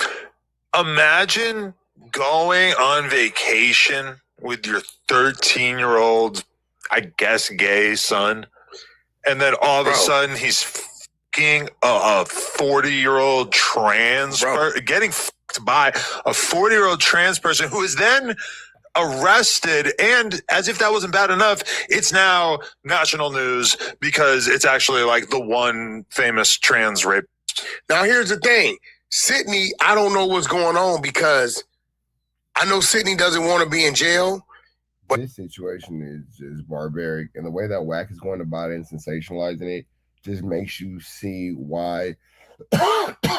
It kind of makes you see why his daughter, who's currently pregnant, doesn't want him around her newborn baby. You know, when that baby comes, and why he's not welcome at things like the baby shower and things of that nature, because his idealisms and his ways of going about things are extremely barbaric and less than admirable. This is in heaven right now, right?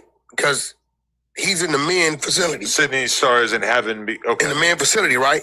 They got to keep her far away from everybody. Listen, what I'm saying she should be alone. They supposed to do something to Sydney. Because nobody's going to not f*** her. They're supposed to do something to Sydney, but what they're supposed to do, I don't think they're going to do. They're going to do some other things. They're going to kill her? Or they're going to R-word her? Yeah. They for real? No, I think they going to go on and get service. Like, just get some top. They going to go all the way, probably. Sounds like Wack's already been there. Sounds like he's been there, done that. Or it just kind of sounds like to me. I don't know what you guys think, but to me, it sounds like he's already played in that pond. That's what it sounds like. So Sydney ain't gonna get no bond, bro. Sydney probably looking at 20, 30 years, bro. I feel like the rules are different in jail. Like in jail, you're just gonna get head from the trans chick, right? Bro, Sydney's probably looking at 20, 30 years. 20, 30 years is insane. For real, why do you think it would be that much? Oh, that would be a life sentence in Georgia. Actually, that would actually fall under the 7 deadly sins in the state of Georgia, and definitely that would be one of them. Sydney Star's looking at a life sentence in the state of Georgia. Yeah. Minor? Yeah. Bro, that shit. And it's another deadly sin in Georgia. She's knocked off 2 of the 7. In the South. Jesus. That shit is serious. What the f was she thinking? Was who thinking? We talking about Sydney, motherfucker. Ain't no. That's what I'm saying. What is she thinking? No, Sydney. He thinking. I'm not gonna let you force. How do you size a fucking person? You need a fucking penis. Some chicks got dicks. No, I'm just being polite. I'm calling her a her because she says she's a her. But okay, this is my understanding: is that when a trans woman, when a man wants to become a woman, they get on hormones, right? Yeah. And they, as a result, like when Jack Like Jess was talking about his trans girlfriend, he said, "Yeah, I like to suck her tiny little trans dick," because his trans girlfriend is on hormones. That is his very extreme lived truth. God bless that man. Good for him. That's fine. It's freak on. That make your dick shrink up and can be like a tiny. It doesn't really get hard like that. So I would assume that Sydney Starr is on hormones like that, and I would assume that Sydney Starr is getting hit, not hitting. It looked to me like Sydney Starr. Yeah, is a top and a bottom. But it's like hard to imagine. Isn't Wack just so full of knowledge on this situation? Very involved, I guess. He's like father, like his son, I guess. And this being a non-consensual encounter, which obviously it being a 13-year-old, it's not consensual regardless, but like it's hard to imagine that she wasn't penetrating this person if she got charged with something. She had a condom in her pocket. Like, I mean, this is all. In order to use the condom, some blood got to be pumping. That's what I'm saying. So maybe she's doing her own thing where she's not on the same. This is turning into an anatomy class, and Wack is look his face. He's very invested. He's really enjoying this. Same hormones that Jack Like Jess's girlfriend is on. She's just out here having a big old. But hey, keep in mind, multiple times over the years, Sydney Starr has gone viral for talking about getting her dick removed, and it was a lie. She in fact does, and has always had it. All I know is when I saw that motherfucking mugshot picture. What you know, Wack? What did you see? You've seen a lot. You always got something to say when it comes to these types of subjects. You've always seen something. I thought I was looking at the dude from RoboCop. Remember when they put the face, the one that died? Yeah. Like I was like the RoboCop with the mask on. I was like, yo. I thought that it was Chunky Barbie at first. I seen you put Chunky Barbie. Yo, you said Chunky Barbie, I love you. I'm sorry. She's saying you look like a man. No, I'm not. I'm just saying that, kind of look a little similar. But she's hotter. I have Chunky Barbie nudes. Somebody send me some fire Chunky Barbie nudes. All right, man. So we finna get up out of here to the next one. Y'all know the deal. Red dots to the left. You know the rest. Say a prayer and be blessed. We go. Shit. You know what I'm saying? You know what it is? Is like they see you being willing to have conversations about criminal cases and people's arrests and all this type of stuff. It's and paperwork. I'm reading it. And, you know, a lot of times it's like stuff that is not maybe like discussed, and then you kind of bring it to the table or whatever. And like that to a lot of people, to like Dogface, I think that just feels snitchy. He's a rat. That feels like something that a rat would do. Hold on, bro. And so he feels like therefore Dogface is a rat. Get this argument off that you actually are a rat. Okay. And I don't get it. I just I don't see it, man.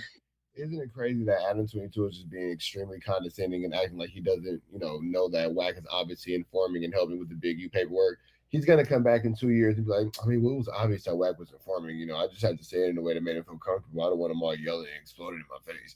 That's what Adam's going to say in 2 years. Watch, I'm predicting it. This was crazy. What?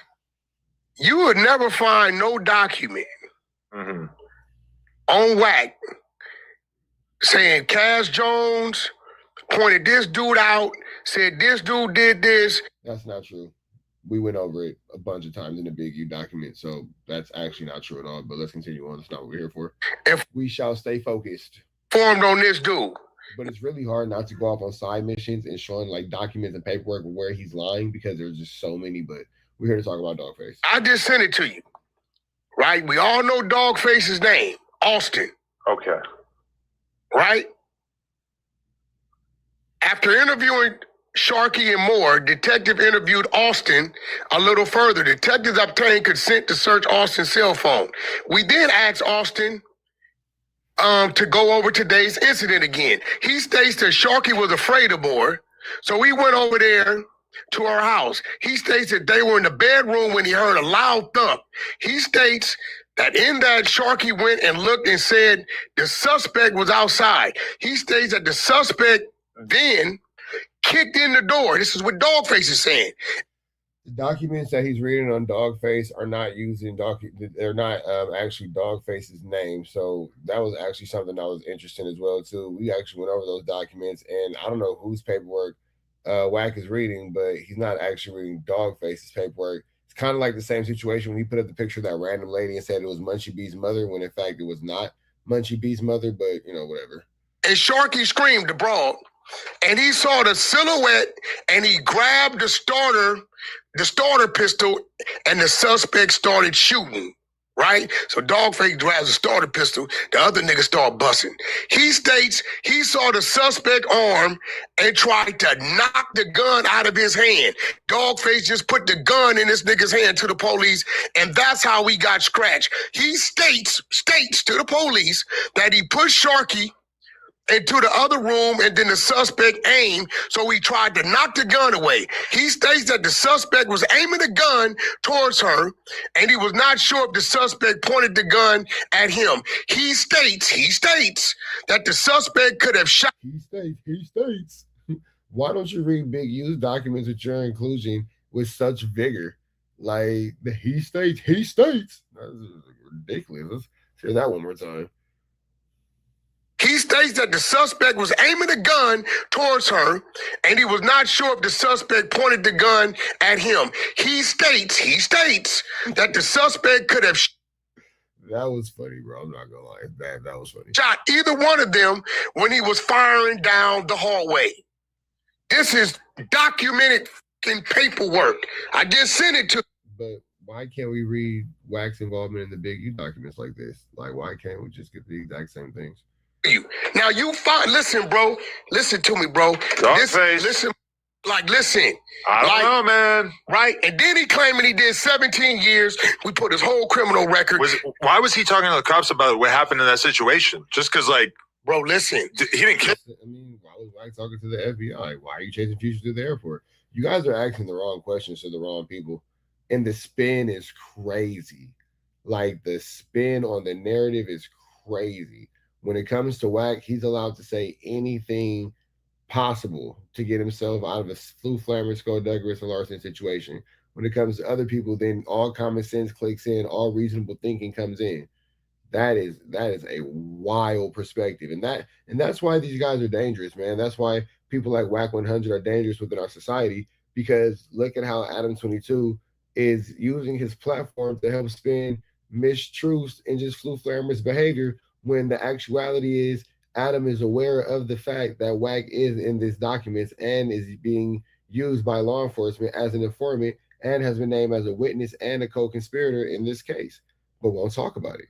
I mean, if it's all up for grabs, if it's all content, then why are we not treating it as such? I just don't understand why these situations are being continuously swept under the rug. And that's where the situation gets extremely dangerous, because the propaganda and the mistruth is, a very crazy thing. You know what else started off with propaganda? Mass genocides like the Holocaust, and that's just never a great thing. We don't want to see anything like that. You know what else started off as propaganda and the propaganda promotional campaign? Slavery. That's a horrible thing. We don't want to see that either. So we've learned in the past that when used in, with fallacies and with ill intention, propaganda leads to mass hysteria and mass distress amongst the public. We can't allow that into our space. That's just something that we will not allow to take place. That's something that we not allow to flourish in this space that we've built. You guys deserve much better than that as far as you guys being our viewership. I mean, let me know what you think in the comments. The guy, right? Listen, he telling the police his nigga had a gun. He wanted to do this. He shot down the hallway. This is what you telling the police. So at the end of the day, show me somewhere, bro. What year is that? Show me some motherfucker where. Show me somewhere.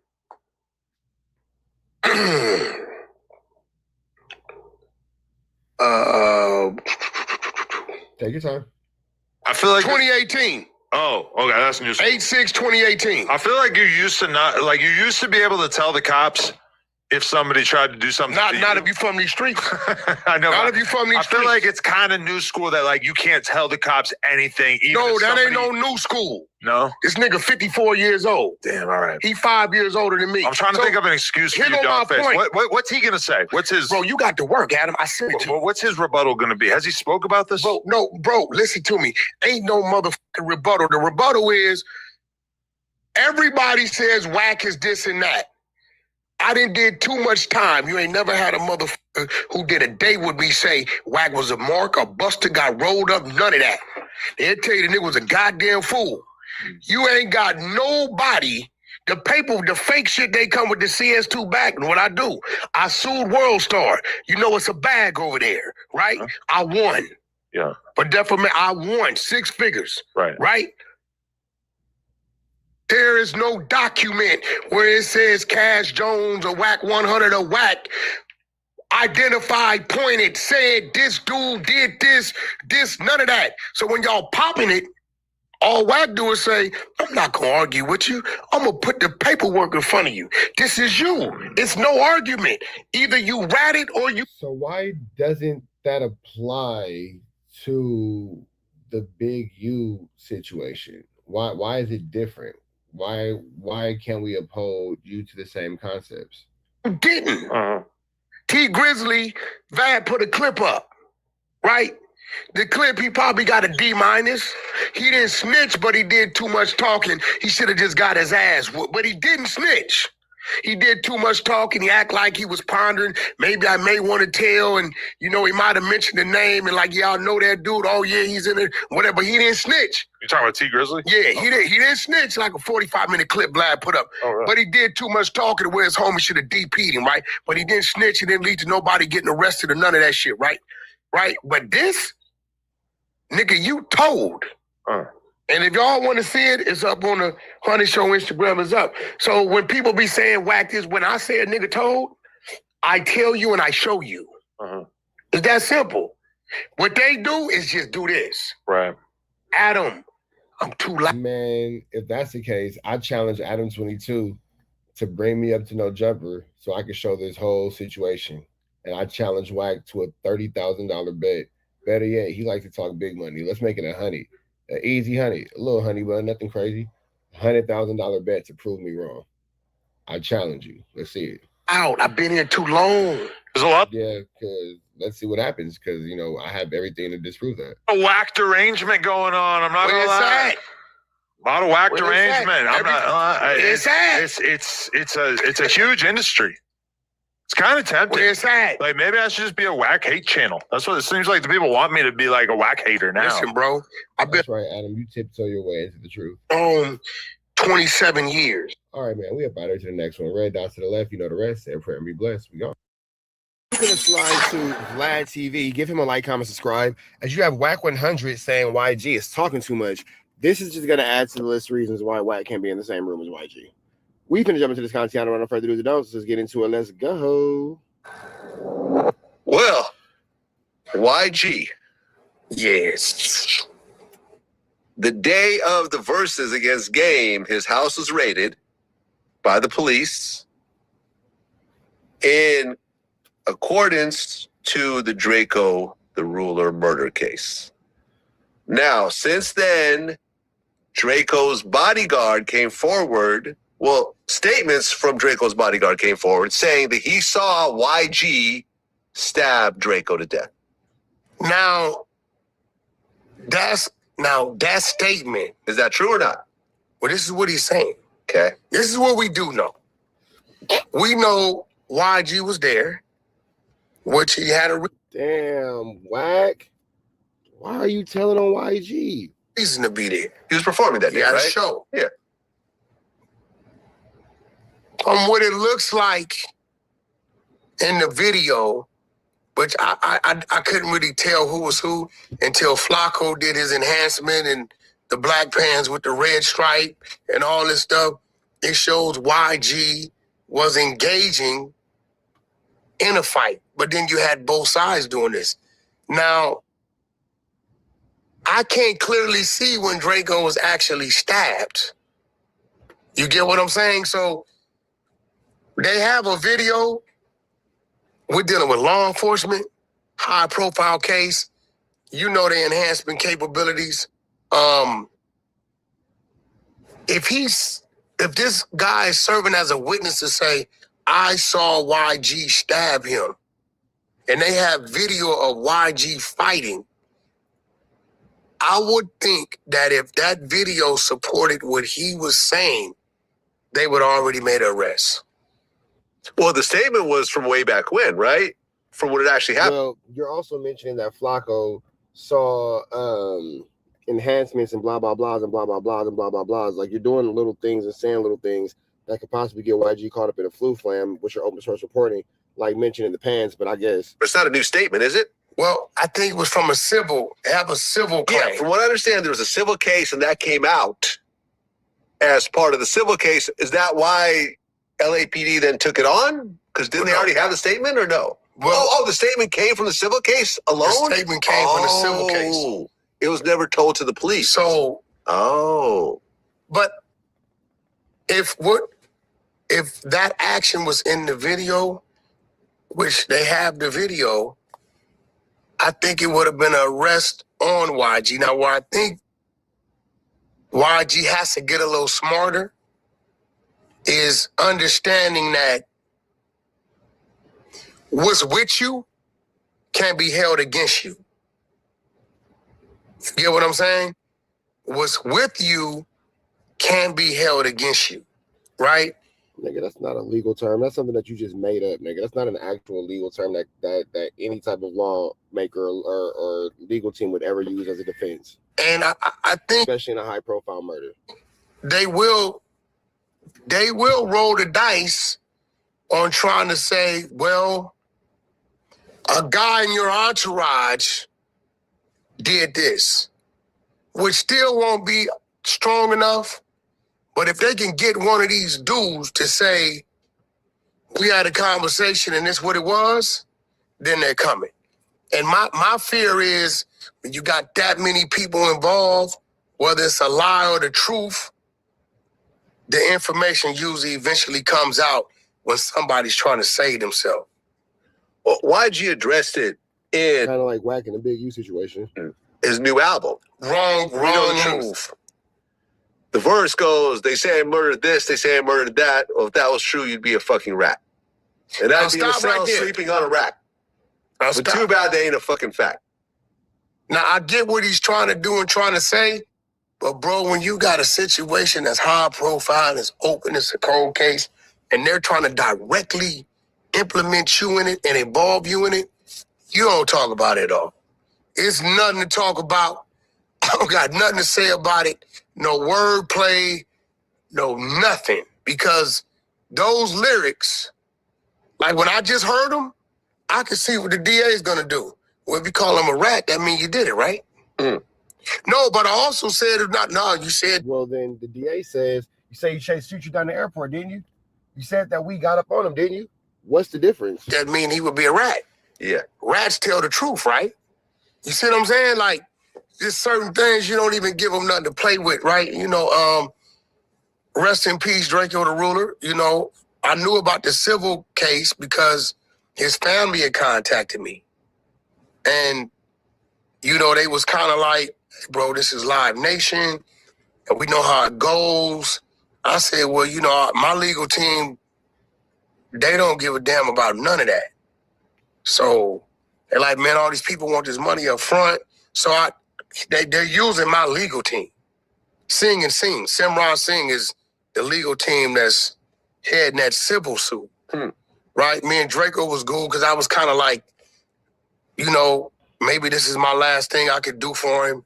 Give his family a righteous legal team that I know is going to go in and fight for that. Right? Because you're right. You're dealing with Live Nation and stuff like that. You know how those politics work, Black. You get the raw legal team in there, and it's a relationship going on, and it'll go another way. But my biggest fear is you know, people saying things and a lot of people involved. And I'm not saying that YG did it. I just know a person to get caught over here with a cache of guns and say, hey, I can help you out on that. If I can help you on that, will you let me go on this? That sounds very similar to the case that Wack has in Texas when he got caught with a cache of guns and they said that he started working with law enforcement. Sounds very reminiscent. And a person to say, and they might have really been there, Vlad. You get what I'm saying? And they know now what law enforcement wants to hear. Well, yeah, because the song goes on. And just make up some shit. The song goes on. I got paid $600 for that show. So why would I tell someone to fuck it up, though? If this is a fact you should know. Slim just died. I wasn't worried about it, bro. I came to get the dough, was finna hit the stage. And then I heard how y'all heard somebody got hit with a blade. I heard everyone saying YG paid, stop lying, come run YG fade. So, I mean, he's basically laying out the whole situation of the allegations. A blade, how much you got paid for the show. If he got paid $600,000 for that particular show, that ties him into the story. Bro, I would just shut the fuck up. That's my point. $600,000 for a show is a crazy amount. But well, you know what the best thing to always do is exercise your right to remain silent. I'm not, hey, bro. I'm not entertaining nobody with that. Right. It's too much. It's too much going on. I think the only thing he has in his favor is this video, which I think if, you know, I don't really know where Drake, I don't know if it was another round of fighting or somebody walked up on him. I don't really know where he really got stabbed at. But in the video we've all seen over the years, it just looked like it was some fighting going on in that one. So, yeah, but, you know, doesn't mean that you should be in there talking about it and making a bad situation worse. With that all being said, we're about to get up out of here to the next one. Red dots to the left. You know the rest. Say a prayer and be blessed. We go. Out. Again, notice how Wack is extremely happy that the conversation shifted. Yeah, I'm sure it has happened. I'm sure people that got called and got stripped, right? You know what? When I saw Gunna on Big U's podcast, I'm not going to say extortion, but that's when I knew, like, okay. People do things to be. Gunna claimed 60s. I know, but it's just like Gunna was not doing janky ass fucking hood paws. Gunna and But he Big did that U's one. oldest son are like real close. I know. That's what I'm saying. But, you know, Big U could Yeah, none of these things have to do with the fact that Wax actually mentioned this indictment and mentioned by name in the have got a lot of Now, people let on me this tell you podcast. who didn't get extorted or didn't allow themselves to get pressed was Lil Baby. Lil Baby did a song for OSB, Big U's group. And when they mentioned the video and mentioned what they wanted their terms to be, Lil Baby simply didn't do the video. Really? That's it.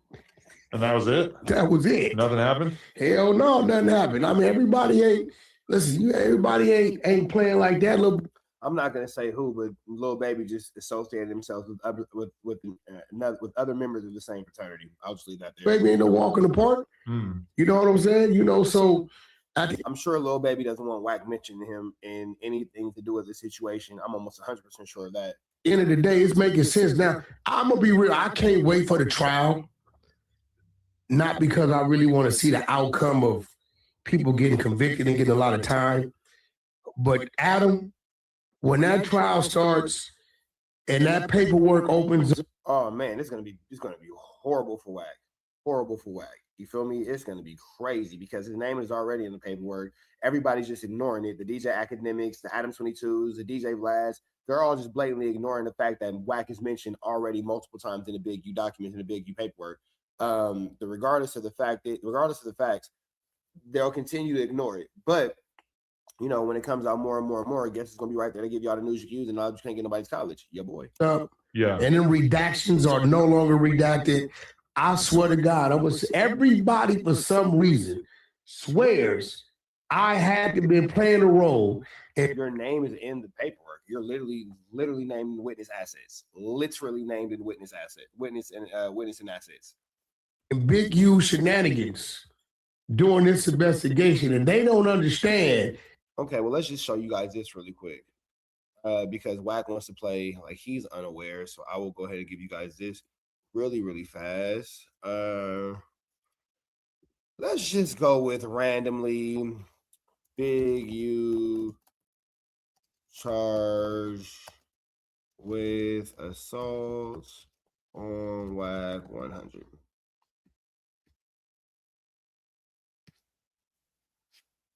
Let me see. Bridge Trapper.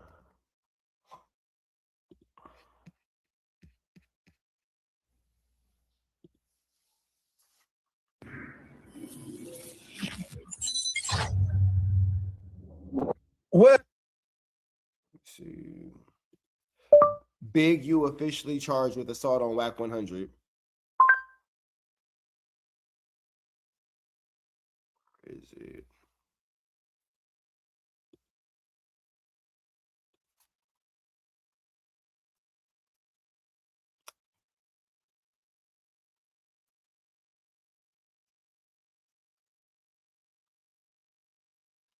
Let me see.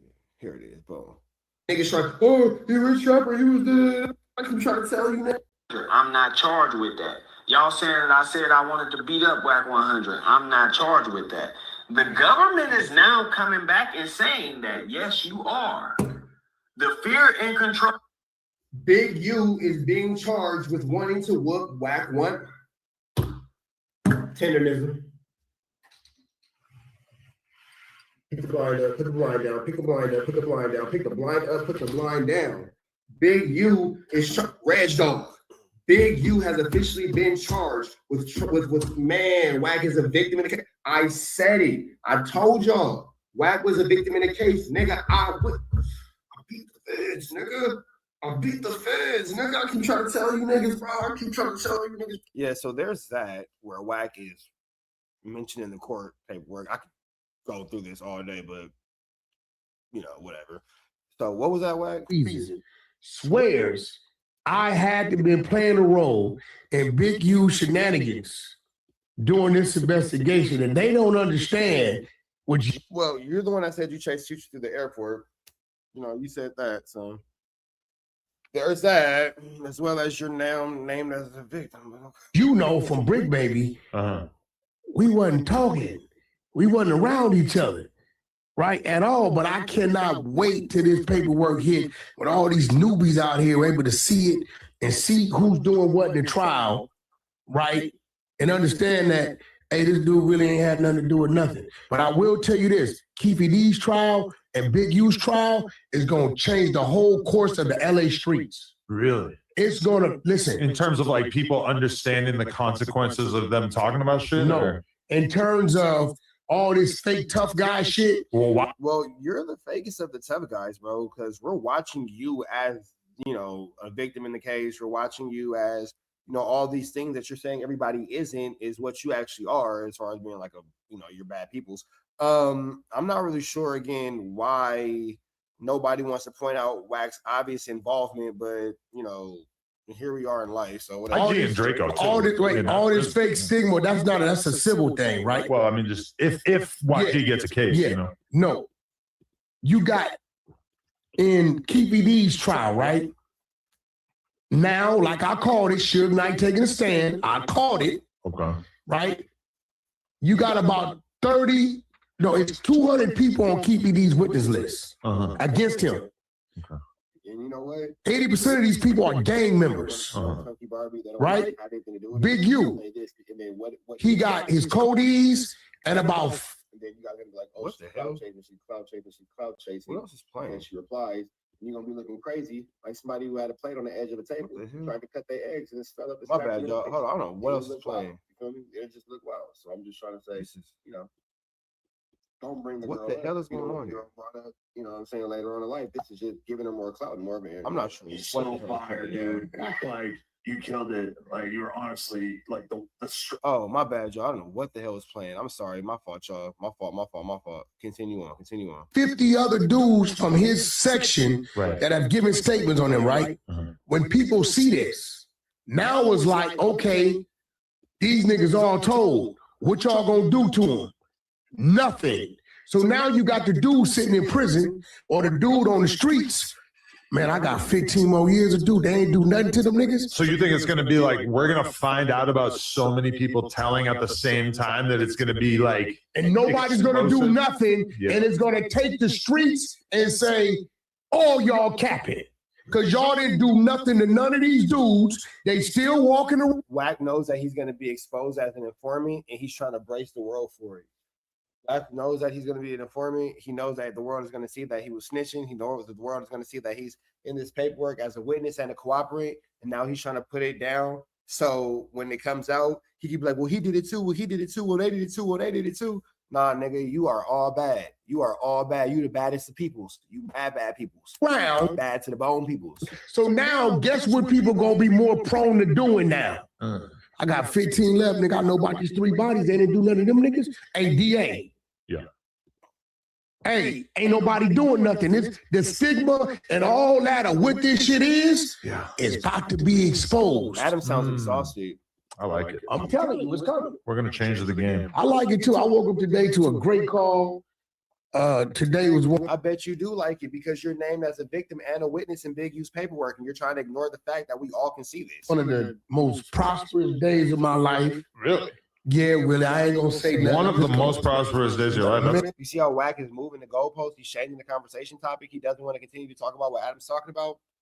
It's just a flu flam, bro. It's just a flu flam. That's all it is. One flu. The feds don't know. They said on or about a week before or 2 weeks before. So the feds aren't sure. So to make sure the feds are sure, this is what Wack says on No Jumper. Listen to this. The hotel. I had no idea. Okay. My man woke up the other morning, text. I thought I'd send it to you. A week before so the LAX situation, he got beat up by some guy at a hotel. No. Open source reporting, bro. Open source reporting. And then Wack's gonna sit here and pretend like he doesn't know what they're talking about. He doesn't know what Adam's talking about, and all this kind of stuff. And I'm gonna let this clip from Byron Blake finish out so you guys can see exactly what's going on. It's a cold game, man.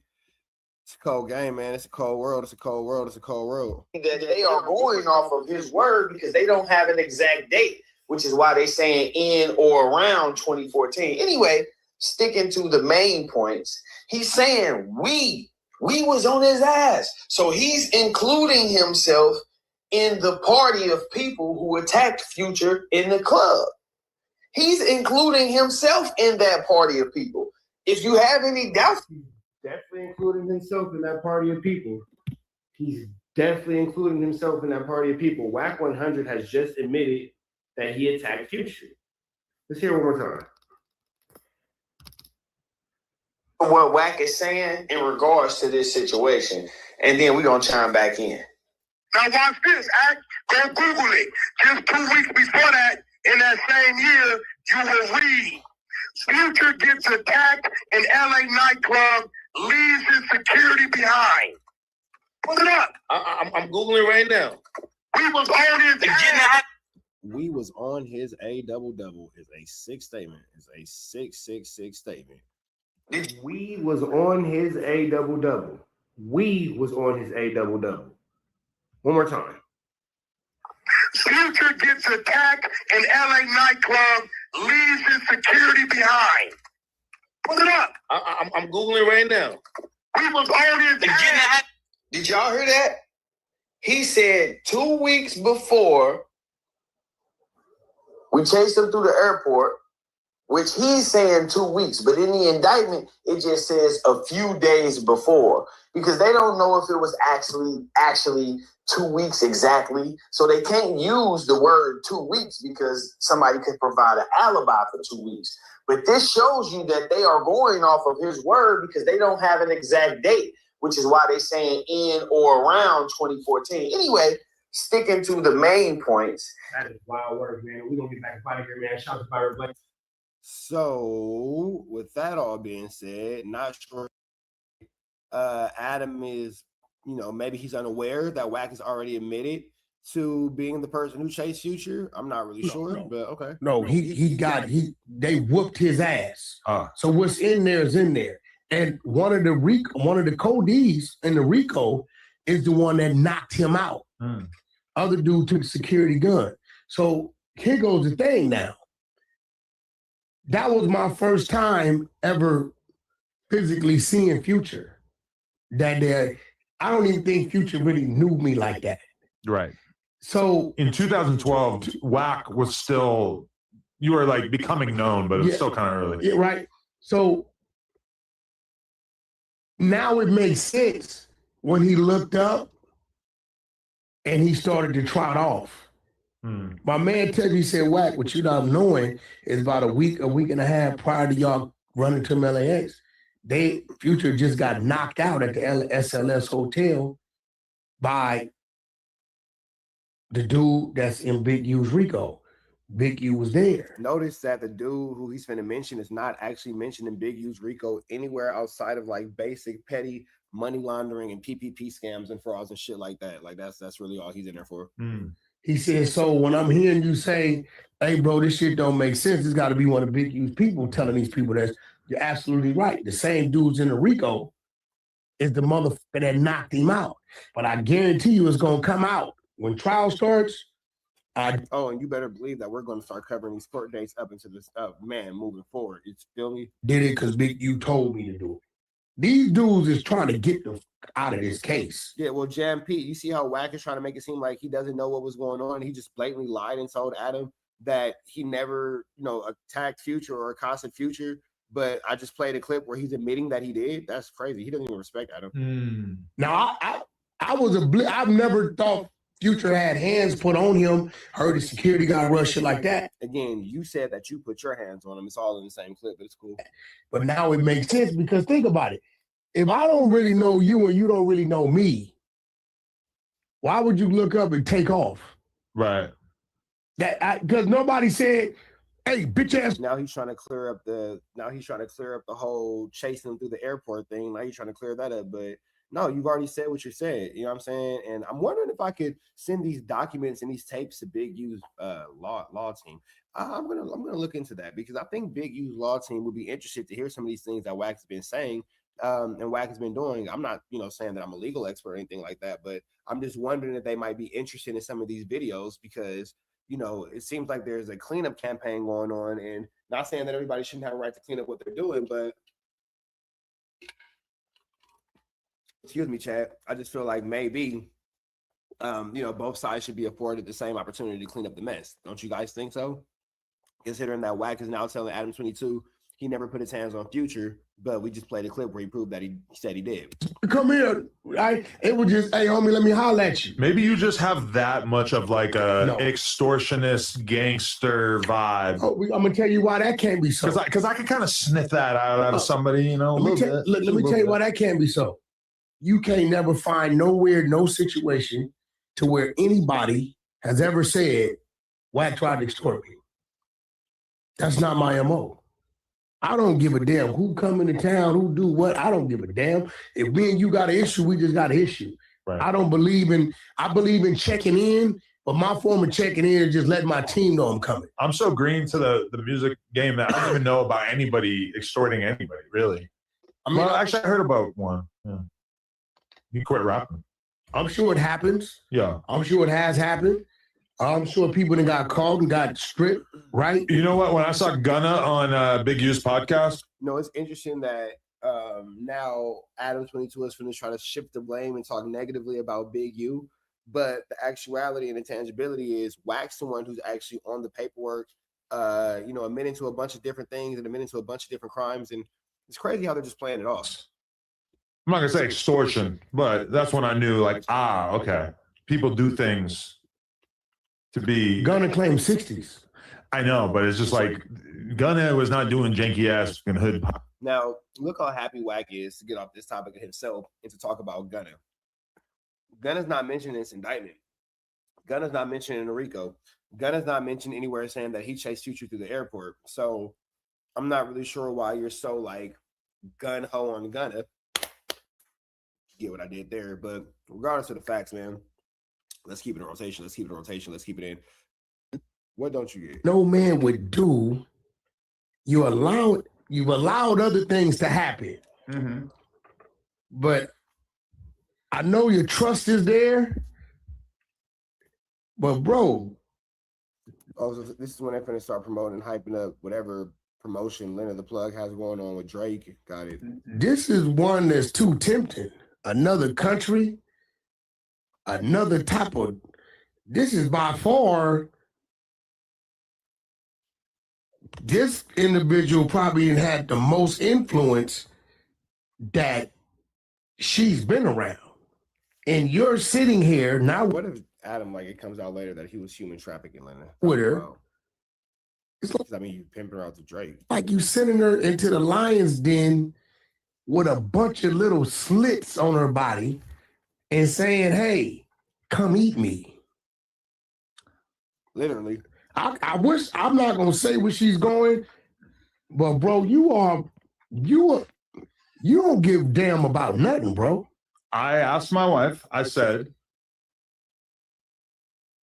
please don't cheat on me. Something along those lines. Don't cheat on me. I forget exactly how I phrased it. And she said that she would not. The fact that you had to ask her not to cheat on you is letting you know maybe you shouldn't have agreed to this, bro. The fact you have never asked her this. You've never asked Leonard not to cheat on you going into a situation. That's true. The fact that your mind said you have to ask Leonard, who's been loyal, faithful, not to cheat on you, it's because you yourself know this. You made a decision, bro, that is on the land. Yeah, Leonard's like on a 20v1 or a dating show with Drake or something like that. So, Adam, you may never get your chick back. You may never get your chick back. Edge. I believe in my woman. I trust her to be thrown into the lion's den and to emerge with nothing but a few scratches, perhaps. Well, let me ask you a question. Does Lena have an alter ego? Yes, it's called Lena the Plug. And that's her alter ego? And then you also have Lena the Mom. Okay. Well, Which are literally her Instagram names. So Lena the Plug. Mm-hmm. And you have Lena the Plug, and then you have Lena the Mom. Graham, with Grand Mason. You don't know my last name? That's amazing. Yeah, I don't, yeah. You have Lena Grand Mason. So who went on the trip? Leonard the Mom or Leonard the Plug? What if Leonard Graham Mason, alter ego Leonard the Plug, gets a little tilted and blames it on alcohol? And she says, Lena, the wife that was sober, did not make this decision.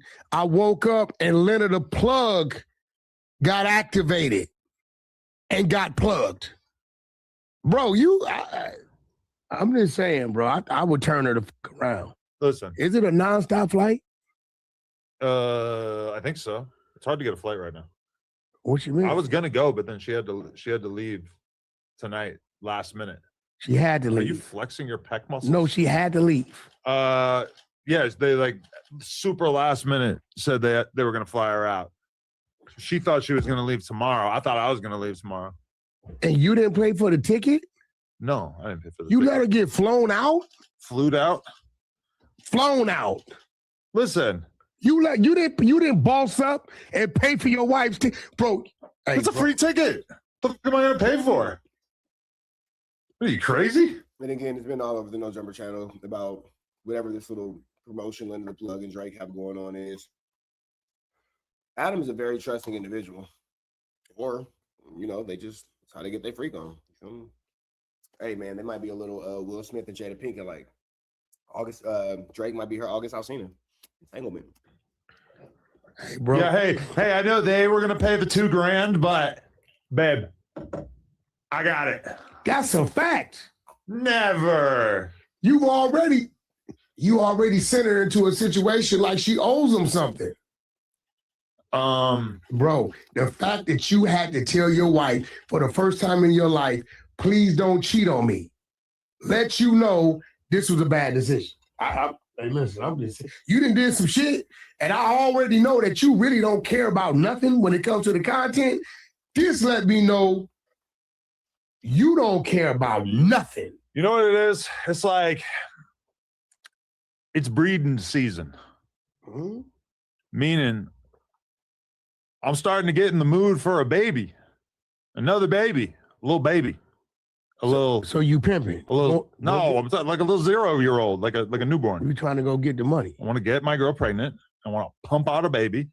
You want to get her pregnant, right? And then I want to hang out with like a fucking funny ass little. You want to get her pregnant? Yes. Who else would get her pregnant besides me? Shit, the person you asking her not to cheat on you with? No.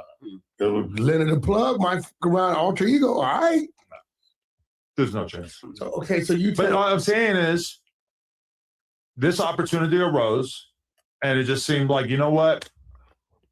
Let's go mega viral and just knock this one out of the park, and then maybe we could reproduce. This shit is definitely about. So I know a lot of you guys are kind of like wondering what the hell are these two 1-2 steppers talking about. I'm going to show you. You see right here. Wrong button. No Joe. Pump it up. Get it, you get it. Don't worry about it if you don't. It's this right here. Linda the Plug throws away her wedding ring and gives Drake a hall pass to use whenever he wants. Pointers for me? Wow. Wow, I've had this dream before. Hi, how are you? What's going on? Wow, okay. This is probably not going to go over well. Hi. How are you? Lena. Nice to finally Oh, meet yeah, I you. recognize you. Hello. So do I. How's everyone? Wow. That was a weirdly long hug. I just like that moment. It's been It's been lingering. Well, you have a husband. Why are you here? Wait, hold on. Actually, can someone hold this for me? I can. Yeah. Oh, wow. Okay. Okay. All right. Well, All right. Lena, right this way. Oh, thank you so much. Yeah. It's just yeah. the intro. You guys are We're gonna have a go on date later. Bye. Wow. The Shit. Hello again. Hi. Let me get all this other stuff from these girls out of here. Have you Yeah. seen my stuff? Wow. Wow, I've had this. Have I seen your Yeah. stuff? Do you have any pointers for me? I actually have never watched, to be honest with you. I haven't watched. I only see like aftermath photos. Oh, okay. He's in the Reddit, guys. Yeah.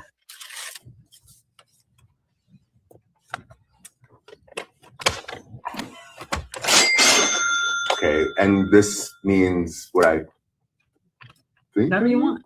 I keep this? Yeah, it's yours. Thanks. Cash it in. Whenever you want. Cash it in, okay. Whenever you want. All right, I look forward to it. Have I seen yours? So it looks like Drake has in fact cashed it in because she's on a flight and Draco got it in the book bag. Never get your chick back. This is crazy. And again, when you guys look for empathy and sympathy out of Adam 22, this is why I say it doesn't really make sense to me because this is what he does with his wife. So what chance do these niggas got? He don't have no boundaries. So, you know, hey man. To go mega viral. And Viral. I even think the black dude you gave a green light to, he's gonna be jealous. Jason Love? Jason's gonna be I jealous. think Jason Love is going to be jealous. Jason gonna want to whoop dude's ass. That's a beef I could go for. Him being mad at, He calling him out. That would be funny. Brand risk. That's actually a good one. Yeah, that Jason's gonna. That's a good one. He should do that real. There's something there. I'll put my team on it. See, what's crazy about you, bro? Whenever you start something, it always elevates. Right. So what's stopping you from saying no to the $5-10 million check of a Lena session with this individual as you approve with Jason Love? $5 million? You know that's fucking doable. Think about it. Listen. Every man has his price. This nigga said he'd sell his wife. He sell Drake his wife for $5 million. Never in life. I am a very, very, very, very, very, very money hungry individual. Never in life. I'll keep this bitch. Anyway, that is wild. That is wild. That is no boundaries, man. I don't know. Turns out my price is $5 million. So you would let it happen? Of course. I'm sure she got smacked by Jason Love for way less than $5 million. That nigga said, turns out my price is $5 million. $5 million's in the Drake verse. Crazy. That Wack Pack, I want to tell y'all where Lena's going, the storm she's headed into, but I can't. But bro, this dude is out of his mind. The 22ster saga unfolds. Another chapter is written. Yeah, you never cease to amaze me. I would have lost this bet. I'm a silly guy. I like to do funny stuff, entertain the audience. That's what we're doing. We're keeping them entertained. I don't think you should let the audience be entertained by way of Drake entertaining your wife, bro. That's entertaining him? Dead homies. You're going to have a hard night tonight, bro. Doing what? How many times you think you're going to call and text her? Drake's going to have a harder night. See what I did there? I'm chill. I'll talk to her a little bit, but I'm not. It's cool. Oh, she's good. She's safe. What if you hear a knock at the door? So I might have a knock at the door. I might call up Redacted. Yeah, I never thought you would do that with the lady. You never thought I would have a girl over on a Thursday night? I never thought you would do that with the Mace lady. That shit was crazy. Mace Lush lady? told me what she would call. Yeah, that's Who's great. the Mace lady? I don't say her name, bro. Who? Chunky Barbie. Bro, like you was really in the office and she tried to squeeze under your desk. You can't. That shit Now she wasn't didn't gonna fit, work. but That's a fact. Lush told A for effort.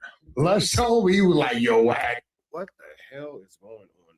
What the hell is going on between the sheets in my home? This is just bacon breaking. This is bacon breaking content. Now we're talking about Chunky Barbie. Random beef alert. I don't know if you guys remember Jalik the freak Jalik. The girl who said that Skinny from the 9 assaulted her, but that ended up being a lie. She has decided that today or last night, she wanted to spend her Friday night, her Saturday night, not enjoying time with her children, not being the wonderful mother that she says she is, not hanging out down the street, same old thing that they did last week. No, Freak Jalik is in the streets, high bun and all, baby hairs on 10, slick back, veins coming out of her forehead. As former No Jumper host Jalise Pino pulls up on Yaya Mayweather and ends up in a physical altercation. Me and Yaya Mayweather just fought, is what Jalise is saying. Let's jump into this content. Mayweather, me and Yaya Mayweather just fought, and she slapped me, and then this is what happened. So it was self-defense. So whenever she told the police, she lying, y'all. This Yaya Mayweather. So that's Jalise's hand. Now, you know, a lot of things could have happened where her hand got scratched like that. That looks like maybe at one point Yaya Mayweather may have had Jalise's hand, and Jalise might have had Yaya Mayweather's hand, and they are scratching each other. Those kind of do look like defense wounds, you know what I mean? Like palm of the hand. Maybe, you know, Jalise was trying to stop Yaya Mayweather from attacking her, held her hand up in a please don't help me motion, or please don't hit me motion, and then Yaya Mayweather might have grabbed her hand, and her nails penetrated Jaleese's skin, because the only way Jaleese's hands could be like that is if she smacked Yaya Mayweather in the mouth and Yaya Mayweather had braces, which would be very unlikely. But let's continue on with the situation. Let's continue on. What you want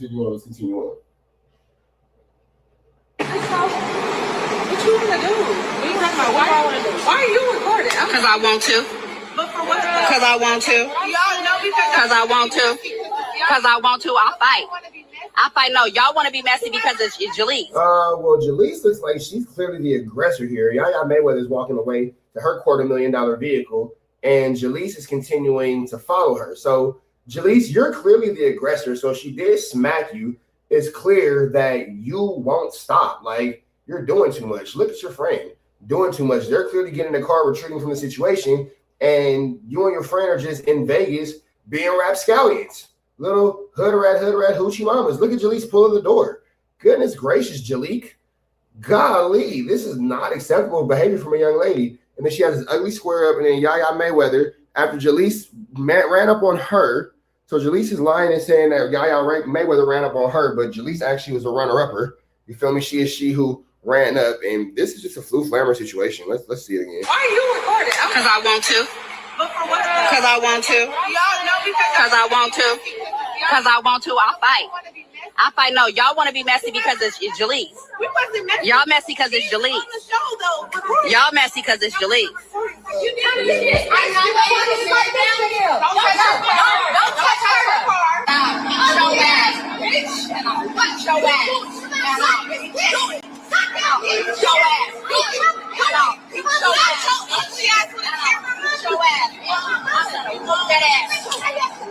Let's go.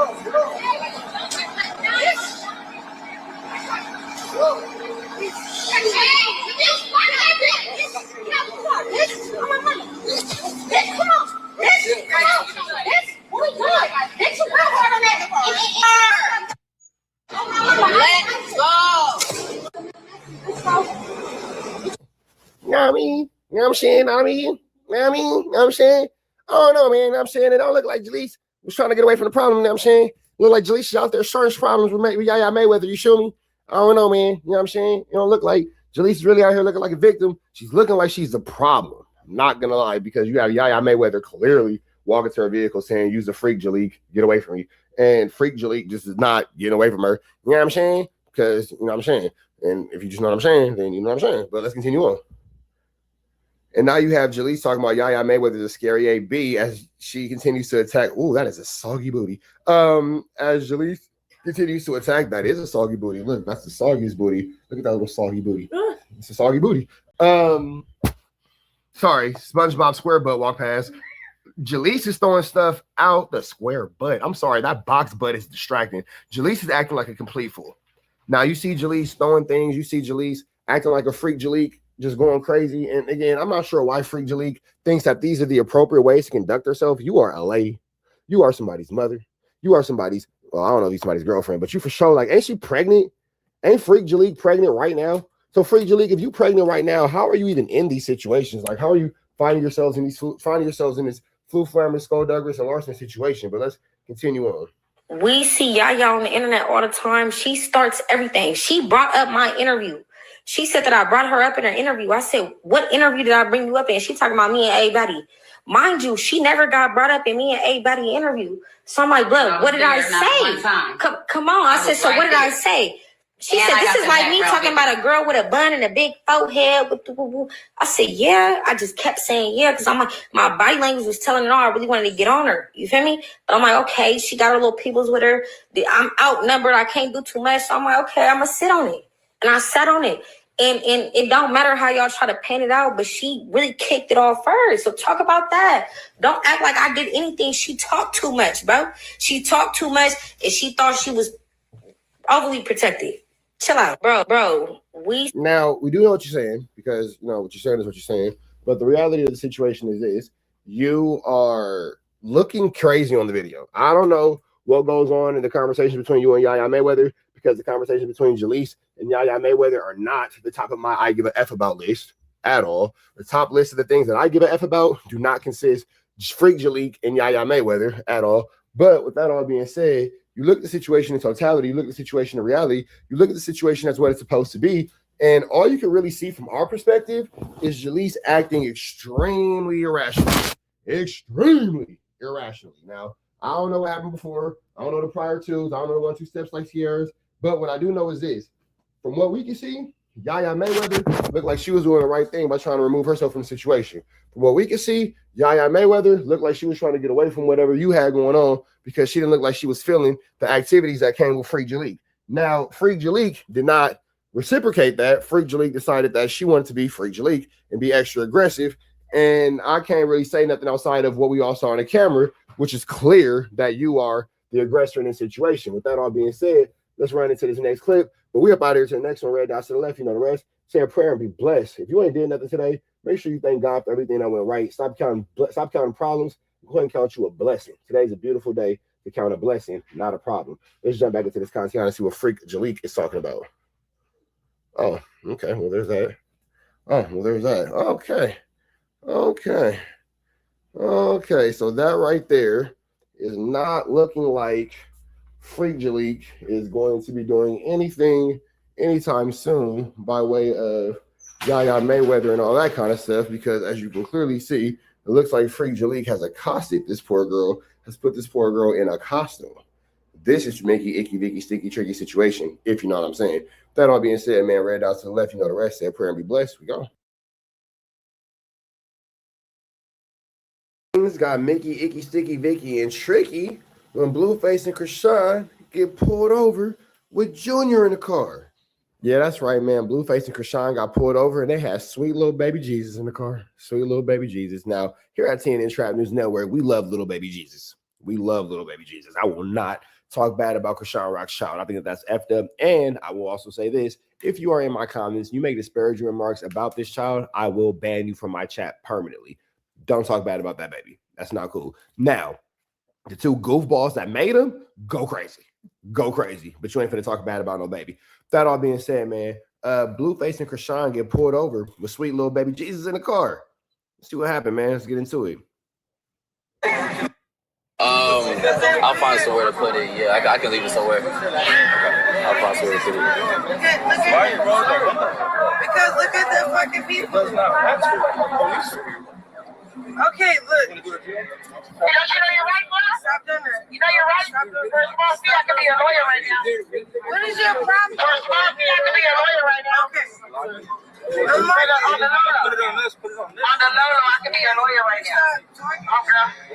We're right here trying to get our night going at the pig god for Sean Rock. Right here. Hey, back there. Is that what y'all know? Why are y'all following? Y'all must have been following her. Dang, is that little nipples in here? Where's that the fight? For her CC? No. Where are they doing? Why? Where's the yellow thing? Where's the yellow thing? Do their job the wrong way. So we can do it the best way. Right here? You guys know what part that was when you pulled it over? You're doing it right now. Lines of six. You guys are doing this on purpose in the side. And your first name? I literally had conversations with your guys' boss. And he goes in the city to let them know that we're going to be out of Okay, bro.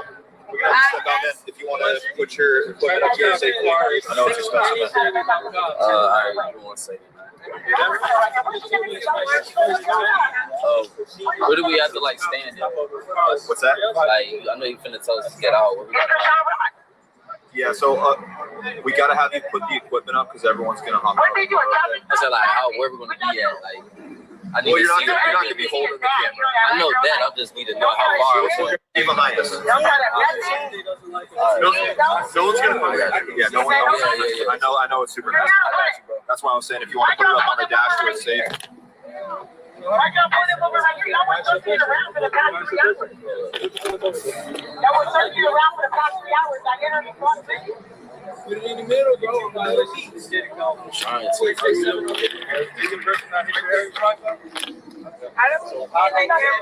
You're not.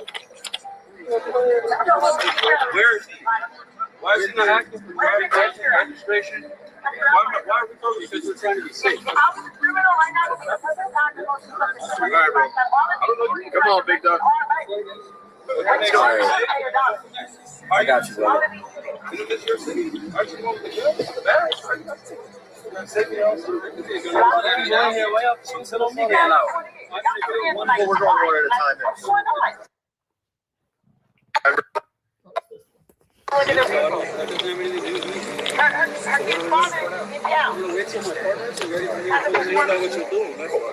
gonna wait for somebody else. You know me. Are you a fourth waiver? Hey, are you on probation or parole? Passenger? If you're not on none of that, you don't gotta let them search you or do anything. You don't know me. 12 cops are. Are you on probation or parole? You don't bring the passport for somebody you don't know. No? So why you let them run to your pocket?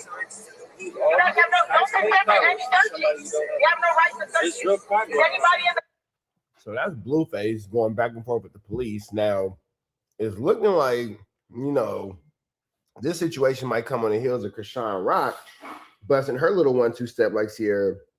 You know, they say Krishan Rock got the police waiting on her. You feel me? You know, they say the police is on Krishan Rock and hell meat though. You feel me? On Krishan Rock, hell meat though. That's all I'm saying. That's all I'm saying. You know what I mean? All I mean is Krishan Rock got some 1-2 steps like Sierra going on. Might want to check it out. But do you guys think that this has anything to do with the fact that Krishan Rock is being looked at for the unalignment of Ronnie? Don't forget that the police is looking at Krishan Rock for that, man. They say she might got something to do with it, but let's see what else is going on here. Blueface finna get out the car.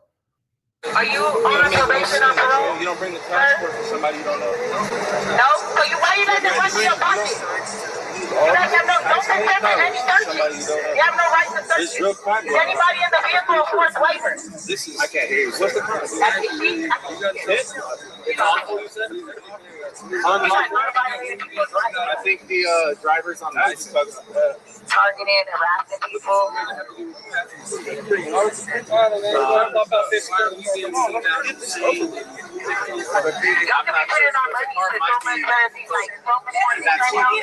don't know if that's usually what happens when somebody else has somebody else drives. I don't know if that's what's happening. But I'm just letting you know. Okay, but I'm not here. That shit happens like a block away from your own. Where is it easier for you to get out? This side or that side? This side? No, they are there. They get them little bags. They get them big bags. Okay, hold on. We'll wait.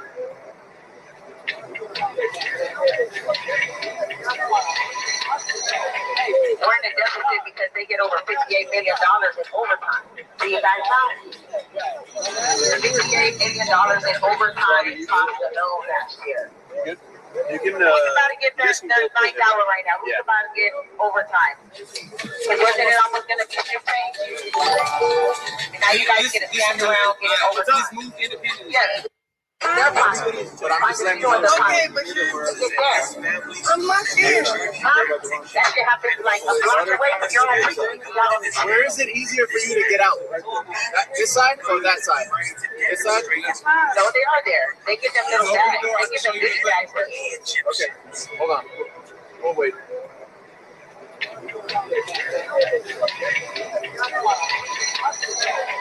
We're in a deficit because they get over $58 million in overtime.